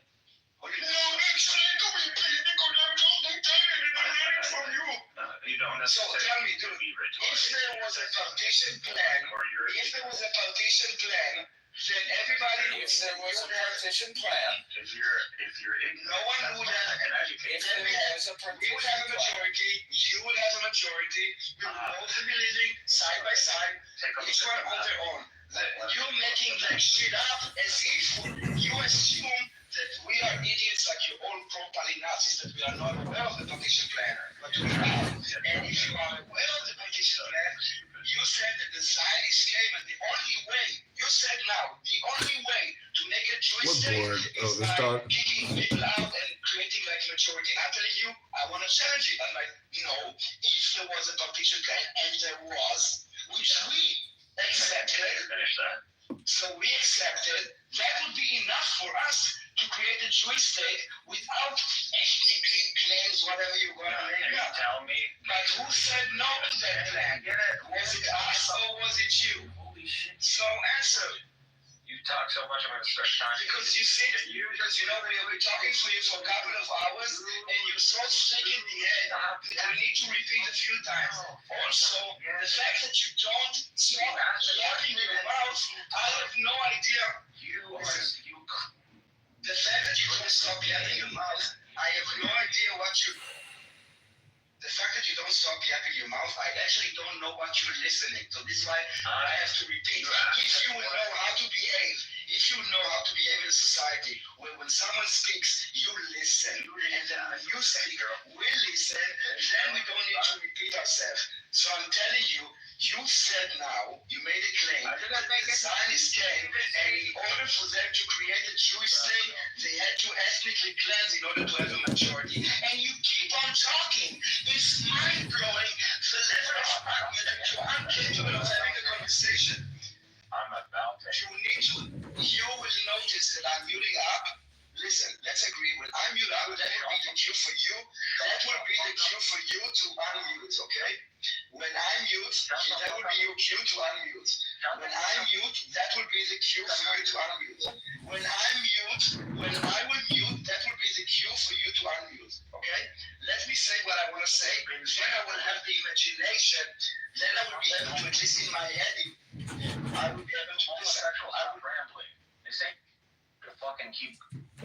Airstrike the whole village. Strike the whole village. Just airstrike his whole fucking village. So I wanna address it. And hit him again, Daniel. You made the point about the demographics. I wanna make it again. Okay. You're a bitch. Because you're a bitch. Okay, so I'm a bitch. Listen, bitch, shut up. Okay, now listen. You made a claim. Let me answer. You know what? Now I'll say it twice, okay? Now I'll say it twice. You need to listen. You need to understand that this is not Gaza, okay? You need to understand that this is a civilized society and we're having a conversation. So now, okay, this ain't Gaza. Okay.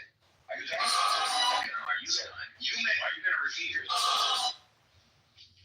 You made a claim that you said that when the Zionists came in. You made a claim, you said that when the Zionists came, they had to. You made a claim, you said that when the Zionists came, they had to ethnically cleanse the Arabs in order to have a Jewish majority, in order to have a state. I'm asking you, if there was a partition plan, and there was, that we accepted, then your entire claim falls. So, address this point. You see, it was like 30 seconds. You just had to wait up. Now, I'll repeat myself again. You made a claim that in order to create a Jewish state, we had to ethnically cleanse all the Arabs in order to have a Jewish majority. And I'm challenging you, and I'm saying, no, there was a partition plan, and if it was accepted by the Arabs, which it was not, then we would have divided the land. We would have a Jewish state with our majority, you would have an Arab state with your majority, and everybody would live happily ever after. Now address my point. Now listen, I will mute up, and then it will be a cue for you to Yeah, I know how it works. You repeating yourself 3 times doesn't benefit anybody. Apparently it only does. I don't know, must be a articulation thing or anything. You're wasting your time. You're wasting your time talking about it. Well, I have very simple answer. Do you know the demographic ratio for the presumed Jewish state? Let's just start there. And according to the partition plan, what would have been the percentages? Like 40-something%. What's the point? So yeah, the Arabs would have been 45. Roughly, we're we're talking roughly. So 45 to 55. So that's what we're talking about. No, because the land was divided first to, you took the entire land of Palestine, you first cut it, you made Transjordan, you turned it into an Arab country called Transjordan, you brought the Hashemite kingdom, and then from the rest, we partitioned it again. And then you got half, and we got half. What's your problem? You answered the question. Just mute up, man. I'm trying. So we could have had the majority in that state. I'm trying to give you some respect. Just mute up. Jesus Christ. So again, I told you the ratio would have been 45 to 55. You know, roughly speaking. There are places it would have been more in the favor of the Arabs. So again, this state. Yeah, Israel had more land, but the Palestinians were given better land. So it was 55%. Yes, the state wouldn't have been viable because it was only 45% of the land. It's a stupid argument. You're saying that you were overwhelmed because they had a majority of the land was given to Israel, but you're so stupid. This Jewish state wouldn't have been viable in the few decades that would follow. Why would it have been viable? Let me. Why So you would lose your majority in the next few decades. Right, and then what would happen? And not only that. And then what would happen? If you look at the. And then what would happen? And what would happen when the Jews lost their majority? What would happen then? Why would that be so bad? It wouldn't be a Jewish state. And so then what would be bad about that? Ask yourself why the partition to begin with. I can answer. You're asking me to answer? The answer. Go ahead. Ask myself. Well, then the Jews would be under threat of extermination. Oh, okay. That's why they need the majority, obviously. Okay, so now, okay. Do you understand that? Okay. No, what do you think would happen if the Jews lost the majority? I'm going with your logic. Okay. So if you know now that, so I look at the birth rates, and I know I'm going to.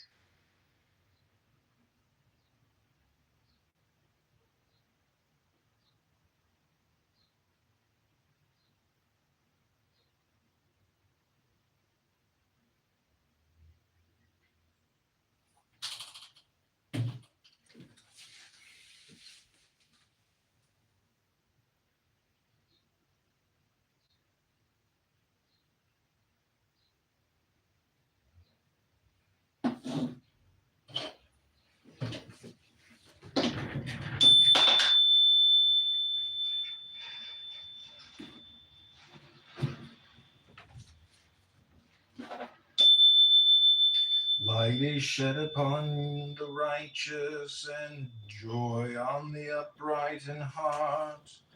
The Lord will fulfill his purpose for me, a steadfast love. O Lord, endures forever. Do not forsake the work of your hands.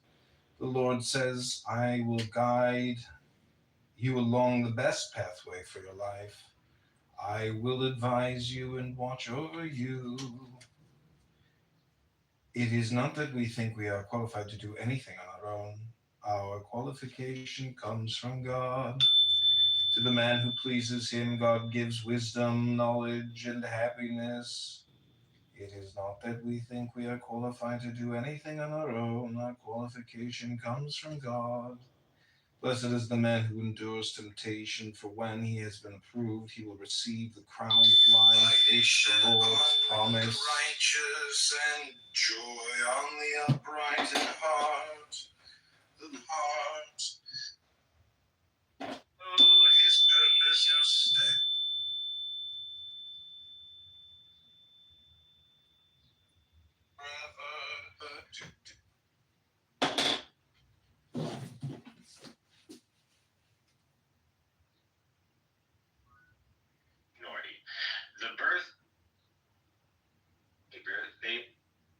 To an Arab majority in probably 20, 30 years. So now what do I assume that the partition plan has taken place?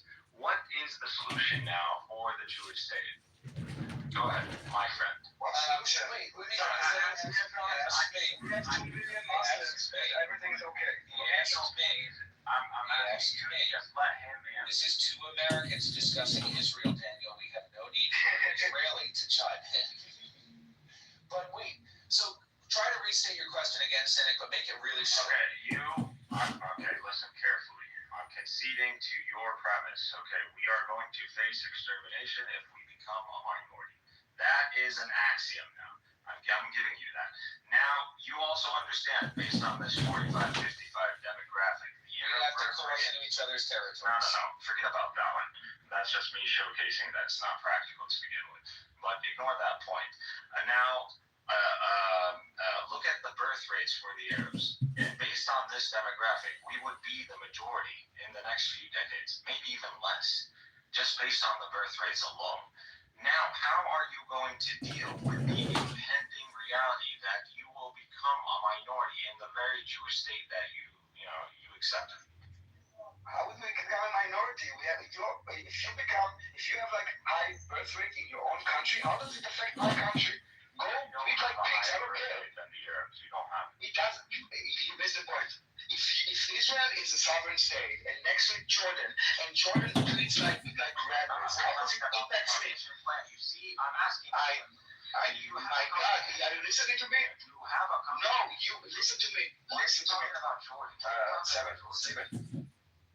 I was giving you an example. I'm saying that if Israel, I'm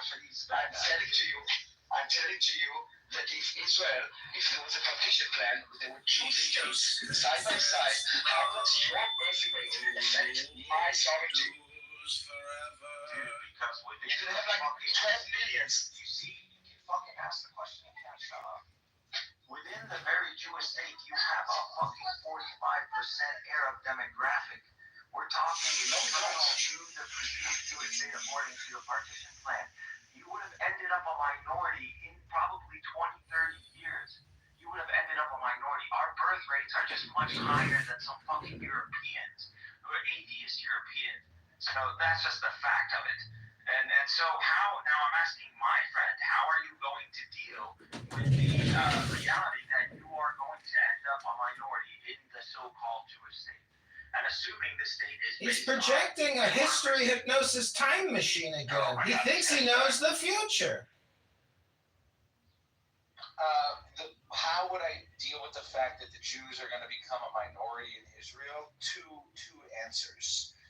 The first answer would be to increase the Jewish population by having more Jewish babies and inviting other Jews from around the world to finally come home to Israel, where they will be safe from anti-Semitism.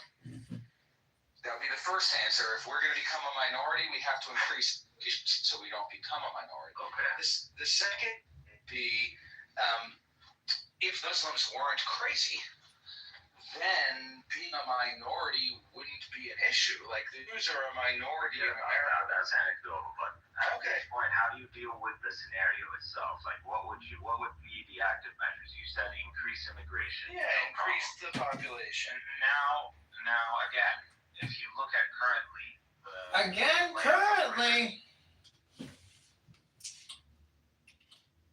I'm just saying now again currently. Good Shabbos, El Normo! Always it was now again currently a good Shabbos, El Normo. Yeah, because why everybody care what the majority about Norm? They could have had a state. Norm is also very high activity, very doubtful. Why is it bad that Norm is joining the stage?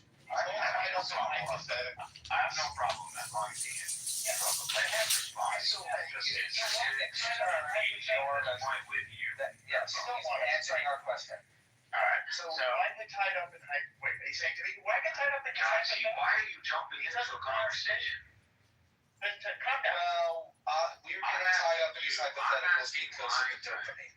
It's flooding me with So dopamine. why don't we go to the heart of the issue? I'm asking you, please. He's centering me, and I'm starved for attention. It's not every day that somebody wants to talk to me. He wants to talk to me. I don't mind talking to you. So I'm dealing with you, my friend. So at this point, I'm asking you. I gave you the scenario. You said it's uninteresting. Integration. I'm telling you now. If you look at the ground right now, if you look at Israel right now, the dopamine flows. You will see that the dopamine into your veins. Israel is settling your brain. This is full of So your this guy. He went to hop on stage and open his fucking Yeah, it's too bad. It's wait. It's not true. You're just You just love talking, don't you, Norm? We're engaging in a discussion. A very quick scenario. Have some patience. It's annoying. There's enough that they're hypothetical. If you wanted to stay, you can. That's what the hypothetical, because he's just, my friend, are you that much of a pussy that you're going to... Don't be quiet. Just talk about the issue. Is that what it is? Are you No meta. Are you No meta. No meta. Okay, then answer. I don't like shouting over people. I'm not. I told you this is a one-on-one. I'm telling you, deal with the scenario. It's not a one-one, because now we have... Okay, so you're a bitch. That's what you're telling me. You're a pussy. Well, your cousin's brains are on the sidewalk. So okay, so I'm good. It was That's why I drew them up. It's not even the brains are flowing. Honestly, it is a pleasure, to humiliate you guys over and over again. As I the only one who's been consistently humiliated here is you literally just got humiliated. Every time I speak, you can't even argue the point. You can't even debate. Of course I can argue the point. When Norm's not talking, I'm ready to engage on guard. Well, he's interrupting. Norm, just for the sake of this, yes. So Norm, I'm just tell Norm, engaging with his hypotheticals is stupid. Yeah, we're gonna give him 2 minutes. Okay, so after I'm done, we're giving you both. I've already humiliated Norm several times already. Norm humiliates himself every time he speaks. This is a self-roasting app. And every time anybody speaks on this app, they roast themselves. So Norm humiliates himself every day, just like me. No, I don't. Okay, just humiliated himself again. No, I do. Alright, can you... When somebody has an opinion, they just go in circles. If you look at the current demographics today, the Jewish Arab demographic and the Mandate of Palestine, what was known as the Mandate of Palestine, you will see that the current advantage is for the Arabs. It's 51% in favor of the Arabs. So if you look at the territories from the river to the sea, it is 51% in the favor of the Arabs. And this is after millions of refugees that are around the world, the Palestinians. What is your point? My point was, if there was no war, if there was no ethnic cleansing, the numbers that you see today, 51%, would have been more like 70%. Would have been probably even 80%. And so then that would have been good. And we would have all been living in peace. We would have been sharing the world. I agree. Here. Okay, cool that you said that. All right, I remember what you just said. Now, we would have been sharing the country peacefully. Okay, no problem. If there wasn't for the murderous hatred of the Jews and the fact that Allah the Jews or whatever. Okay, cool. Thank you for that input. Now with that understanding in mind, hold that thought in your head. Now, what you're seeing is that your initial protocol to deal with the whole demographic issue, increasing immigration, wasn't going to fix the problem. It was so just based on the scenario that I just mentioned, the current stats, as I mentioned right now. Now, this notion that you just brought up, so now you're going to have to give me another protocol, another strategy to maintain the demographics in your favor, to maintain a Jewish state. Now, moving that aside, if you want to respond to that, you can go ahead after. But that notion that you just had in mind, that we can live in peace, then why the fuck did we need to have a partition to begin with? If you can accept the reality of being a minority in the land, then there was no necessity for Zionism to begin with. There was no necessity to establish a Jewish state to begin with.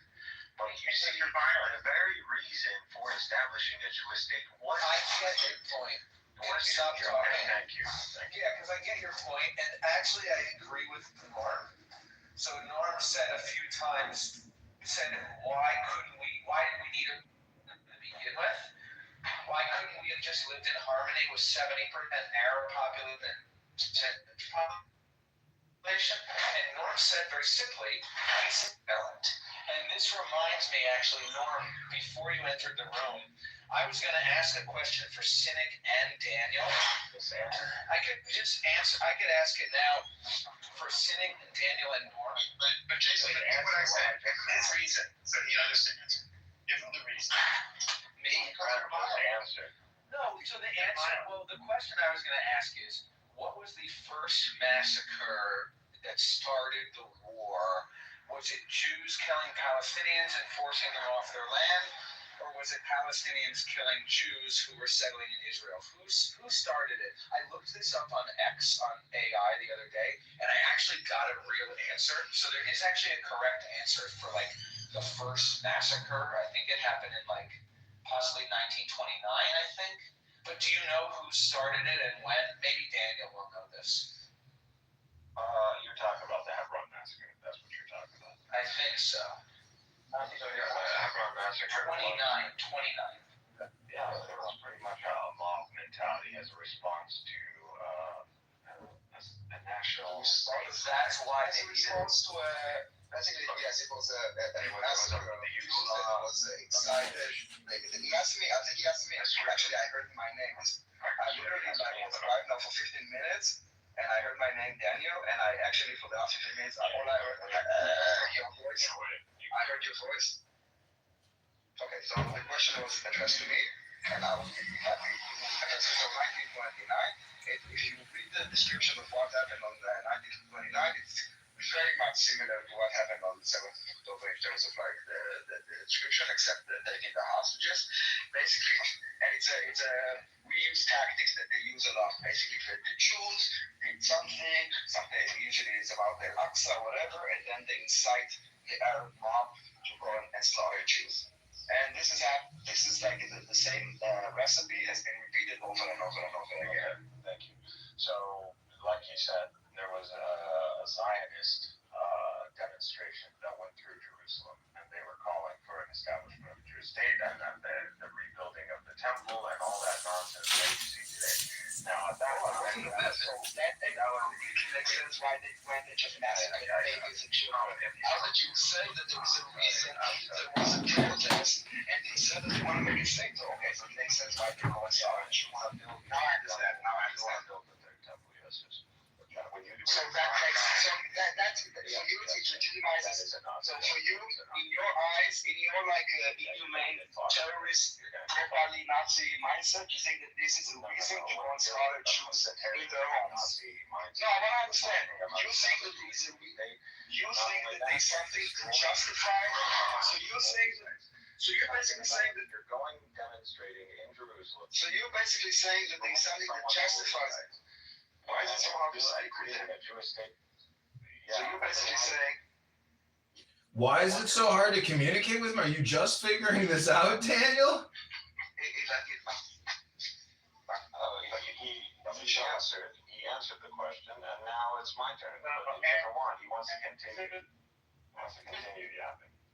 Hopefully that was God. Anyways, I'm going to take the opportunity. Anyways, I think I'm going to go to the gym or go on a nice power walk, read a book, do anything other than listen to Cynic Mikhail continue to speak and spam his bullshit. Mikhail, why don't you go to the gym and read a book and do something productive today with your life? So I'm talking to my friend, and he just heard the answer from Daniel himself. There was a protest that went out to calling for the Jewish Zionist state and for the destruction of holy sites. So that's why, and this triggered a mob mentality. And yes, there was a massacre that took place, but you need more context on this. We need to go down the history hypnosis time machine right now. Go ahead, Cynic. El, you can handle this, El. Go ahead. A lot of those Jews also in Hebron were Arabs. So a lot of people who defended them and the people that repelled the mob were Arabs themselves. So yeah, but people want to ignore that, and a lot of these guys were executed or persecuted. So that's what happened with that. So yeah, but you can see that it was a triggered response. So they were triggered into this. So that's what it is. When you have a project in your own land that calls for your ethnic cleansing and your destruction. The Zionist program, history so bloody. So this is expected. If I go in the United States and I have, it's expected, El Normo. It's expected. I have established gangs, and now I'm calling for this issue taking over American territory and diminishing American sovereignty. Of course, this is going to trigger a mob mentality. Of course, it's going to trigger a mob mentality. Yeah, of course. I was Jewish non-Zionist, if you guys might be interested in my viewpoint. I'm gonna say if I could. So, my friend, you don't have an answer anymore, and so you understand at this point. I think Maximilian was saying that he is a Jewish non-Zionist. Is that what he was saying, or did you just talk right over him like you do everybody else? As you continue just to talk while people just talk, and nobody can really have a conversation because people are willing to talk over each other for no reason because it's all spam anyways at the end of the day. And it's always a you problem if people talk to people like you because it's a waste of time. After 100 conversations, you think you might get the clue. I don't know. That's just me. I think I'm going to go to the gym and read a book and enjoy my Shabbos. Have a great day, everybody.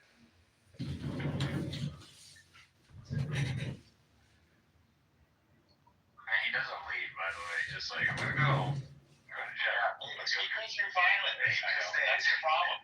He's a fucking, this guy's a problem. It's because you're violent. You're going to have to deal with that. That's my violence. That's correct. Yeah. My violence. You can't deal with you just can't deal with this kind of Zionism by necessity. He's not just violent, El Normo. He's low IQ. He's like deteriorating. You can tell his body is just like withering. He's technically a jihadist time waster who wastes people's time by wasting and decomposing his own body. He's drying out, El Normo. How are you going to fix all those laptops today to make a living if all you're doing is chatting here and spamming all day long?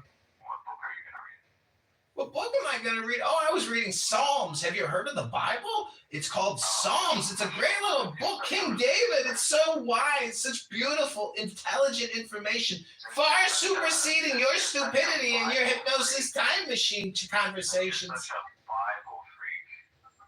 A Bible freak? You mean I like books? I like sentences. I don't like listening to the stupid shit that comes out of your fucking mouth.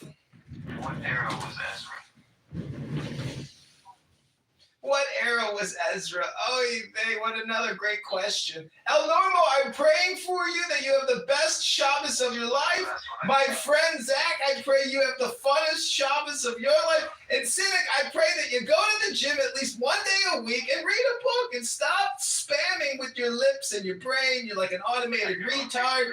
Fully automated retardation. Congratulations, Dr. Cynic. You've done it again today. And this is a 3-hour special called Cynic, the magic clown of stupidity. Take a breath. You're literally the clown. What year did you copy our book? What year did you copy our book? Norm, what year did you not even know your book?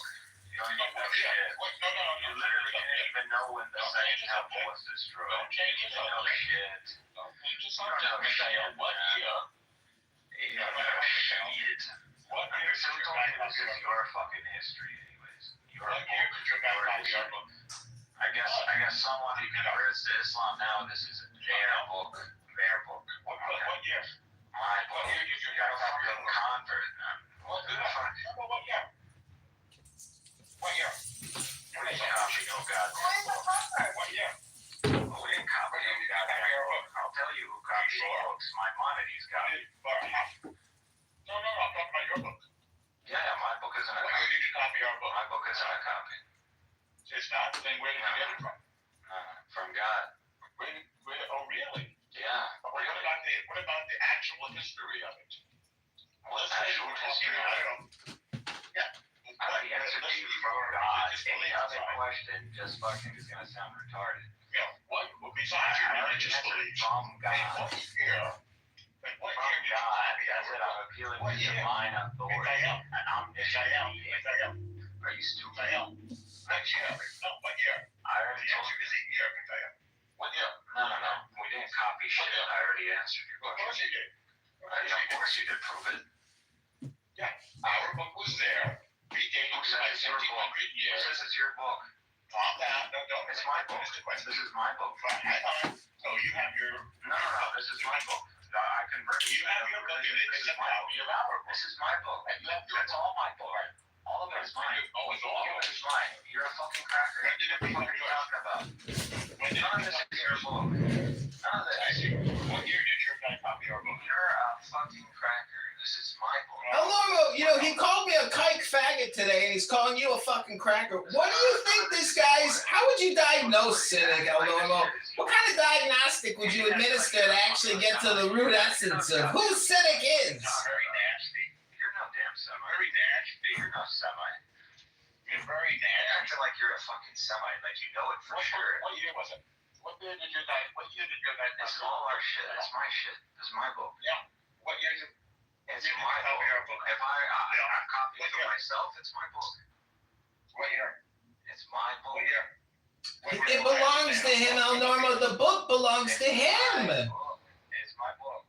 Are you not hearing him? He keeps saying, it's my book. My book. It's my book.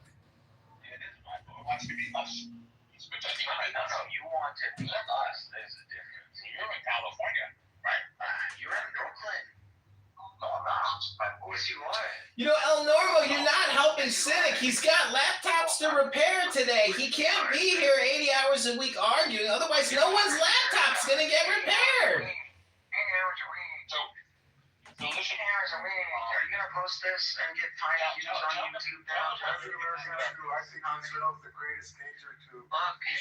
As an American Jew, I think the greatest danger to the Jews is Israel. Israel is a total danger to Jews, and you guys don't even want to address This is that. why the nations. Israel is a danger to the Jews, Max? Y'all fucking retards. El Normo, what's wrong with Max? Why does he think Israel doesn't have the best interest of Jews at heart? What kind of ridiculous position is that? I don't know. But let's start with the year that he thought that shouldn't copy our book. You're a fucking cracker. You copy shit. It's all mine. Don't be afraid. You don't even know fucking basic Jewish history. What the fuck about you is Jewish? What the fuck about you is Jewish? America and Israel do not always have the same things in politics. And whatever is good for Israel is not always necessarily good for the United States. And I think that's a huge problem. And I think it's going to have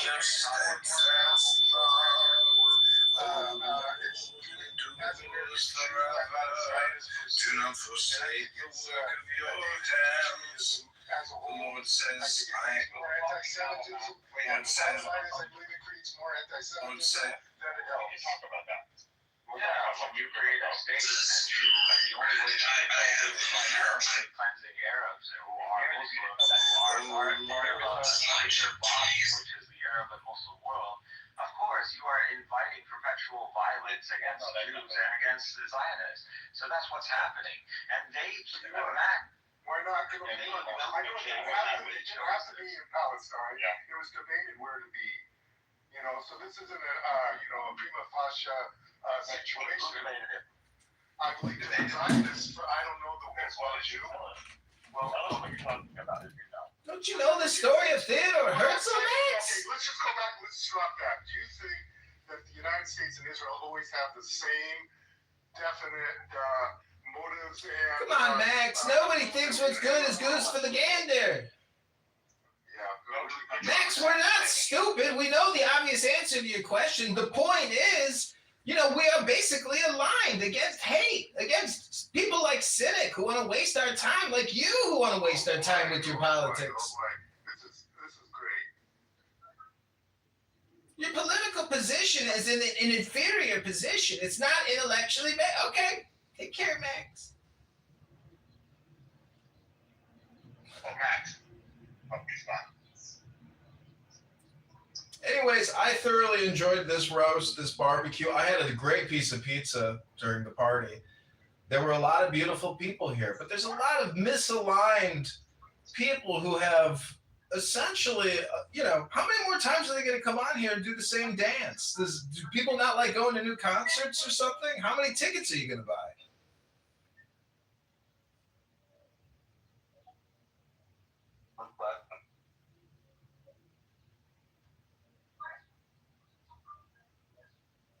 So Max, you're Jewish and you're not a Zionist then, huh? Yeah, I would like to have a semi-decent back and forth.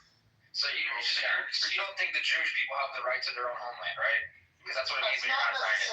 No, I don't think it's written in the sand or anything like that. No, I don't. But my bigger point is that the current state of affairs with the way Israel has gone is not beneficial to me as an American Jew.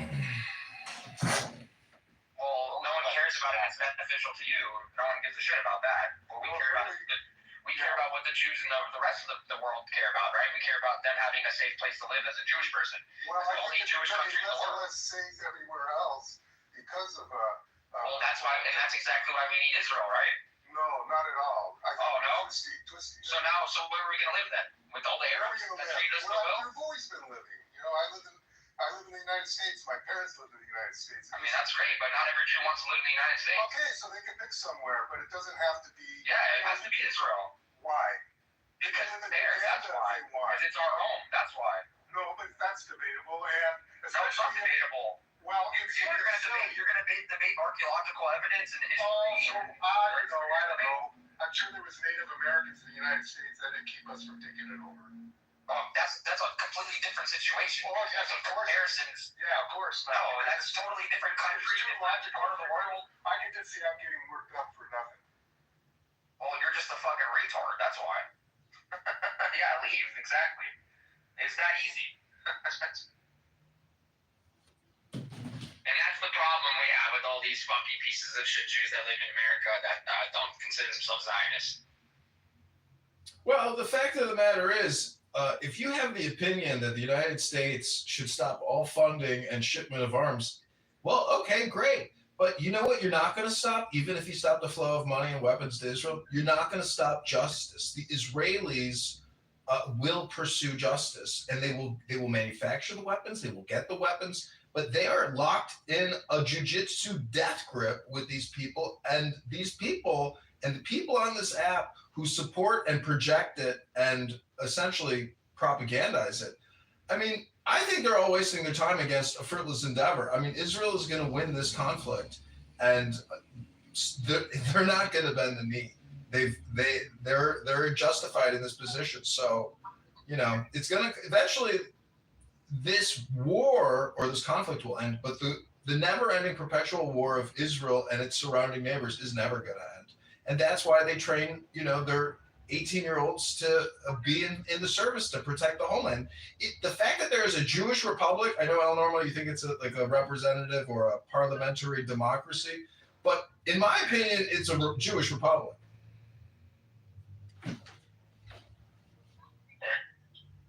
In the sense that it's to be Jewish and to be nationalistic, to have a Jewish country is so groundbreaking in terms of world history. And it blows people's mind that Jews now have a perpetual state, which is a monopoly on a civilization. And the people on this app can't stand that they don't have an ethno-state, and they are essentially religious ethno-extremists. And they're hypocrites. So I think we can accurately diagnose and accurately describe the situation and the people on this app who support terrorism and propagandize terrorism. They don't stand for justice or law, and these people make me sick, and I spit on them.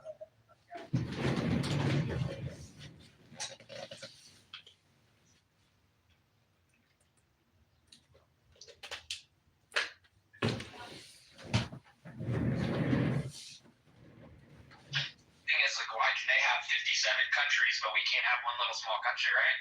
Don't understand that shit. Never did. Never will. Yeah, exactly.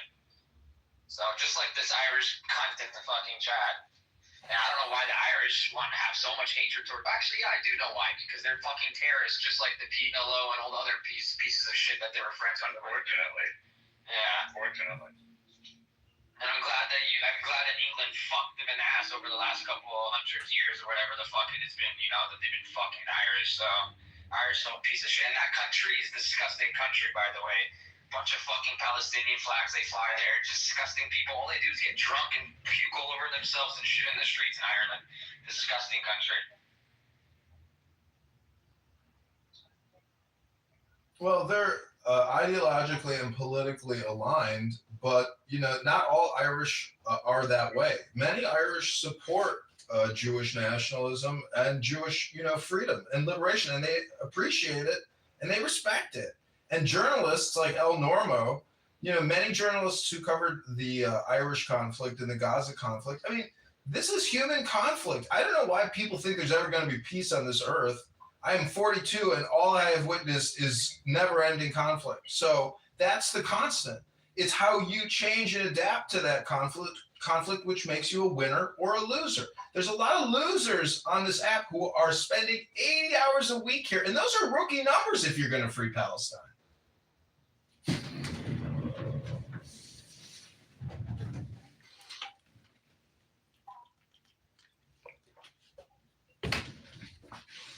About demographics so weak. So People love to use the term demographic all the time.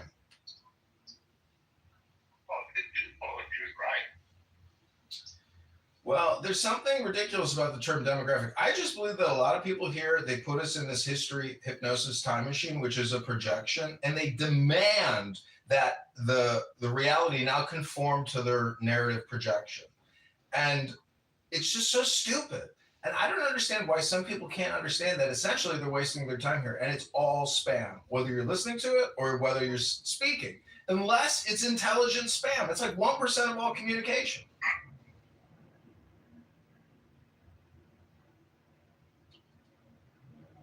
That's all it is. It's spam that they got from TikTok, X, and other places on the internet. That's all it is. No factual evidence, no factual basis on any of the arguments that they make. And then they throw out terms that they can't even define themselves too, which is fucking hilarious. And they think when they come on Clubhouse writing in a room chat that's going to make Israel go away. That's the funniest part of it all. They think that they're freeing Palestine by coming on Clubhouse.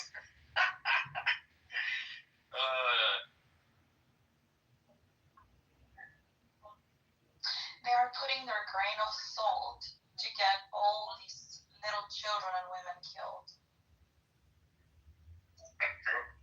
The funniest part is they never look at what started this whole thing, right? Does anybody understand? Like, can we go back and actually look at the real history that's been recorded, or are we just gonna go off somebody? But Harry, that's the problem. That's the problem with history hypnosis. It takes you out of the now. If we were all intelligent, we'd be teaching meditation. But unfortunately, it's all propaganda and all politics all the time. Don't fall for the trap.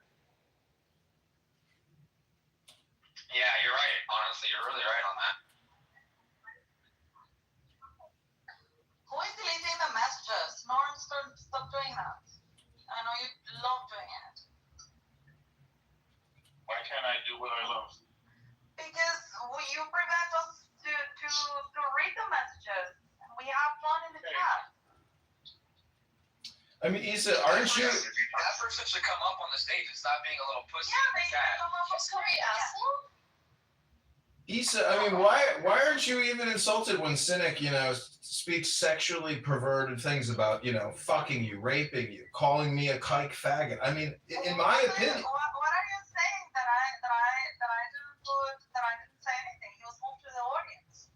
Well, what I'm saying is he's a cretin, and you support him. If I were to worry about every obnoxious comment that I receive in this app, I would be more sensitive than Ben Mendelsohn and than Norm, and I cannot afford to live a life where I have to worry about every person's comments. I don't care.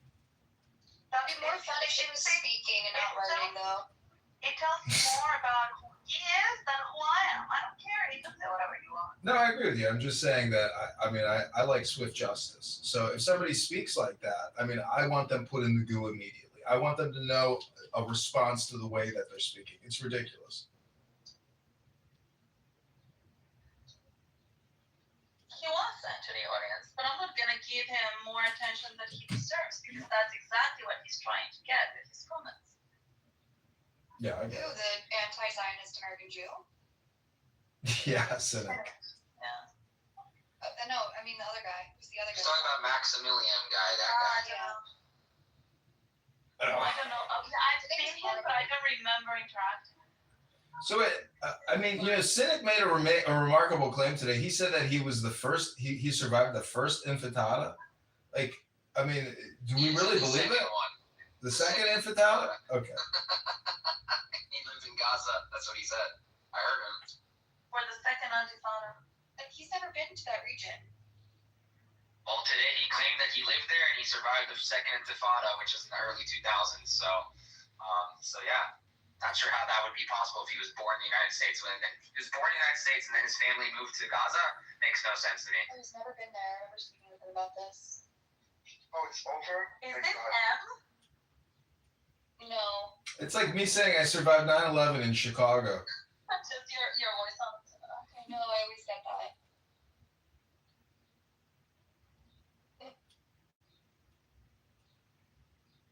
Anyways, it's been another fun episode of Clown House this morning, recording all this insanity. Let someone else up here read Israel. It's fine. It wasn't fun. It was annoying. I was exhausted. You didn't shut up for a minute. You weren't here. No, it was the second guy, the anti-Zionist American Jew. No, he was here for a long time.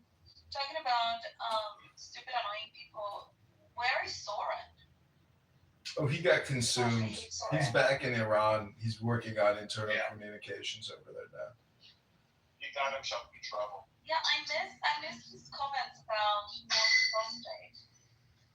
He hasn't been on the app for months. Something happened to him. This doesn't address the original source problem, which is Zionism. Oh no, I hope nothing happened to him.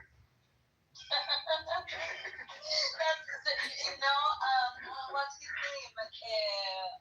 The Moses guy, the one that has got the cool PTRs. What's his name? Guy. Yeah, the guy, the Jewish guy with the English accent from South Africa that has got the most. Yeah, Pumalu. Thank you. Yeah, Pumalu was off Clubhouse for like a month or so, and we were asking about Soren, and he's like, well, I cannot say anything, but I'm in Clubhouse because I was on a mission. But I think he's fine. It's like, I hope he's okay. I hope he's okay, yeah. But this is the reason why I was not in Clubhouse. I was on a mission. Listen, it was exhausting today. This dude is like, I don't know where the energy to like ramble without like interruption. Yeah, but you need to touch grass and breathe because you're gonna have a heart attack one day on these rooms. Me? Yes, you. I don't think it's hard. It was just like weird that he doesn't shut up for a minute. But this is the same thing. Yeah. He ran his mouth like you ran away from your own house? So I gotta say that what's interesting about the anonymous function is yesterday I got exposed because I clicked on one of the Free Palestinian speakers' profiles, and then they knew immediately who it was, so they all mass blocked the John Kitover account. So now I have to create a new burner account and add nobody, but then I can still go in the rooms as anonymous and record them and not click their profile. You know what? That doesn't matter because hold on. Yeah, exactly. When you are anonymous, it doesn't matter. No, when you look at their profile, they can click on their profile and view who viewed their profile and get you. Yes, but John, listen, John. No, I get it, but they'll kick the anon account. The anon account can't be kicked if it's an actual subscriber I account. know, but you don't need to create a new account because the next time you come into a room, they will not know it's you. They will still think it's someone else. Okay, here's the control that you have to do. That is until you open your big mouth. Because you have like a million accounts. You should create an account called Anon and then go on stage. I saw somebody already has an anon account. Yeah. And also, John, the thing about being notified that somebody viewed your profile, it says saw your profile within the last week. It doesn't say saw your profile within 1 minute or anything like that. So it says within the last.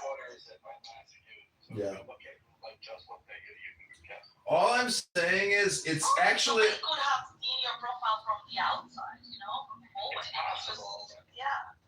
Anyways, it's a huge waste of time even recording the rooms. But I gotta say, if I were to set up two phones, one phone recording a room, these rooms go on all day long. So I don't know. It's an obsession of mine, I guess. Obsession.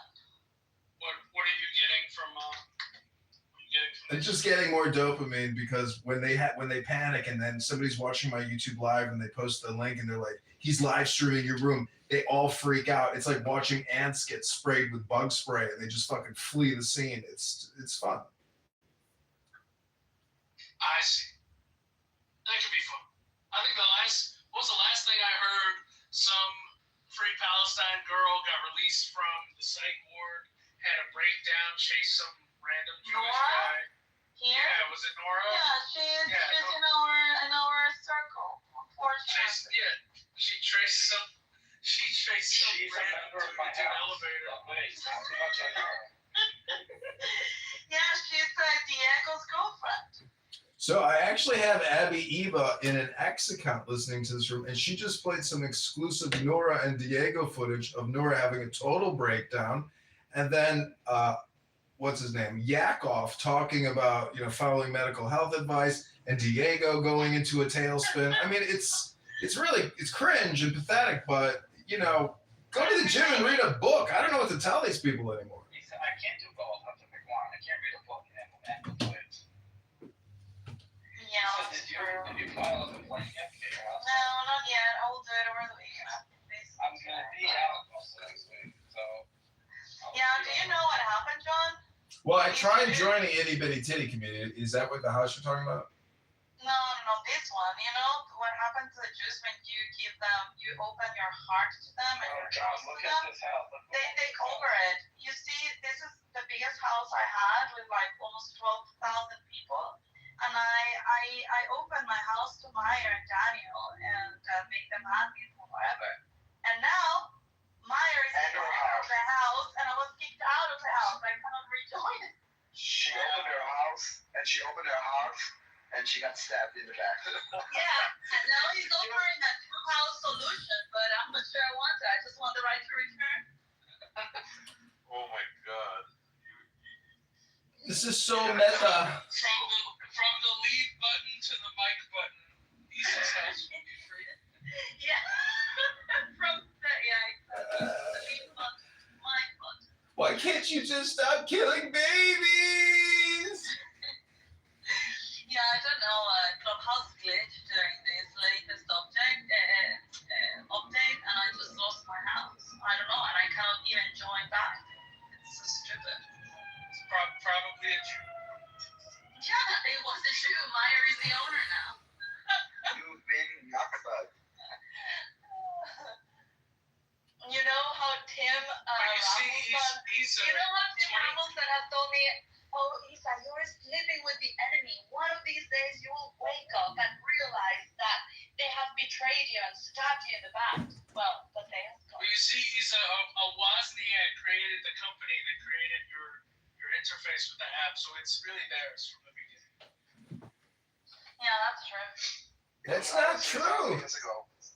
Look at the abacus. It's the person who created the abacus that's responsible for all of this. This app was powered 3,000 years ago. 3,000 minutes. 3,000 days ago. Well, at least they didn't. I thought, because I couldn't find a house. The other day I was trying to open a room like yesterday. And I couldn't find the house. And I was like, where the hell? I'm Daniel. They deleted my house. It's like, no, I see it. And so then we realized that it was Meyer. So you clicked? No, I wasn't. It was just a glitch. I don't know what happened. No, because if you click, maybe the comms figure out. No, I wasn't. No, because I didn't lose any of my other houses. It was just this. I know, it's really weird. Yeah. It was funny how you were Yeah. Try to play dumb. Meyer. Maybe it's a suspense for 10 minutes. I'm like, oh, when did I get caught for this time? You were like those cops, like, do you know why I pulled you over? I was like, I didn't really give you a lot of time. I was sweating. We saw the body in the trunk. You may have saw, like, I don't know, it's what you call it. In your steadfast love.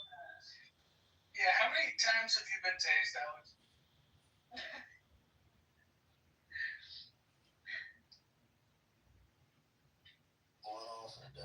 Yeah, it's funny, but it's annoying. Not being tased.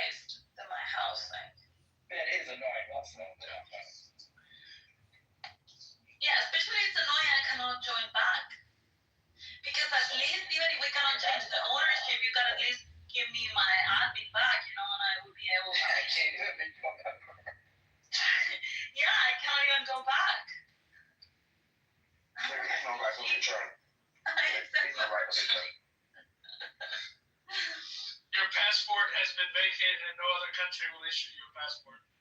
Yeah, I'm stateless. Houseless. You're a sovereign citizen. I guess you're Palestinian. Yeah, exactly. That's the reason why. I mean, I'm just resisting. See, Issa, I think in order to solve your problems, you need to marry Meyer, and everything else is yours. But I'm married, and I don't. Yeah, he's married. He's not a Muslim. He cannot take an additional wife. And I don't live in Utah. And he doesn't want to take an additional wife. I mean, if you really wanted, you would find a way. Well, he already has got 9 children and a wife, Daniel. Do you think he can afford a second wife? You ever listen to Commentary Magazine? Commentary Magazine? No, I never heard of it. It's a podcast. They're like Jewish neocons. They speak about American Israeli politics all the time. They constantly have Dan Seymour on from Columbia Back. I don't know if you appreciate as much as American. This morning, and they were discussing the Institute of Health on Kennedy's organization put out an AI-generated report, and it alluded to about 7 reports that don't exist. And they put this out to place policy on reports that don't exist. So it was just funny after like this morning conversation of like arguing that these things don't happen. It happened yesterday.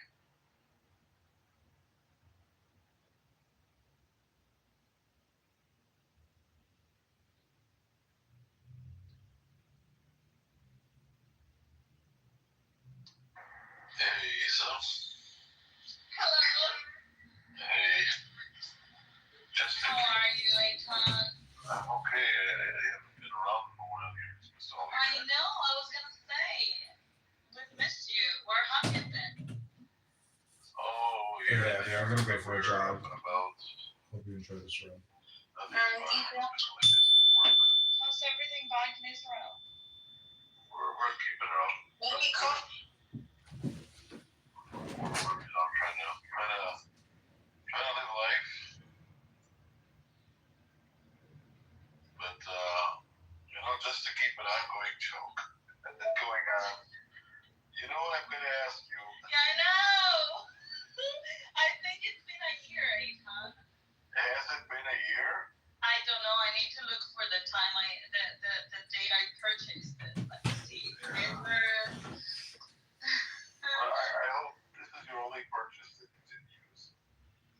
No, I have a few, but I'm going to use it. Otherwise, I wouldn't have purchased it. It's just that I don't know why I haven't watched it. It's almost like, I am a procrastinator also in work things and personal things, and it's like, yeah, I want to do it. I really want to do it, but for whatever reason, it's I can do it tomorrow.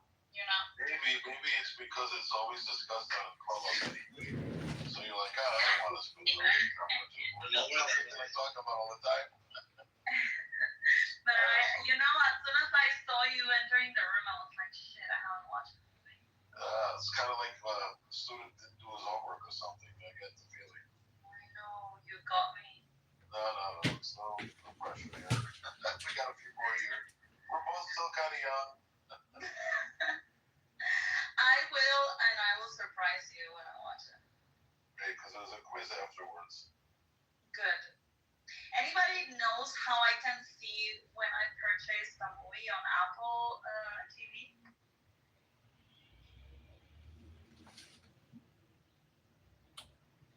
Trying to find a purchase history, but I don't see it. And in the list of movies, it doesn't tell me when I purchased it.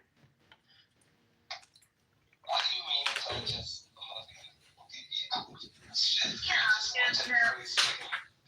On Apple TV, you can purchase movies. No, I don't. But you have them in your library.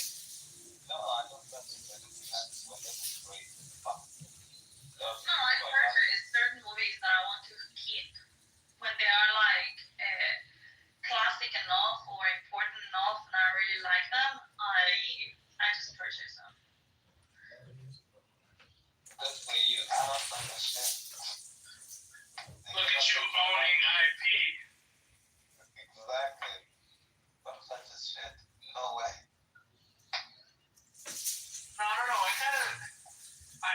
actually think some of the subscription models are dumb, right? At least for the way that I interact with content. Like, I don't really play video games like over and over again. So paying $60 for a brand new video game, playing it, and then getting rid of it seems like kind of a waste of money.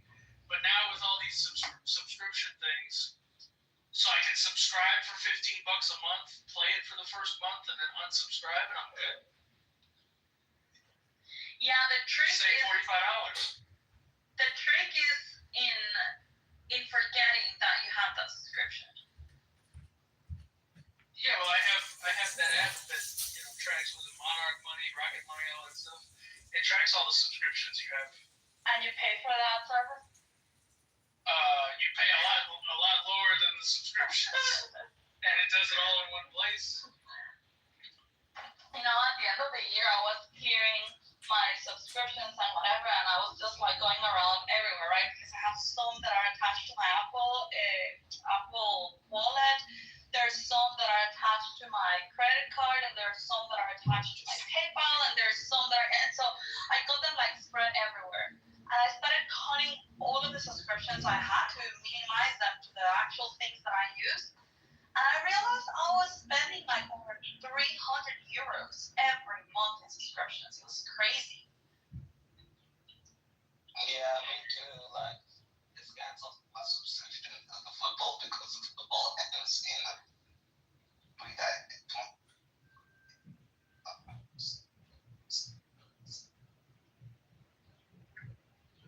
definitely find always some more subscriptions and then subscriptions because Netflix is shit. It doesn't have anything like it can't.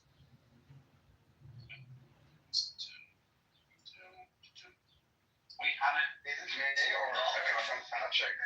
No, around me or what? Can you hear me? Now, yes. Yeah, but yeah, I was really lucky enough spending like about $300 a month with this subscription, so I ended all of them too. It's just even with Netflix, like I come home from work and I go to bed, so it's like it's not even worth it.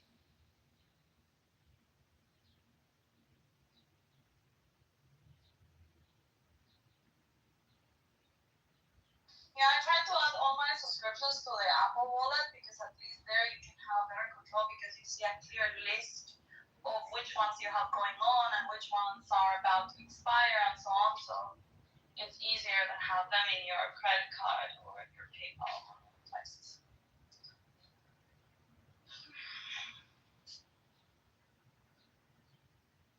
Andre. What did I miss? A lot. Great. Everything happening in this room is so interesting.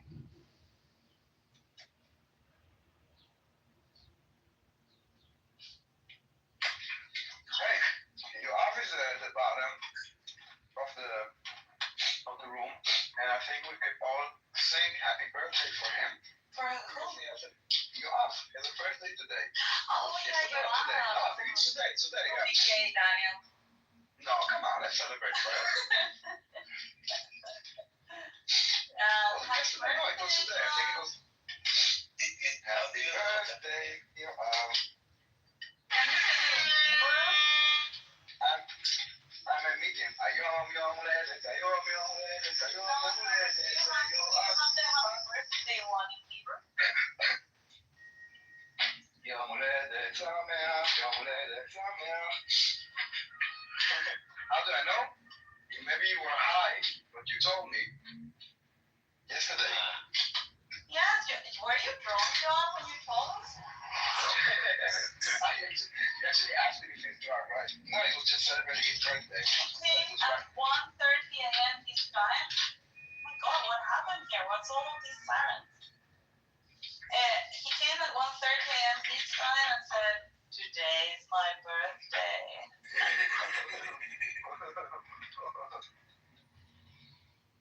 So happy birthday. I talked to him, and he even told us how old he is getting.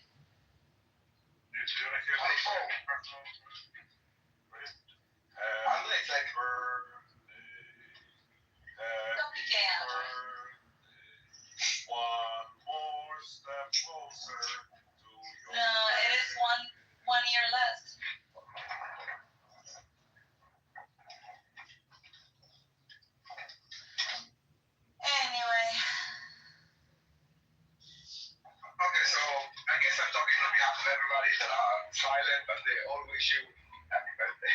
Yes, you are. We know.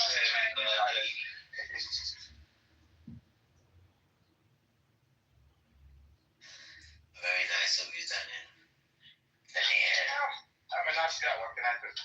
Well, he didn't say thank you to me yesterday when I talked to him.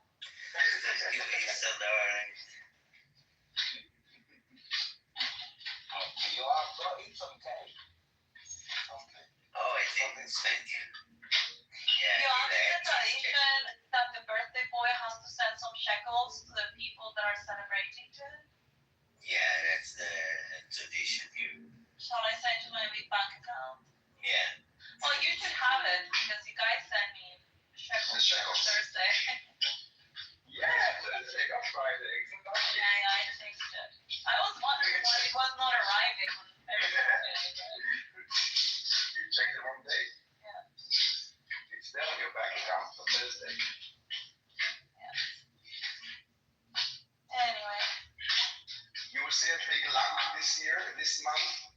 It's compensation for the house. Retribution, how do you call it? Not retribution. It'll be Meyer. Reparation. Reparation, exactly.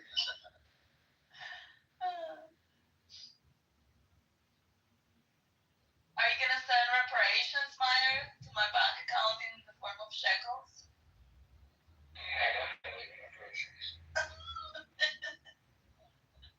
If you cannot defend your house, then you don't have the right to have a house. Well, the one paying always doesn't believe it. But the one receiving, they believe it.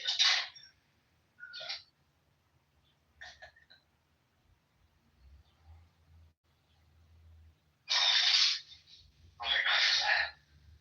Exhausted. Is John still there? Yeah, he's there. You will hear, I know.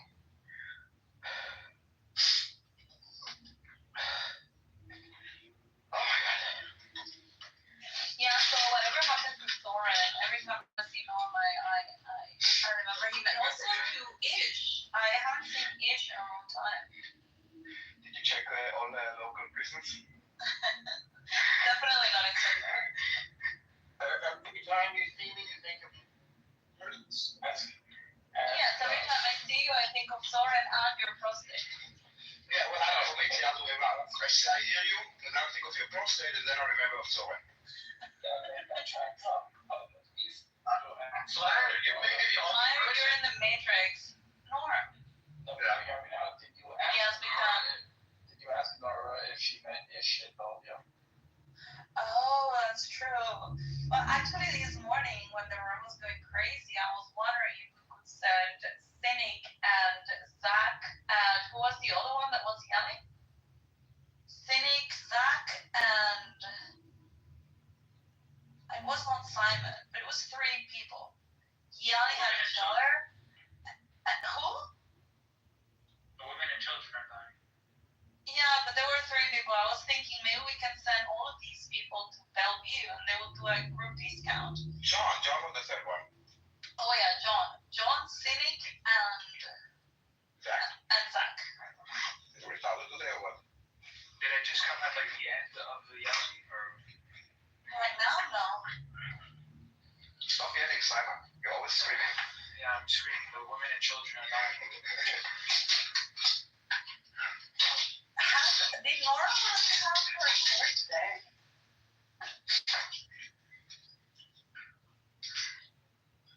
We should ask what's his face, a lover. Diego? What's his name? Diego. No, he's in the, well, he was in the conference room, in the Bitcoin conference until yesterday. That was in Vegas. Maybe that's where he met Nora. In Vegas.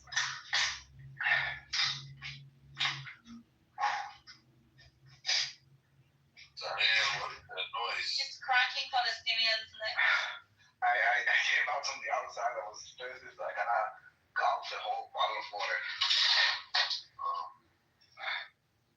Sorry, I'm away from the home.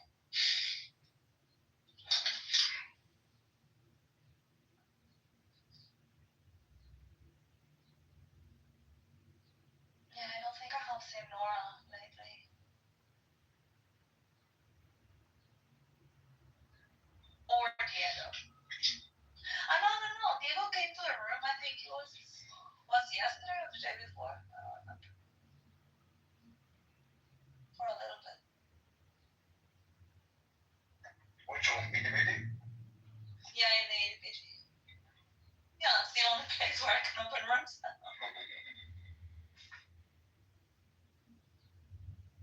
Yeah, it's been a while since we had like a back awareness room. Yeah, it's nice to be with the four of us. Yeah. Even as a guest. Wait, am I part of the four? No, it's my assignment, Daniel and me. But you're a guest member. Well, I am a guest member now. You are a VIP member. But Isha, now that I was kicked out by mistake because I went to the hallway, now you know where you're supposed to be on the top left, as if you opened the room yourself. No one would know. With a pink ticket. Yeah. But no one would know that you didn't open the room. Your secret is safe. Well, not Johnny streaming it everywhere. Yeah, but no one is listening, so. Now he's increasing his audience. Apparently he's seen the thousands of people that are listening in YouTube, right, John? I thought he doubled the listeners from 1 to 2. We saw an increase of 100% of our listeners. No, but he has like thousands of plays. Thousands? Yeah, like 1,000 and 2,000, and depending on what the topic is, he gets a lot of views. Really? Yeah. John, are you there, Edmund? He's reading a book. Edmund! No, I'm reading a fantastic book, by the way, called Killer Angels, about the Battle of Gettysburg. It's just, I haven't been this obsessed with a book in years, I feel like. What is it about? The Battle of Gettysburg. Yeah, I have been studying Torah, too. It's maybe the best, well, some people call it the best war book they've ever read. It's more definitely one of the best Civil War books, and the best book on the Battle of Gettysburg, which is a big pivot in the American Civil War. I think about 50,000 people died there in Pennsylvania in one day. Or I should say one battle, as I think it was 3 days. Big one. It's very exciting. Yeah, I don't know, like, I like to read, but exciting books that I can say, like, oh my god, I was really hooked.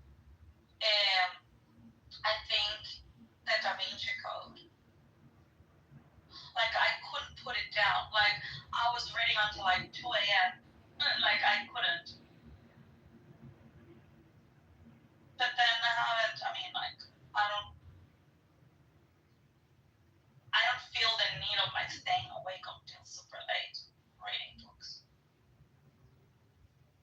Like I felt with that one.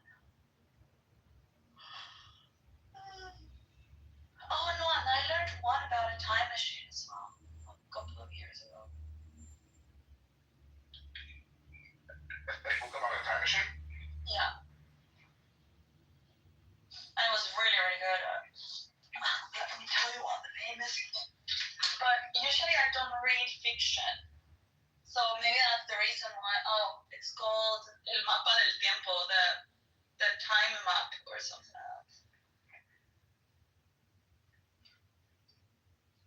There is a book, I don't know how it's called in, let me see, in English, by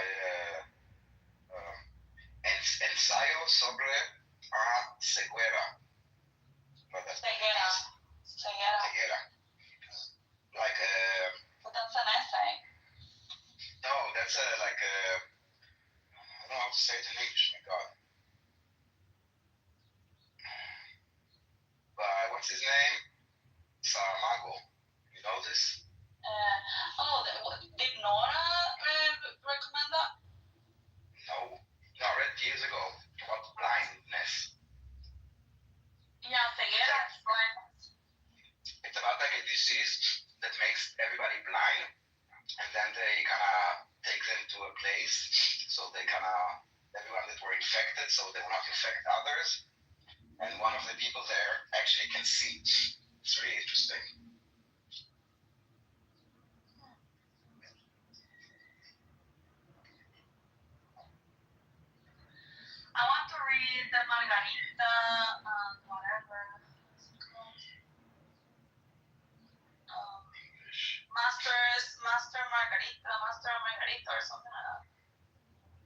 Yeah, it's called, by the way, it's called blindness.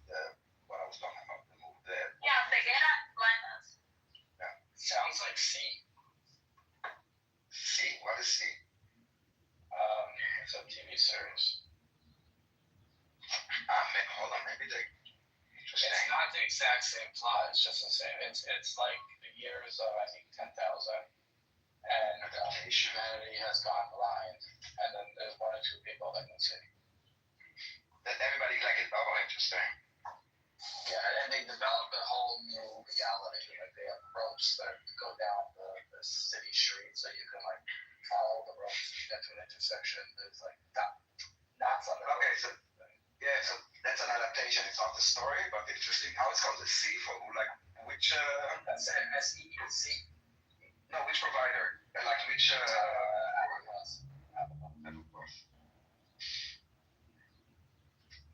C.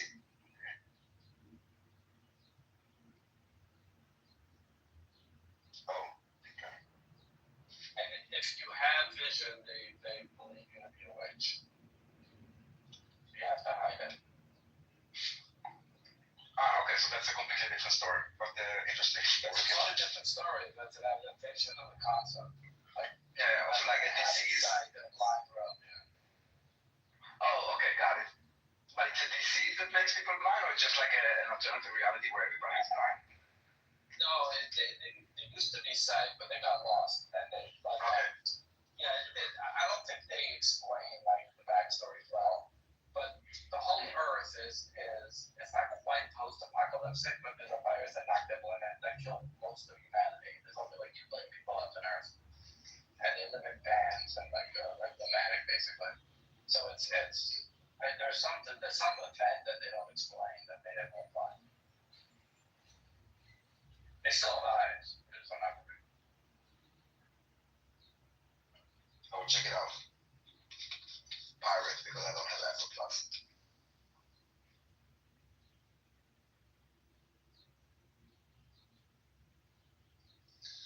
Oh my god, I should read this one. It's called Infiltration.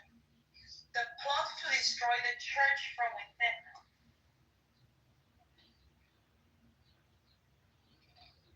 It says that. Hold on, I have like a.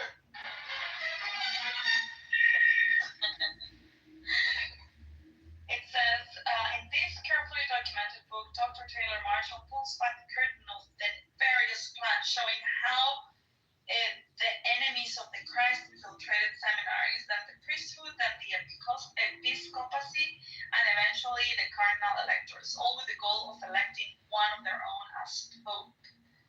And this is like clandestine societies populated by modernists and Marxists hatched a plan to subvert the Catholic Church from within. And the complex roots of the St. Gallen Mafia and how they plotted to modify Catholic doctrine and elect Pope Francis.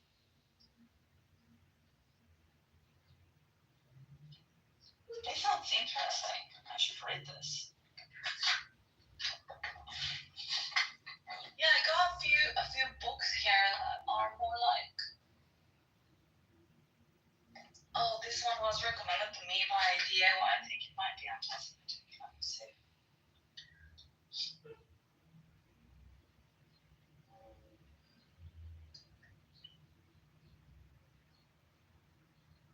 this is not anti-Semitic.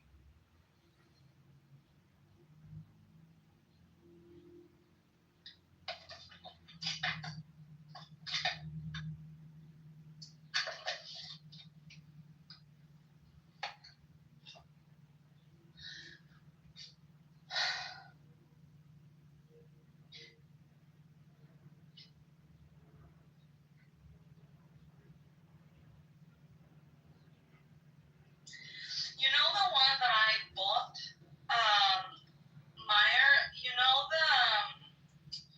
this book, are you familiar with the Q conspiracy theories? Maybe Harry is, because he's very manga. I'm not familiar with all QAnon conspiracy theories. Well, there is one part of like the whole, like, let's say conspiracy of Q that talks about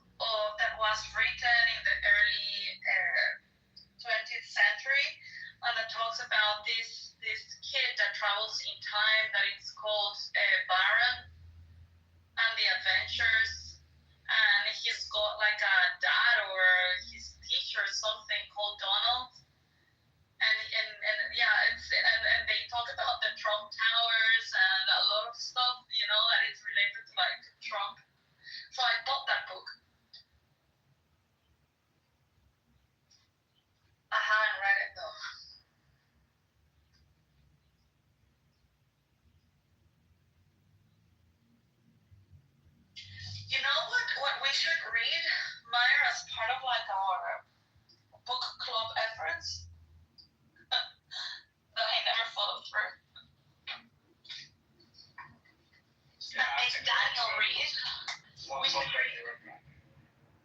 read 1984.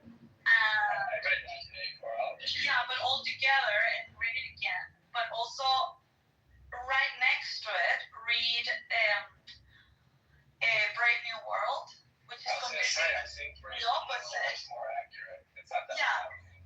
But it's kind of like the opposite extreme, right? So 1984 and then Brave New World, and then the third book would be what is it called?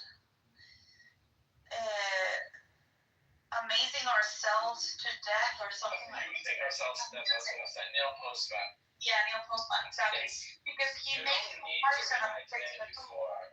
If you want to read Amusing Ourselves to Death, you don't need to read 1984. I mean, I'm not saying you need to, but it's just like a nice refresher, to compare both. Yeah, okay. You don't have to read Brave New World in order to read Amusing Ourselves to Death, but it has. Like 1984 is kind of on the side. It's part of the story. I get where you're going, but I'm saying Amusing Ourselves to Death was more than inspired. He's basically taking the fictional story and showing how it relates to the TV era. He died I think in mid-noughts. Like, he doesn't really opine on social media. It'll be interesting to write a sequel to Amusing Ourselves to Death. Yeah. There is, let me see, To Death. He wrote a few books. He wrote Disappearing Childhood, which is a very good book. Yeah. He wrote How to Watch Evening News. It's not bad, but compared to the rest of the Postman's book, it's not great. I think he wrote another two books. I'm trying to remember the titles. Have you ever read the foreword? Well, it's really good. Which book? From Amusing Ourselves to Death. I believe so. I have to double check, but I believe so. Well, okay, so I'll read it. It's just two paragraphs. Well, yeah. It says, three paragraphs. We were keeping our eye on 1984. When the year came and the prophecy didn't, thoughtful Americans sang softly in praise of themselves. The roots of liberal democracy had held.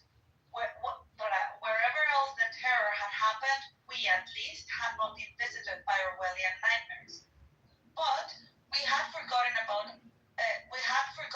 that alongside Orwell's stark vision, there was another, slightly older, slightly less well-known, equally chilling. Aldous Huxley's Brave New World. Contrary to common belief, even amongst the educated, Huxley and Orwell did not prophesy the same thing. Orwell warns that we will be overcome by an externally imposed oppression, but in Huxley's vision, no big brother is required to deprive people of their autonomy, maturity, and history. As he saw it, people will come to love their oppression, to adore the technologies that undo their capacities to think. What Orwell feared were those who would ban books. What Huxley feared was that there would be no reason to ban a book, for there would be no one who wanted to read one. Orwell feared those who would deprive us of information. Huxley feared those who would give us so much that we would be reduced to passivity and egoism. Orwell feared that the truth would be concealed from us. Huxley feared the truth would be drowned in a sea of irrelevance. Orwell feared we would become a captive culture. Huxley feared we would become a trivial culture, preoccupied with some equivalent of the Phillies, the orgy-porgy, and the centrifugal bumble-bumpy. As Huxley remarked in Brave New World Revisited, the civil libertarians and rationalists who are ever on the alert to oppose tyranny failed to take into account man's almost infinite appetite for distractions. In 1984, Huxley added, people are controlled by inflicting pain. In Brave New World, they are controlled by inflicting pleasure. In short, Orwell feared that what we hate will ruin us. Huxley feared that what we love will ruin us. This book is about the possibility that Huxley, not Orwell, was right. Yeah, I read that. That's very palatable. Where does he talk about if the industrial era in New York was the iconic city of America, then today it's Las Vegas? Is that in the introduction? I don't know. Yeah, it's a great book. I have not read it. You think I saw Sebastian, right? Never read it. Oh, you should read it. Based on that photo of art, you should read it. But I actually read it before Breaking the Law, but you should read Breaking the Law first. I don't think about what you just read in those 3 paragraphs, and imagine what he was talking about was cable television. Now think about social media. Imagine. Yeah, it's even more powerful. Anyway, we should read those together and discuss. I'm not on it on Monday, Tuesday. I couldn't connect. Where are you? Doing Jewish stuff. Oh. Okay. So I'll be back after that. But I mean, we never had the other. But We should have the other one as well. Let me finish the book because I never finished it. I'll listen. Those 3 books are classics, so I don't mind revisiting. Yeah. Okay. Well, I'll see you around then next week. I mean, there's too many books to do at once, but Anxious Generation, the book I read not so long ago, I thought was very good. That's Jonathan Haidt. That children should not be on social media until they're 16. Yeah. We could talk about. All right. Well, there's so many things. We could talk about this. Look, the Postman also writes Disappearing Childhood, which dovetails well with Anxious Generation.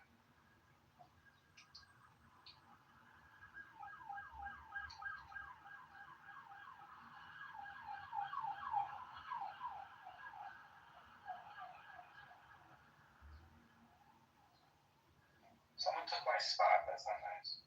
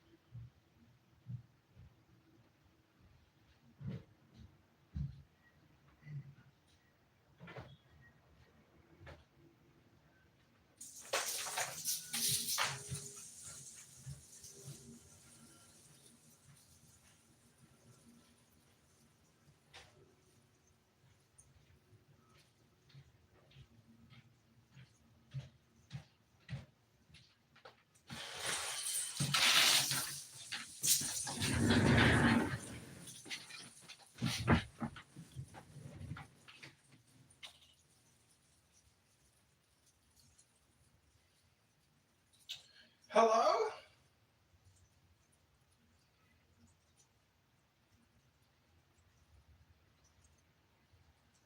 I like this title much more accurate. People in self-denial. They're the most dangerous people around us. They're self-sadomasochists, essentially, wasting all their time, just spewing infinite amounts of spam. Spam. Spam. They're like bulimic spammers, essentially. Hang it up.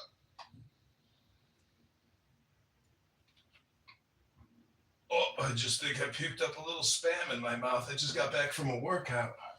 Oof, am I sweaty. Wow, were there some pretty girls at the park. Such beautiful hair, such beautiful physiques. So lovely. Truly, nature is our teacher.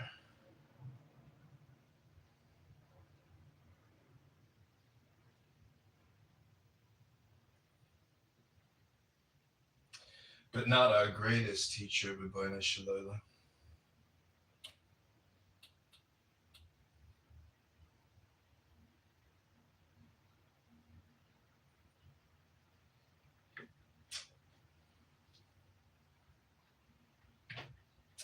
You know, I started a new business recently. It's called Spam Consultant. And I help people easily identify and diagnose spam in their lives and how to cleanse themselves from that spam.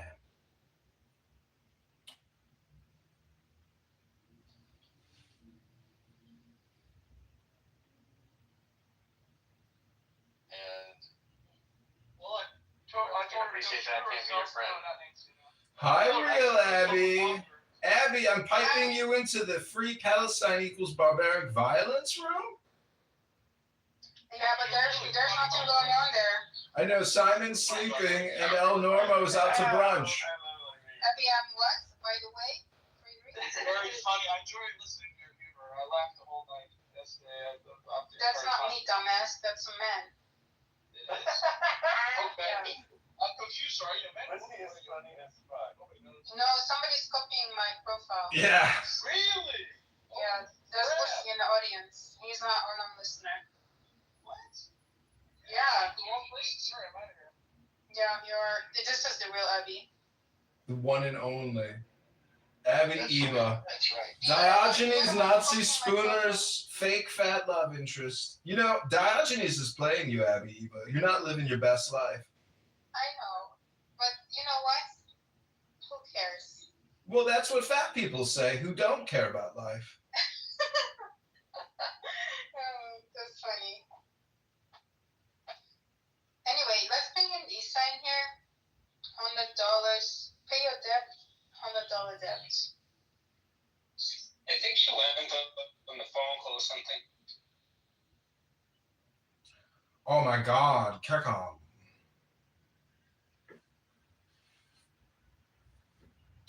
Welcome back to another exciting episode of Frankie Kicks People, starring Dr. Nazi T-Robs, who owns me, and Logistickles, the AI chatterbot, and Abby, aka the trans man, and Princessia. Oh, Princessia, Abby Eva was playing some video clips of you today. They were hilarious. You were crying like a little schoolgirl in the arms of a sweaty dandruff sufferer. What's his face? Conceptista, aka, what is his name again? Doesn't matter. It doesn't matter. Shabbos is here. Shabbos is near. I've got to take a shower. I'm all sweaty. Just got back from a workout. That's right.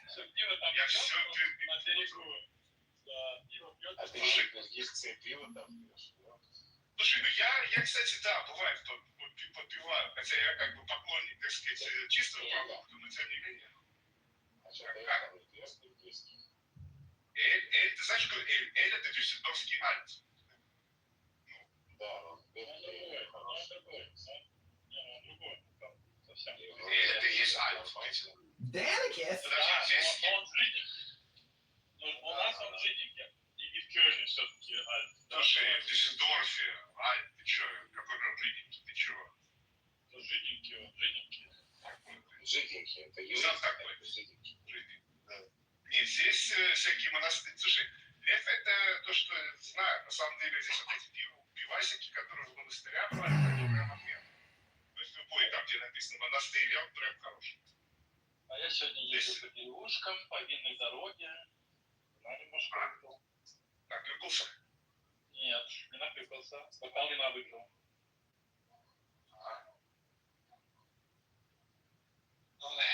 Доехал за...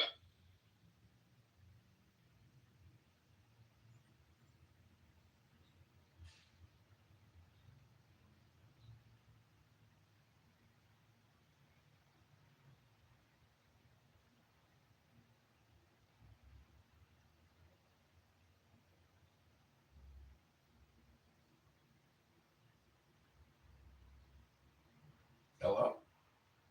Is this thing on? Hello? Clubhouse mental health check. Clubhouse mental health check. Hello? Hello?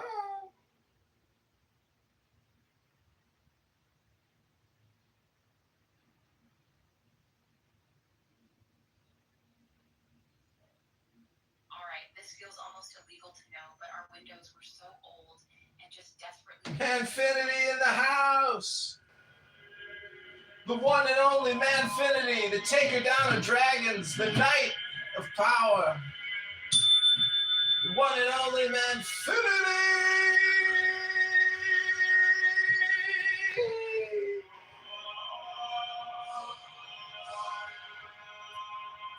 Welcome, Manfinity, to Spam.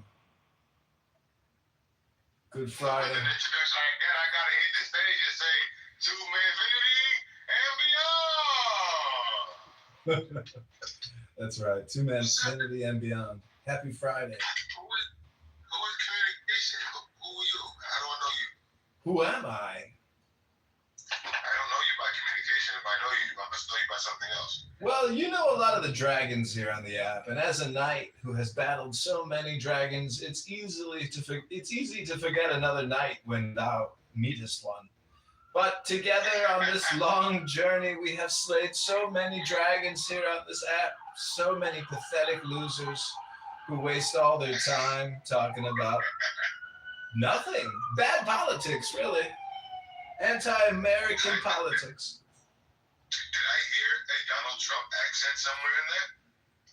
My father's calling me the new Trump of Chicago. You've got a voice actor career ahead of you. But I'm curious, did you go by a previous name? Of course. I've had 100 accounts here. They've killed so many of me. But I keep coming back like a viral infection that requires vaccination, proper diagnosis. What name might I have known you through, or do you not want to share? I don't want to push it. It's irrelevant. Right now, my name is Communication. Is it Dittman? This is the Dittman. Okay, you're the yeah, man. You helped me slay some dragons for sure, and you were doing the Dittman room. I think you were the guy on Twitter guy. I don't know, but I do remember you. You're amazing. When you get going, they can't stop you. It's true. That's why I want to create my own space. People like you will get the due to share your knowledge and to expose these cowards. But I do want to create my own space. So we can work together at some point. But you were always impressive with how you were able to just slay them. Likewise, brother. Game recognizes game, my man. You see me at battle on a daily basis. I'm only sharpening myself, sharpening iron, you know what I mean? Yes. Sharpening the blade for the final kill, the final battle. So, what's Trump's biggest win and what's Trump's biggest loss this far into his presidency? The biggest win and the biggest, it's day by day. Every day is a new war. Every day is a new opportunity for victory. And so it's just day to day, course correcting every single day, putting something new on the wall, plugging some new hole, discovering some new leak, fixing some broken item in the engine. And that's what we're doing day by day. But slowly but surely, we are entering into a process of total automation and complete escalation, or what you might call, biggest loss to this point. The biggest win is always right now. It's Friday. Trump is in power. From his brain, from his mouth flows pure energy, incredible intelligence, mercurial political power, changing on this, changing on that, upsetting everyone, trolling them all, causing mass chaos in the simulation. Okay. His biggest loss?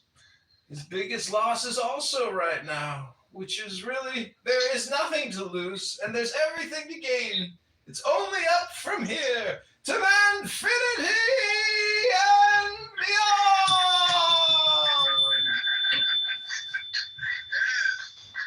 Thank you, Jesus. Amen. All right, next one.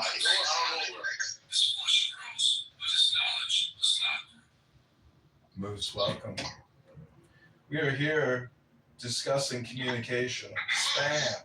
Moose is one of the biggest haters from season 1 and 2. He's been better, but I'm not too sure where he stands today. I do know he's on the other side. Bring your ass up on there and say what you got to say, Moose. Come on up here. What happened to you, Moose?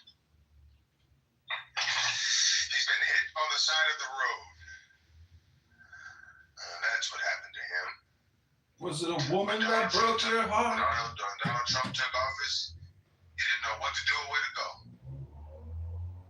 Oh, Lord. That's right. I've just been standing next to a flat tire in the rain since January. Let's pray for our brother Moose.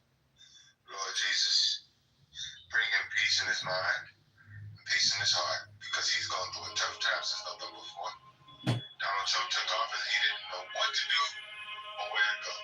But Moose, what would you say is Trump's biggest win since his presidency began on January the 20th? His biggest and only win would be crackdown on immigration, with the exception of calling all Venezuelans gang members. But as far as shutting the border down in Mexico, I'm not going to deny that was pretty fast. Now you know he did not call all Venezuelans, whatever you just said he did. What did he call them? He called a group of, basically MS-13, he categorized that as a domestic terrorist organization. He never made any claim against the entire Venezuelan population of this country. Nuance and detail matters. 2 questions. You call yourself a proud Republican, yet you are not a member. No, I don't. I'm not a Republican. You're not a member of this gentleman's Doge Republican House. Second question, more importantly, do you think Trump would pardon Diddy? I think he would pardon Diddy. If the facts dictated, I think he would. No, not because of money. He can't be bought. But I do know that if the fact pattern warrants a pardon, I think he would pardon him. But the facts would have to support it. Do you think do it? Do you think Diddy's guilty from what you've heard so far in transcripts and clubhouse rooms and all that? I don't know enough about what he's been charged with specifically, so I can't say. I do know a lot of troubling details have come out through testimony in court, but that's you can take that with a grain of salt. He's potentially facing a life sentence for racketeering, but only. I don't understand. Can you explain to me what is RICO? Yeah. Well, so essentially that's what lawyers came up with in the 70s to take the mob down. And it's essentially, let's see off the top of my head, it is racketeering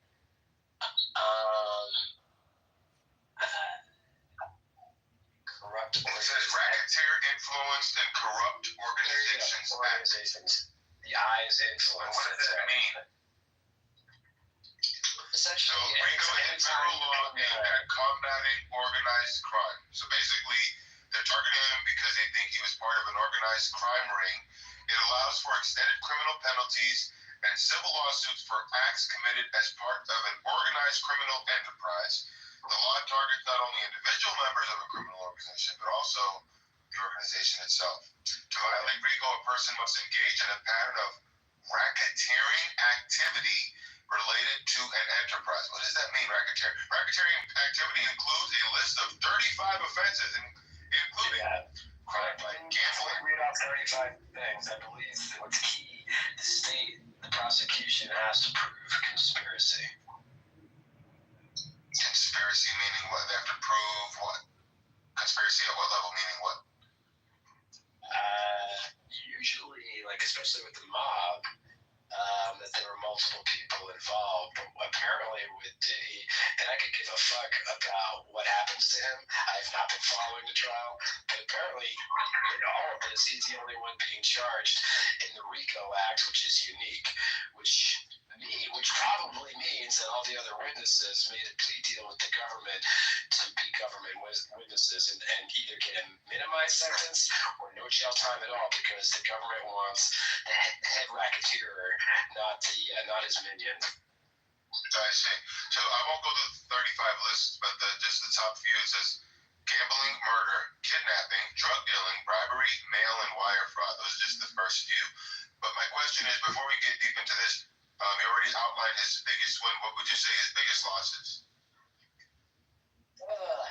Too many to choose from. Pick a letter in the alphabet, I'll tell you.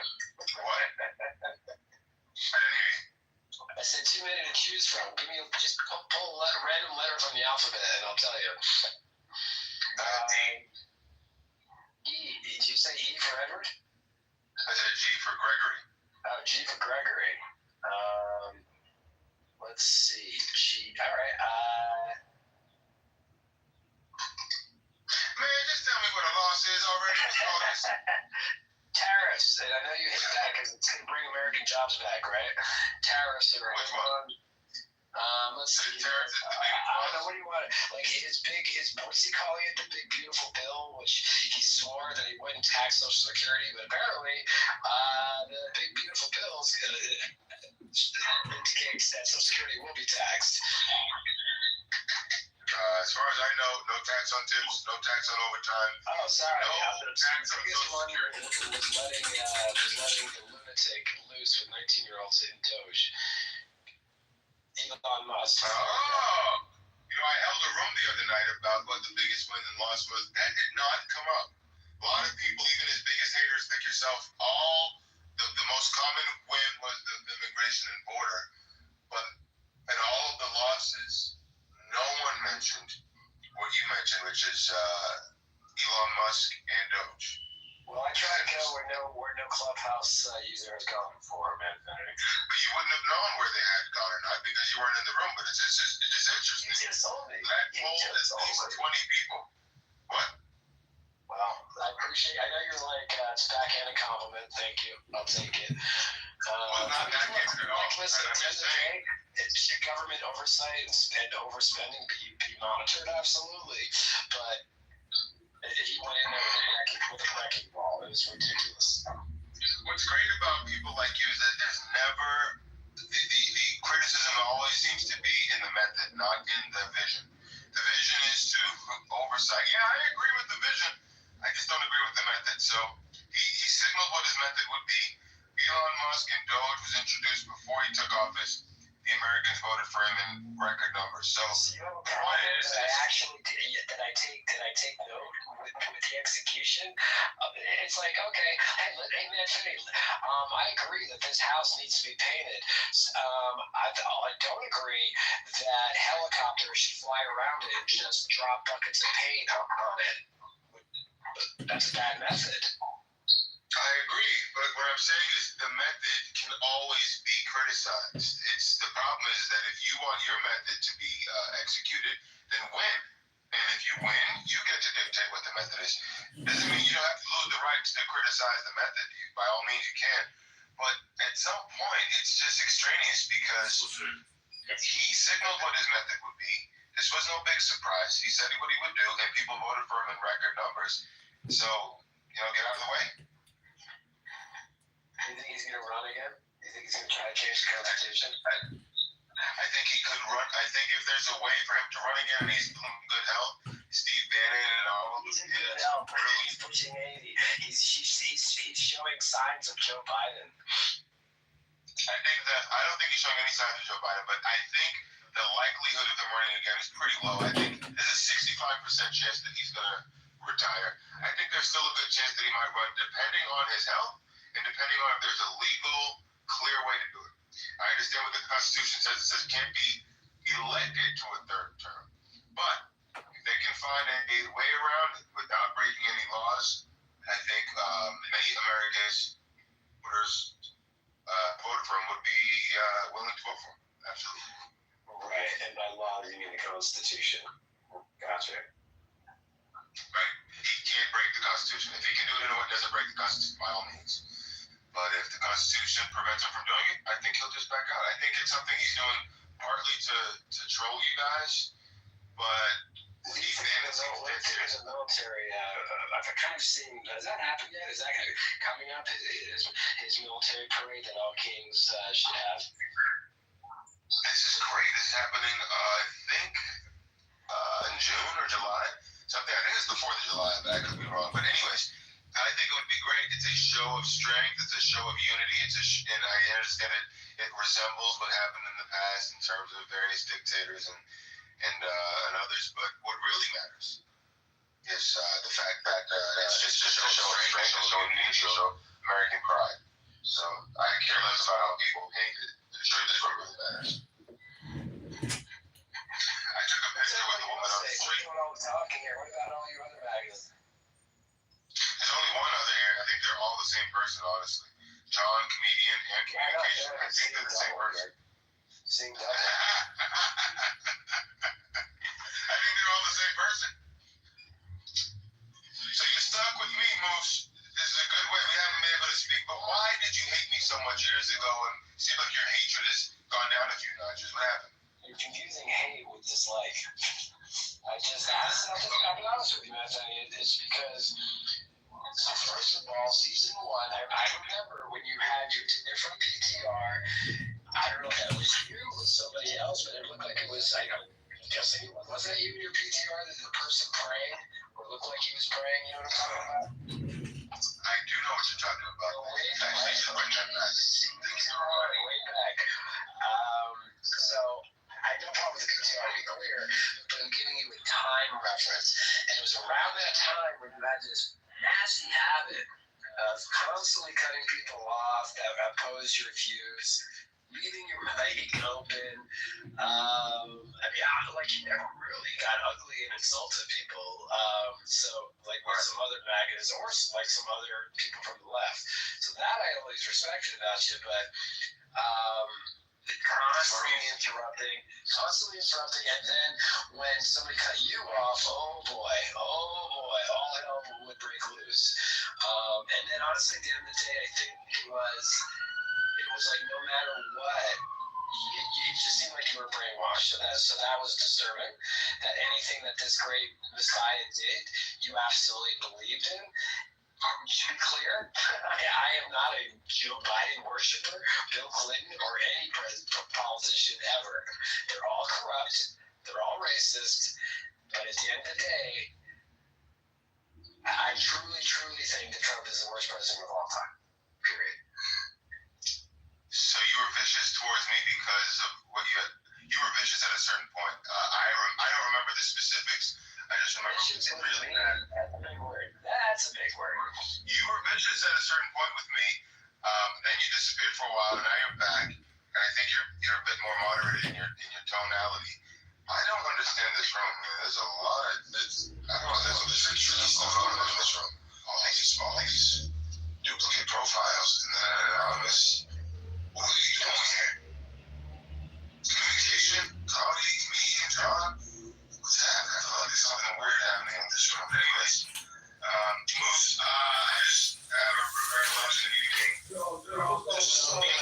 months.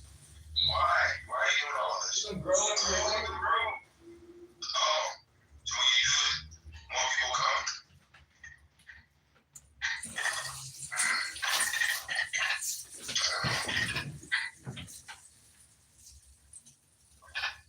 Why don't else come? You gotta get more people in the truck. And how most left? Invite some people.